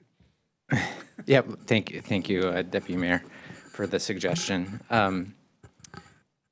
So I don't think I don't need to say anything more about the program. I wanted to ask that you follow up on maybe you could follow up on a couple things that were on my mind. Ever since Finn Hill Middle School was expanded and remodeled, all I've heard from parents is about that crosswalk. The principal, the former principal used to actually go out there and direct traffic at that location because he was so afraid of what could happen there. And it can be utter chaos at that location, and it's a simple fix. It's a relatively simple fix of moving the crosswalk to the other side, and you eliminate the conflict points in half for all the kids that cross to the school. It's a significant safety benefit, and we hear about it all the time. And you see, all you have to do is stand out there and watch a school pickup or drop off, and I haven't seen anything like it at any other school. I mean, that one really sticks out.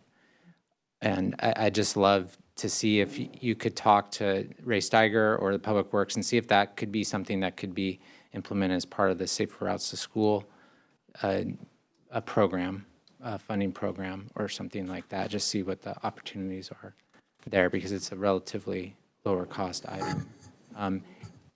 And Councilmember Falcone might have other specific experience on that, but that was one just question or ask of you. Thank you.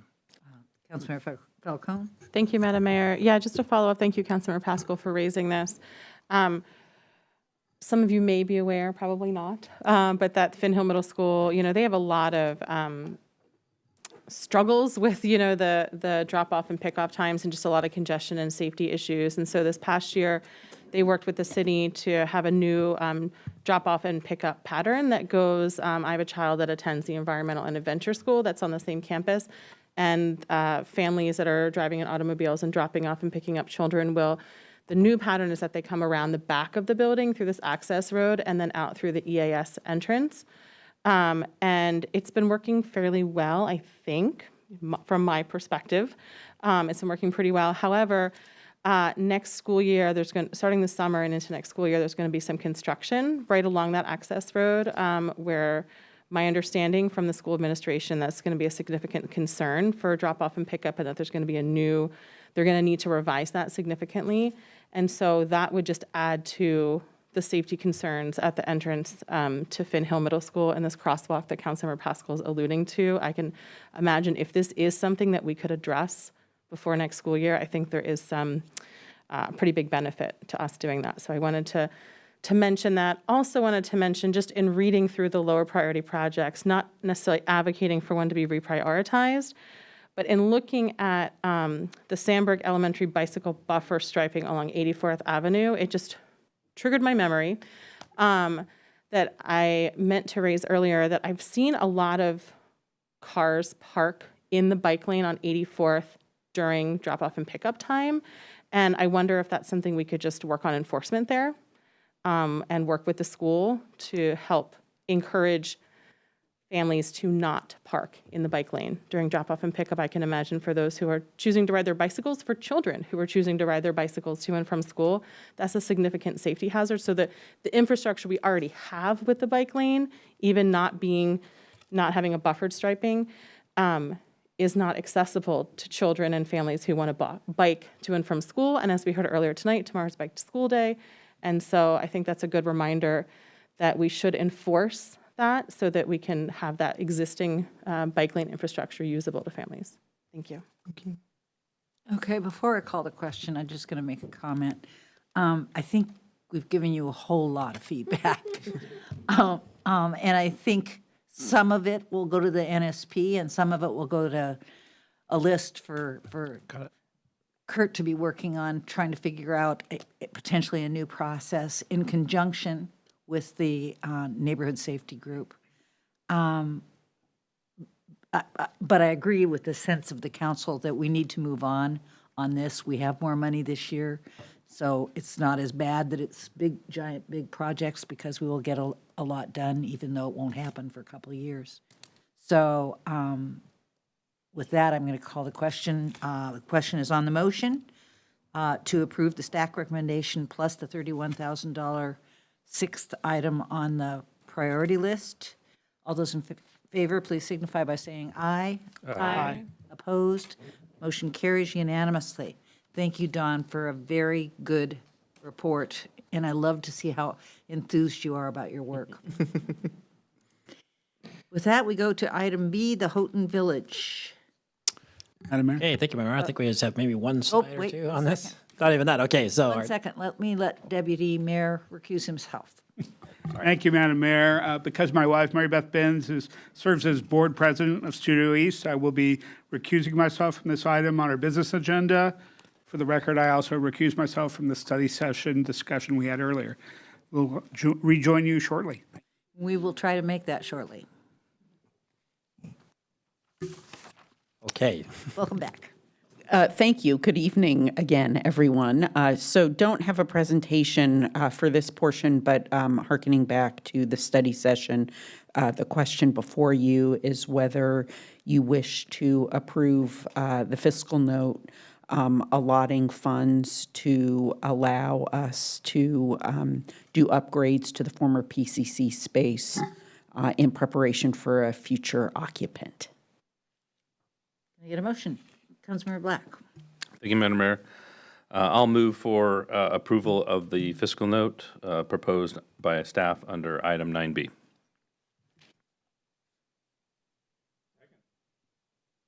Moved by Councilmember Black, seconded by Councilmember Nixon. To accept, or to what he just said. Discussion. Councilmember Nixon. Thank you, Madam Mayor. Well, I listened carefully to Councilmember Falcone's remarks earlier, and I had actually shared some of the same concerns. You know, we have so many needs in our community, and it would be very easy to say, well, we should be feeding the hungry, clothing the naked, housing the homeless, and let's spend $700,000 on that instead. But in the presentations we received, the public comment we received, and thinking about this, I feel like the city really does have a responsibility to address the concerns at the Houghton communities or Houghton Center, to draw more people to that area to support the businesses, and I. Regardless of which organization it is, and you know, Studio East is a great organization, but we need to get somebody in that space, and so primarily for that reason, I will support the motion. Thank you. Thank you very much. Question is on the motion, moved by Councilmember Black, seconded by Councilmember Nixon, to authorize the city manager to spend the funds to upgrade the former PCC space. All those in favor, please signify by saying aye. Aye. Opposed? Motion carries 6 to 6 and 1 abstains. I think is that an excused absence or? Yeah. Councilmember Pascal, would you get Councilmember Arnold? Thank you. Okay, this takes us to item C, our legislative agenda. City manager, oh, there she is. Waiting for the two colleagues to come in. Well, I just say for the record, because I think you made a very good point, Councilor Nixon, but the funding source of the action you took is real estate excise tax, so it can't be used to fund human services programs. Just in case there's a member of the public listening, it can only be used for capital projects. So I think that was very important to the council that it not be something that competes directly with human services funding. Thank you for that. All right, so we're getting your final legislative update, but we do have an important topic for you. The Blake decision is part of that, and so here to give you this update is our Government Affairs Manager, Diana Hart. Good evening, Council. We have our 8th legislative update and our final legislative update of the session. Kicking off sort of the same 3 slides that we normally cover. And we'll get started on the legislative calendar. The screen's a little clear because session concluded on Sunday, April 23rd. The House introduced just over 1,000 bills, 271 of which passed, and the Senate introduced just shy of 800 bills, just over 200 of which passed. The work this session is not fully done yet for one primary and a new secondary reason. The primary reason is that the governor has 20 days, not counting Sundays, to act on legislation that is sent to him in the last 5 days of session, which will be a significant majority of the bills that pass out of the legislature. This means we won't know the true fate of the bills that pass this year until around May 16th. So far, the governor has partially vetoed 3 bills, fully vetoed 1 bill, and signed 221 bills into law. The second reason the work of session isn't done yet is something I'll touch on a little later in the presentation, but I'm sure most of you can guess what that one is about. Getting into where we are on our 2023 legislative priorities, this session was incredibly successful for Kirkland. We saw big movement on our priorities this session, with some long-standing logjams finally breaking loose on several big policy areas.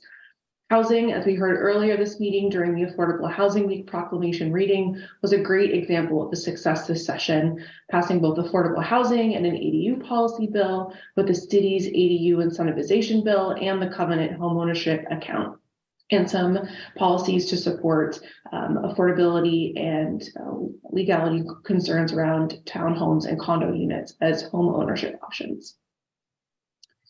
While none of the property tax cap lift bills passed this session, the policy had substantially more traction than it has had in many years and is actively part of the conversation along with REIT for affordable housing for future sessions. Behavioral health saw many different policies targeted implementing the new 988 hotline, which gives community members in need someone to call, supporting creative new behavioral health support centers, giving community members in need somewhere to go, and numerous other efforts to increase and fund the workforce system and systems needed to ensure that there's someone to respond. Having all been signed into law, the legislature heard loudly and clearly that reproductive health care access was a priority across the state, and the legislature stepped up and passed numerous pieces of legislation to provide robust access and protection for reproductive health care in Washington. Most of which have been signed into law. There was a massive session for gun safety legislation, passing many pieces that have struggled to even get a hearing in years past. The state will now have established duties for firearm industry members, expanded requirements for purchase and transfer of firearms, and an assault weapon ban.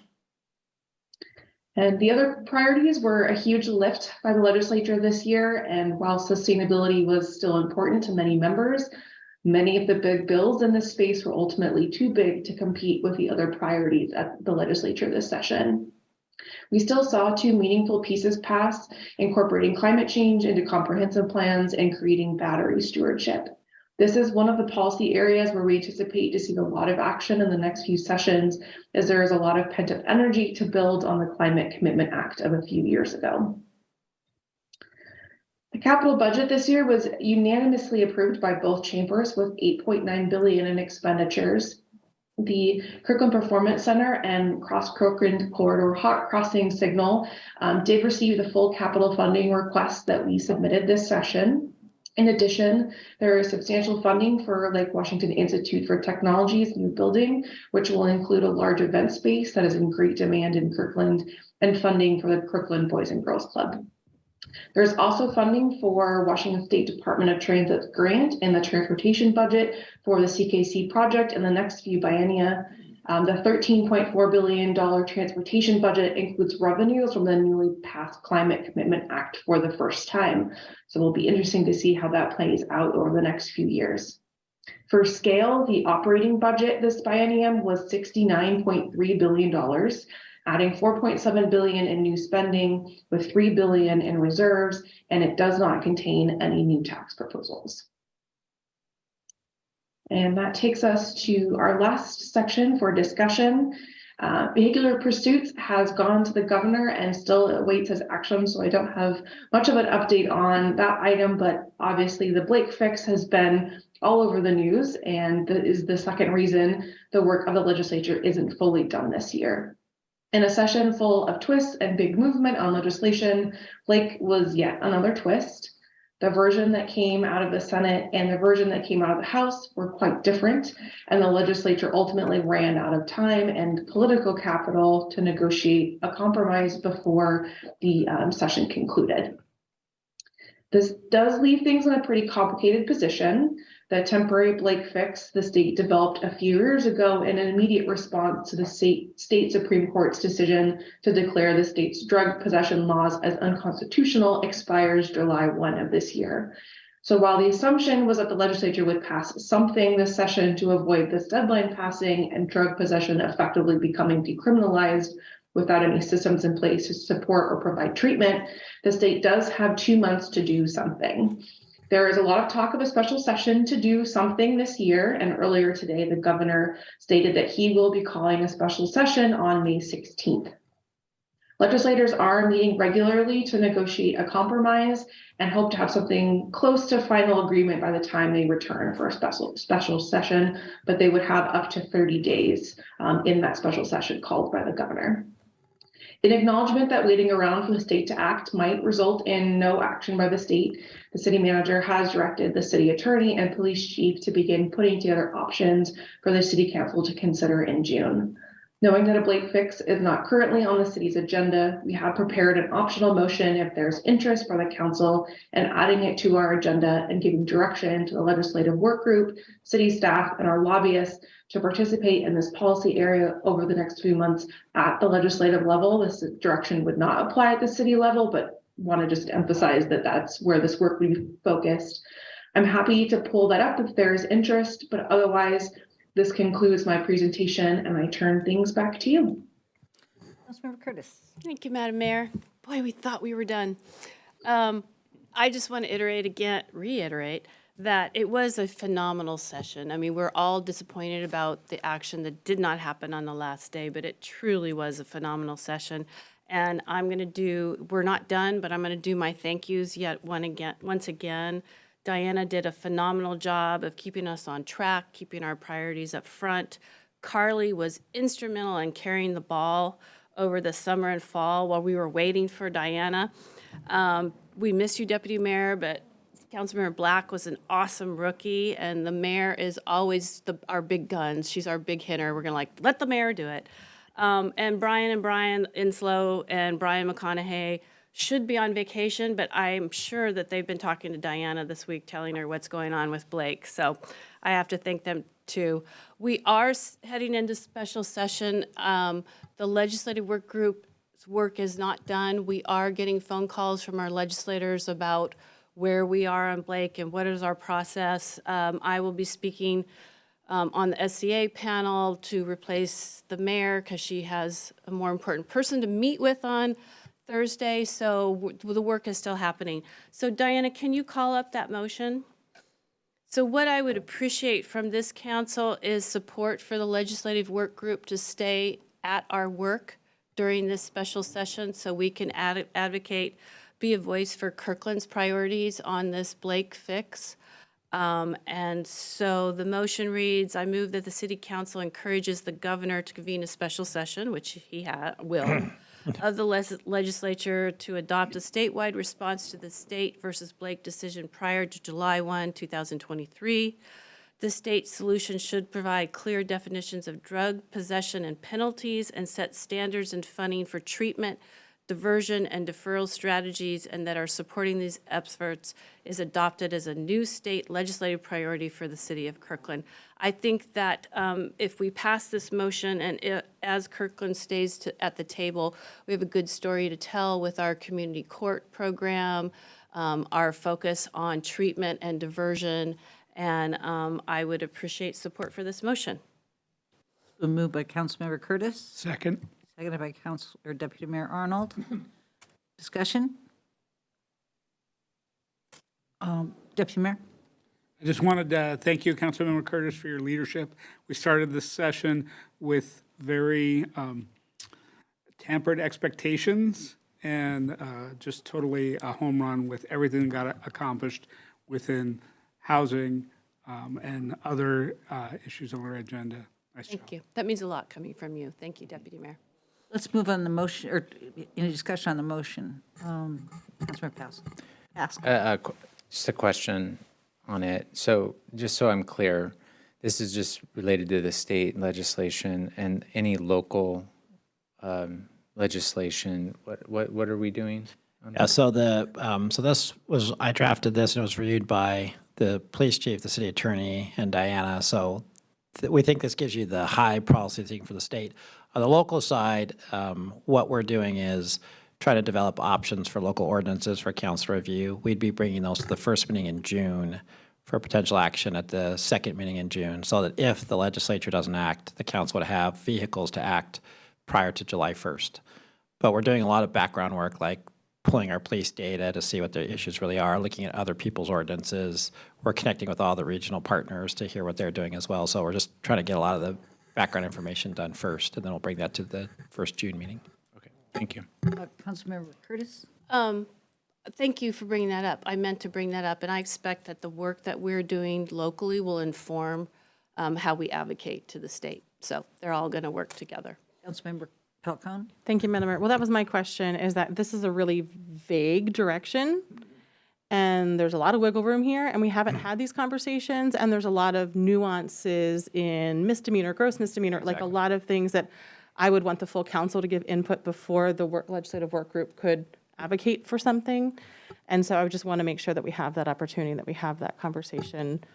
Yeah, that would absolutely be the intent. And that's why we just sort of put the categories, because we knew those are exactly the things that are going to get talked about. Is it a misdemeanor, gross misdemeanor, treatment first, how often, and so we wanted to make sure you had maximum flexibility to adjust as you learn new things. But yeah, And part of that flexibility and adjusting would involve the full council discussion? Okay, because I know sometimes things move pretty quickly, and that's a challenge. So I just want to make sure we have that built in. Maybe it's our May 16th meeting we have that discussion, because that's when they first are. And I don't know, you may be asked for input before then, so we might have to call a special council meeting. I'm not sure how we would do that, or individual conversations, but just want to make sure we have that mechanism in place. Okay. Thank you. Question? Go ahead. I just want to wrap up. Well, let's close. Oh, that's right, we had a vote. Question is on the motion, moved by Councilmember Curtis, seconded by Deputy Mayor Arnold, as described, or as is on the screen. All those in favor, please signify by saying aye. Aye. Opposed? Motion carries unanimously. Councilmember. Thank you, and thank both Councilmember Falcone and Pascal for raising that. All I was going to add is just sort of set your expectations that as soon as the special session ends, staff is going to start coming back to you for priorities for next year. So expect those conversations to start happening in July, and we'll start the process all over again. Oh, and also this summer, we will be working, taking a closer look at our legislative support agenda and our ally organizations. So we'll be tackling that. Thank you. And before I call on Councilmember Nixon, I just want to echo Deputy Mayor Arnold's comments. I believe that our legislative process just continues to improve. And I think Deputy Mayor Arnold set the pace for us with incredible sessions the past 3 years. Yeah, 3 years as chair. And I think that you have picked it up and are taking it to a new level. So thank you very much for doing that. And it's been a sincere pleasure being on that committee. Councilmember Nixon. Yeah, just a quick question. I probably could do this during calendaring, but could we, City Manager, get an update on where we stand with the Hawk Signal project now that we have this funding? What do we need more funding, or are we ready to just go to work on it? Yeah, so let me bring that back to the next meeting, because Yeah, there's some that's nuance fine. to that we need to talk about. Yeah, but generally we have the money, but the way the state did it, they deferred some of the money a few years later than we thought, so we just have to move some stuff around. So Okay. Yeah. long thanks story very short, much. yes, but we need some, it needs a longer explanation. Thank you. Okay, I believe with that, we are through our agenda. Thank you, Diana. We'll see you again for the extra session. So that takes us to reports. I'll start with Councilmember Nixon. Thank you, Madam Mayor. So that means I get to take up everything this time, right? Sure. So just a few things that came to mind that happened recently that I thought I'd mention is we had a great time at the grand opening of See's Candy at Village at Totem Lake. And just an amazing, I think that's the best ribbon cutting I've ever been to for anything. Of course, our volunteer appreciation event on the 26th. It was a pleasure working with Jim and all the members of the staff and all of you. We got lots of great compliments on our performing abilities and everything else that happened at that event. Several of us were at the Fire Awards program on the 28th, and it was wonderful to be back in person again with just a huge list of promotions and commendations and awards that were presented that night. And we have several additional public safety related events coming up. On the 11th, we have the Police Award and Promotion Program. 12th is the Fire Academy graduation for our new firefighters. And the morning of the 15th is the National Peace Officers Memorial Day wreath laying at the police station. And then the last thing I wanted to mention was just a great event sponsored by Congregation Kol Ami here in Kirkland on the 29th, the symposium on recognizing anti-Semitism. Several of us were at that event and several staff members of the city. The city was a co-sponsor of the event, both the city and the police department separately. And all the feedback that I was hearing from people was that it was extremely well received. And there is going to be a follow-up event on responding to anti-Semitism, what we should do about it. One of the thoughts that I had out of that event is, does the city need a incident response plan for anti-Semitism events? And it could be any kind of an event, a racial event or those kind of things, any kind of hate event that occurs. And I asked the city manager, and we really don't have a plan laid out for like what would the mayor or council members say in response to a variety of different events of this type. And my thought was, we're so well prepared for so many types of incidents that happen, and it's, unfortunately, we can reasonably anticipate that something will happen along these lines at some point in the future. And so maybe this is a request to put something on our future council work plan with some staff proposals or something, but I would be personally very interested in seeing something along the lines of a plan for what we could say or do in response to various kinds of incidents like these. That's it. Thank you. Councilmember Black.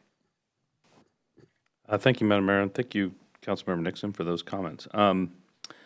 So no need to rehash some of the great events, but Seas Candy certainly was awesome. The community appreciation event certainly was awesome. I am excited about attending the SEA member discussion concerning the Blake fix. That'll be a fascinating discussion. Madam Mayor, is this where I would make a comment about an upcoming meeting and my attendance? You certainly can. Okay, so I did want to let my colleagues know that on June 20th, for the June 20th meeting, it's likely that I'm going to be absent for the study session, but that I'm going to do everything I possibly can to be available for the regular meeting.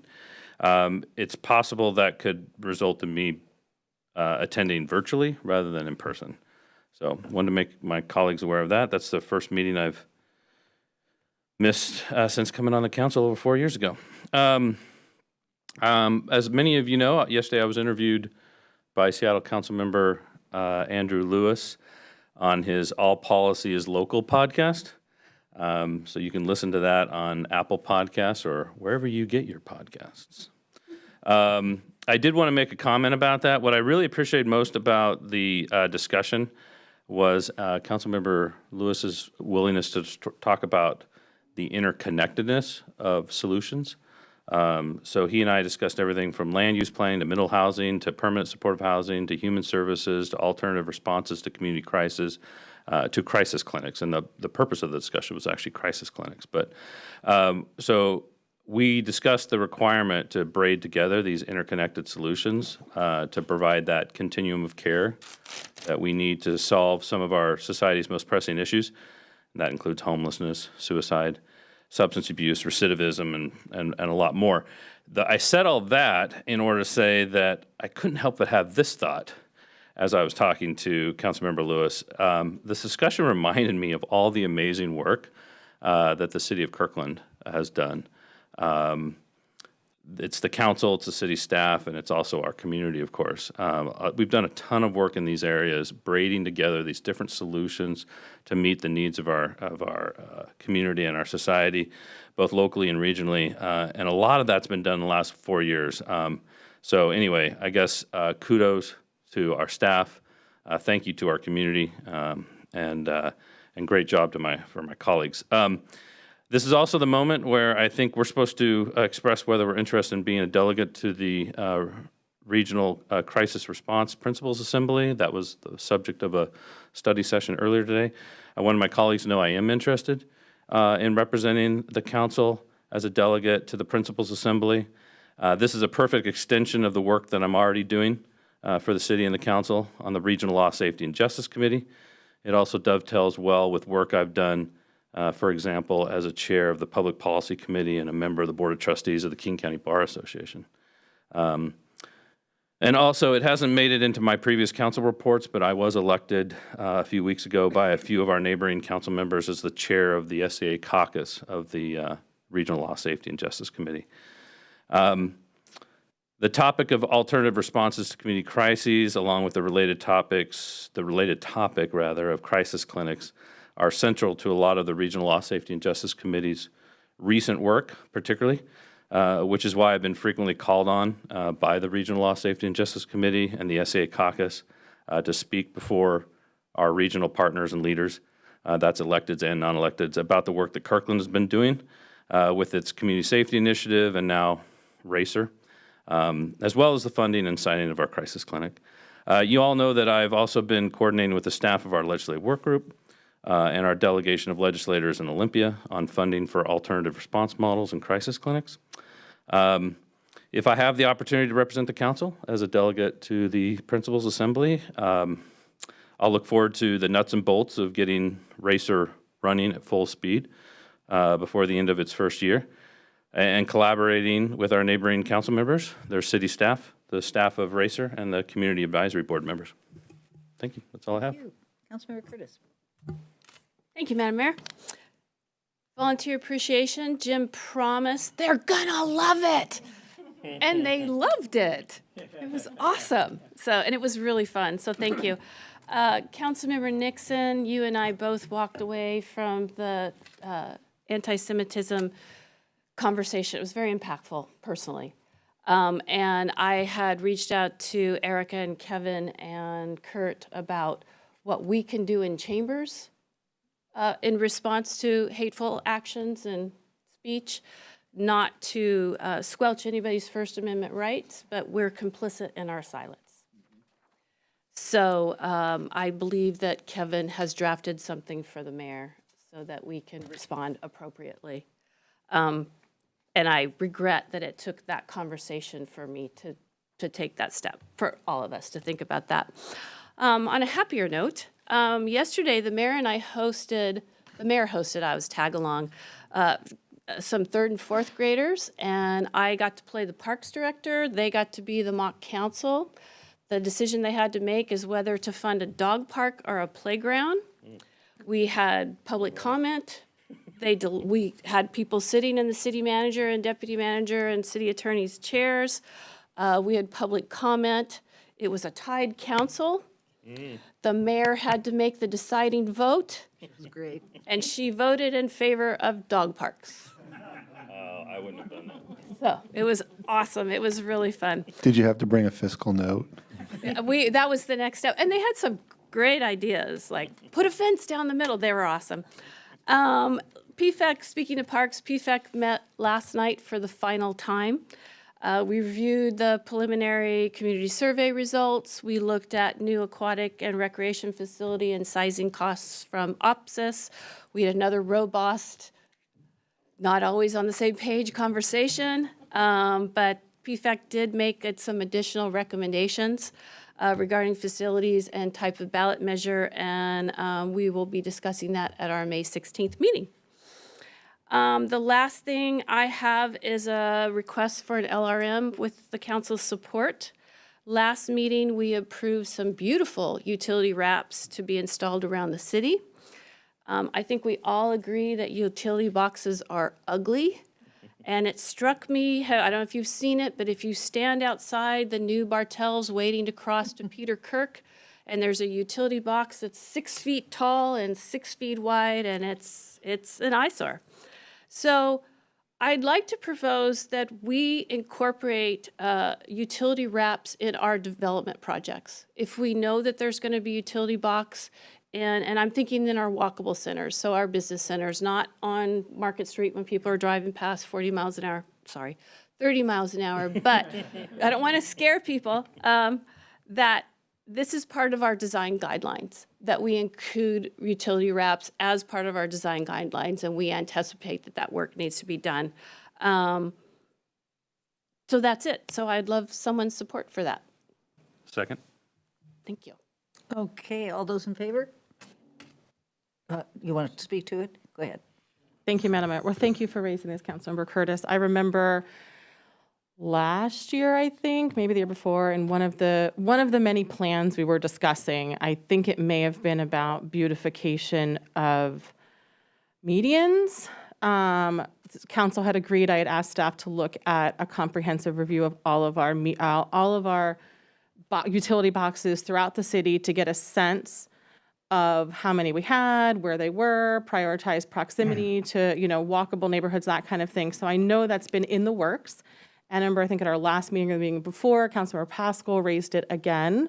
And now Councilmember Curtis is raising something related. So I think this is kind of a next step after the other stuff too. So I wouldn't want to prioritize this over existing work that we're doing with existing boxes as well. So I will support this and also think that not just with new development, but with, I think, first inventorying and prioritizing our existing utility boxes.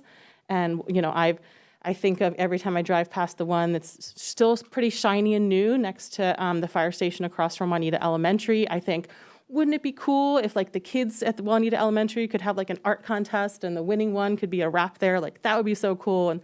And think about things like that throughout the city. I'm sure there are so many opportunities for this. So I just, I don't know if I need to propose a separate legislative request memo for that, since I think staff had already agreed. We're already doing that work. Okay.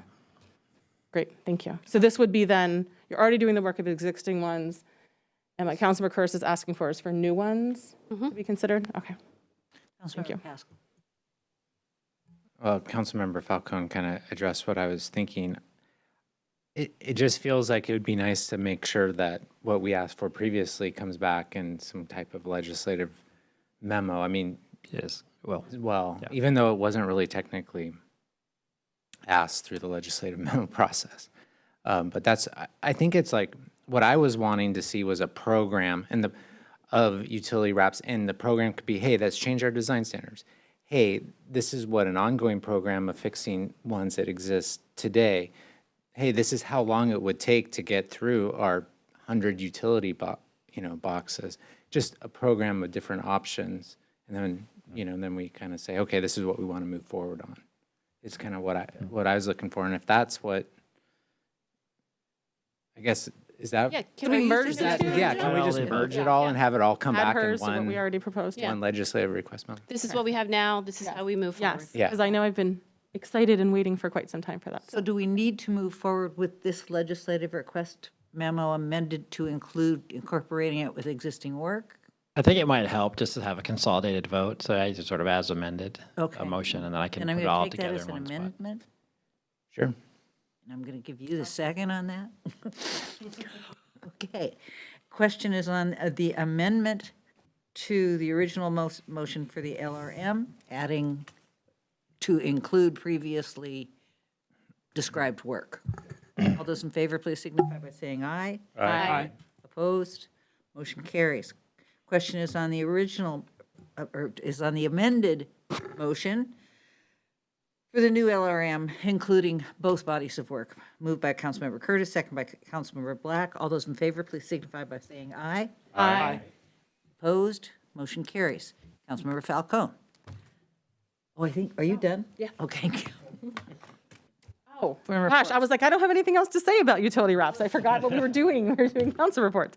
Wow, it is late. We're edging toward the end. Oh, well, thank goodness, my fellow council members have checked off some of my things. I enjoyed C's Candy, community appreciation, the anti-Semitism event was really powerful. Thank you, Councilmember Curtis. I know that's something we had discussed at the event, and I had it on my to-do list this week, so one less thing I need to do this week. So thank you for that, for following up with staff on that.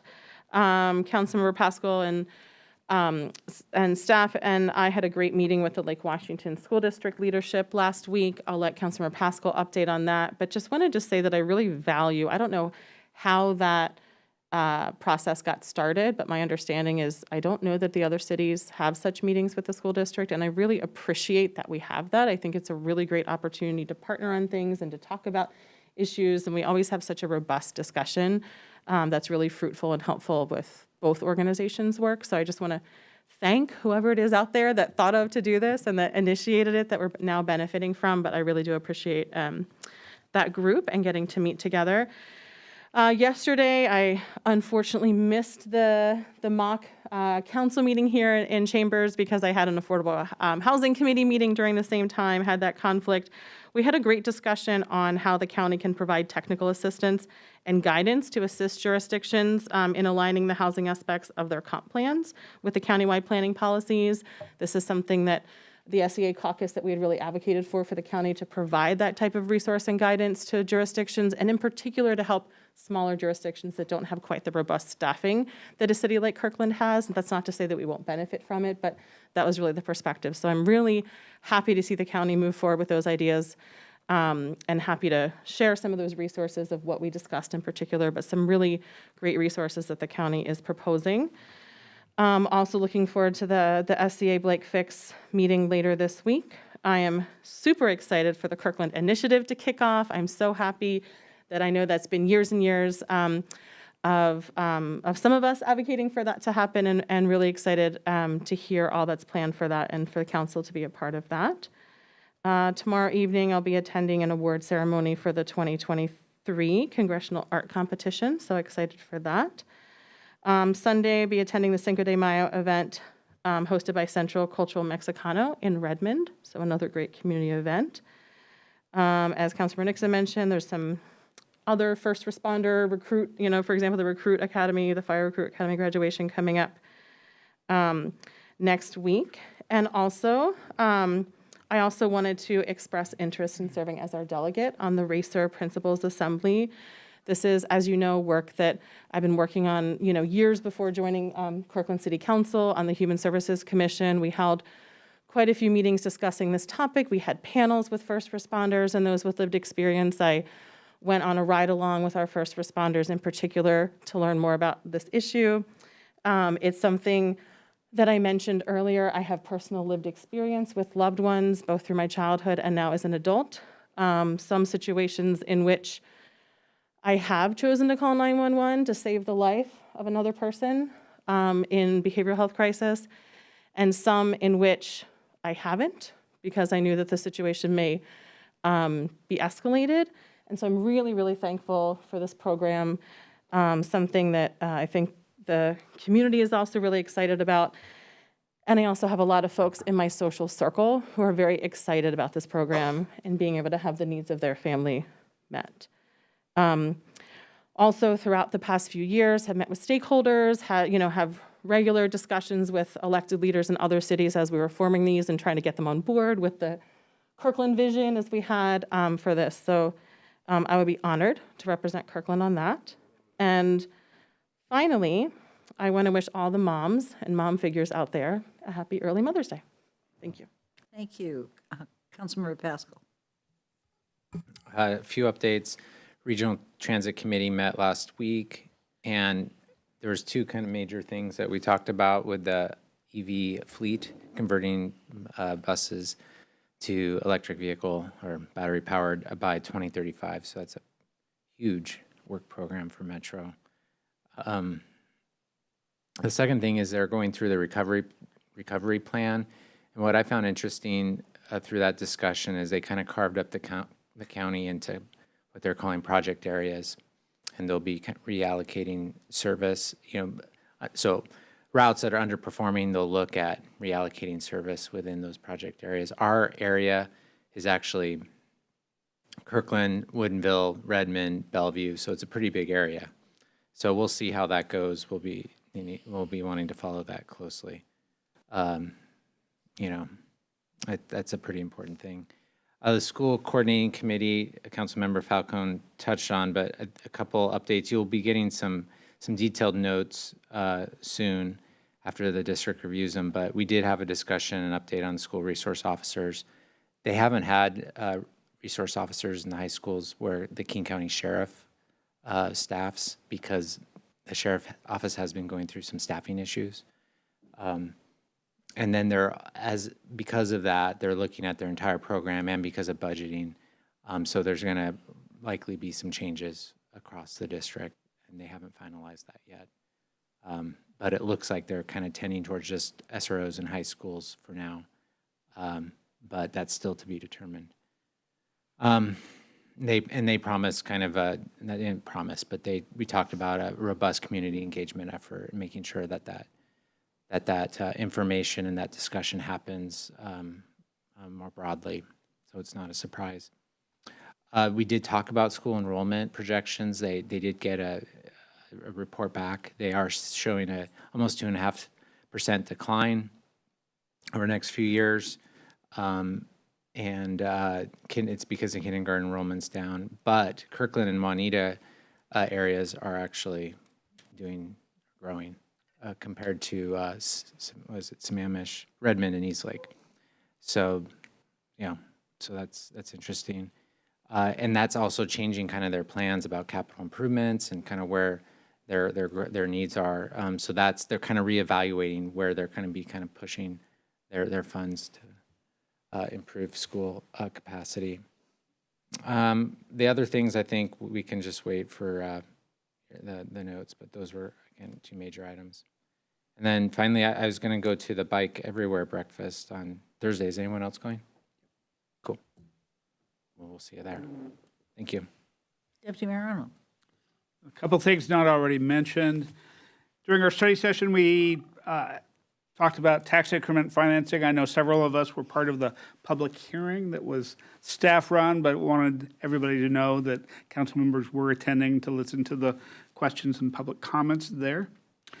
On April 29th, the East Trail Regional Advisory Council met. We had a really interesting discussion on trail-oriented development that provided examples from different jurisdictions along the East Trail, including Ferryden Square Park in Kirkland, and then a discussion from Jean Duvernoy of East Trail Partners on some vision for cities going forward. It should be good food for thought as we're thinking about Kirkland 2044. East Trail Partners will be following up with some specific recommendations, and I sent email to you about all of that. And then finally, for the community appreciation event, bravo to Jim Lopez, Kevin Ball, and the talented staff that performed on stage and kept things going smoothly backstage.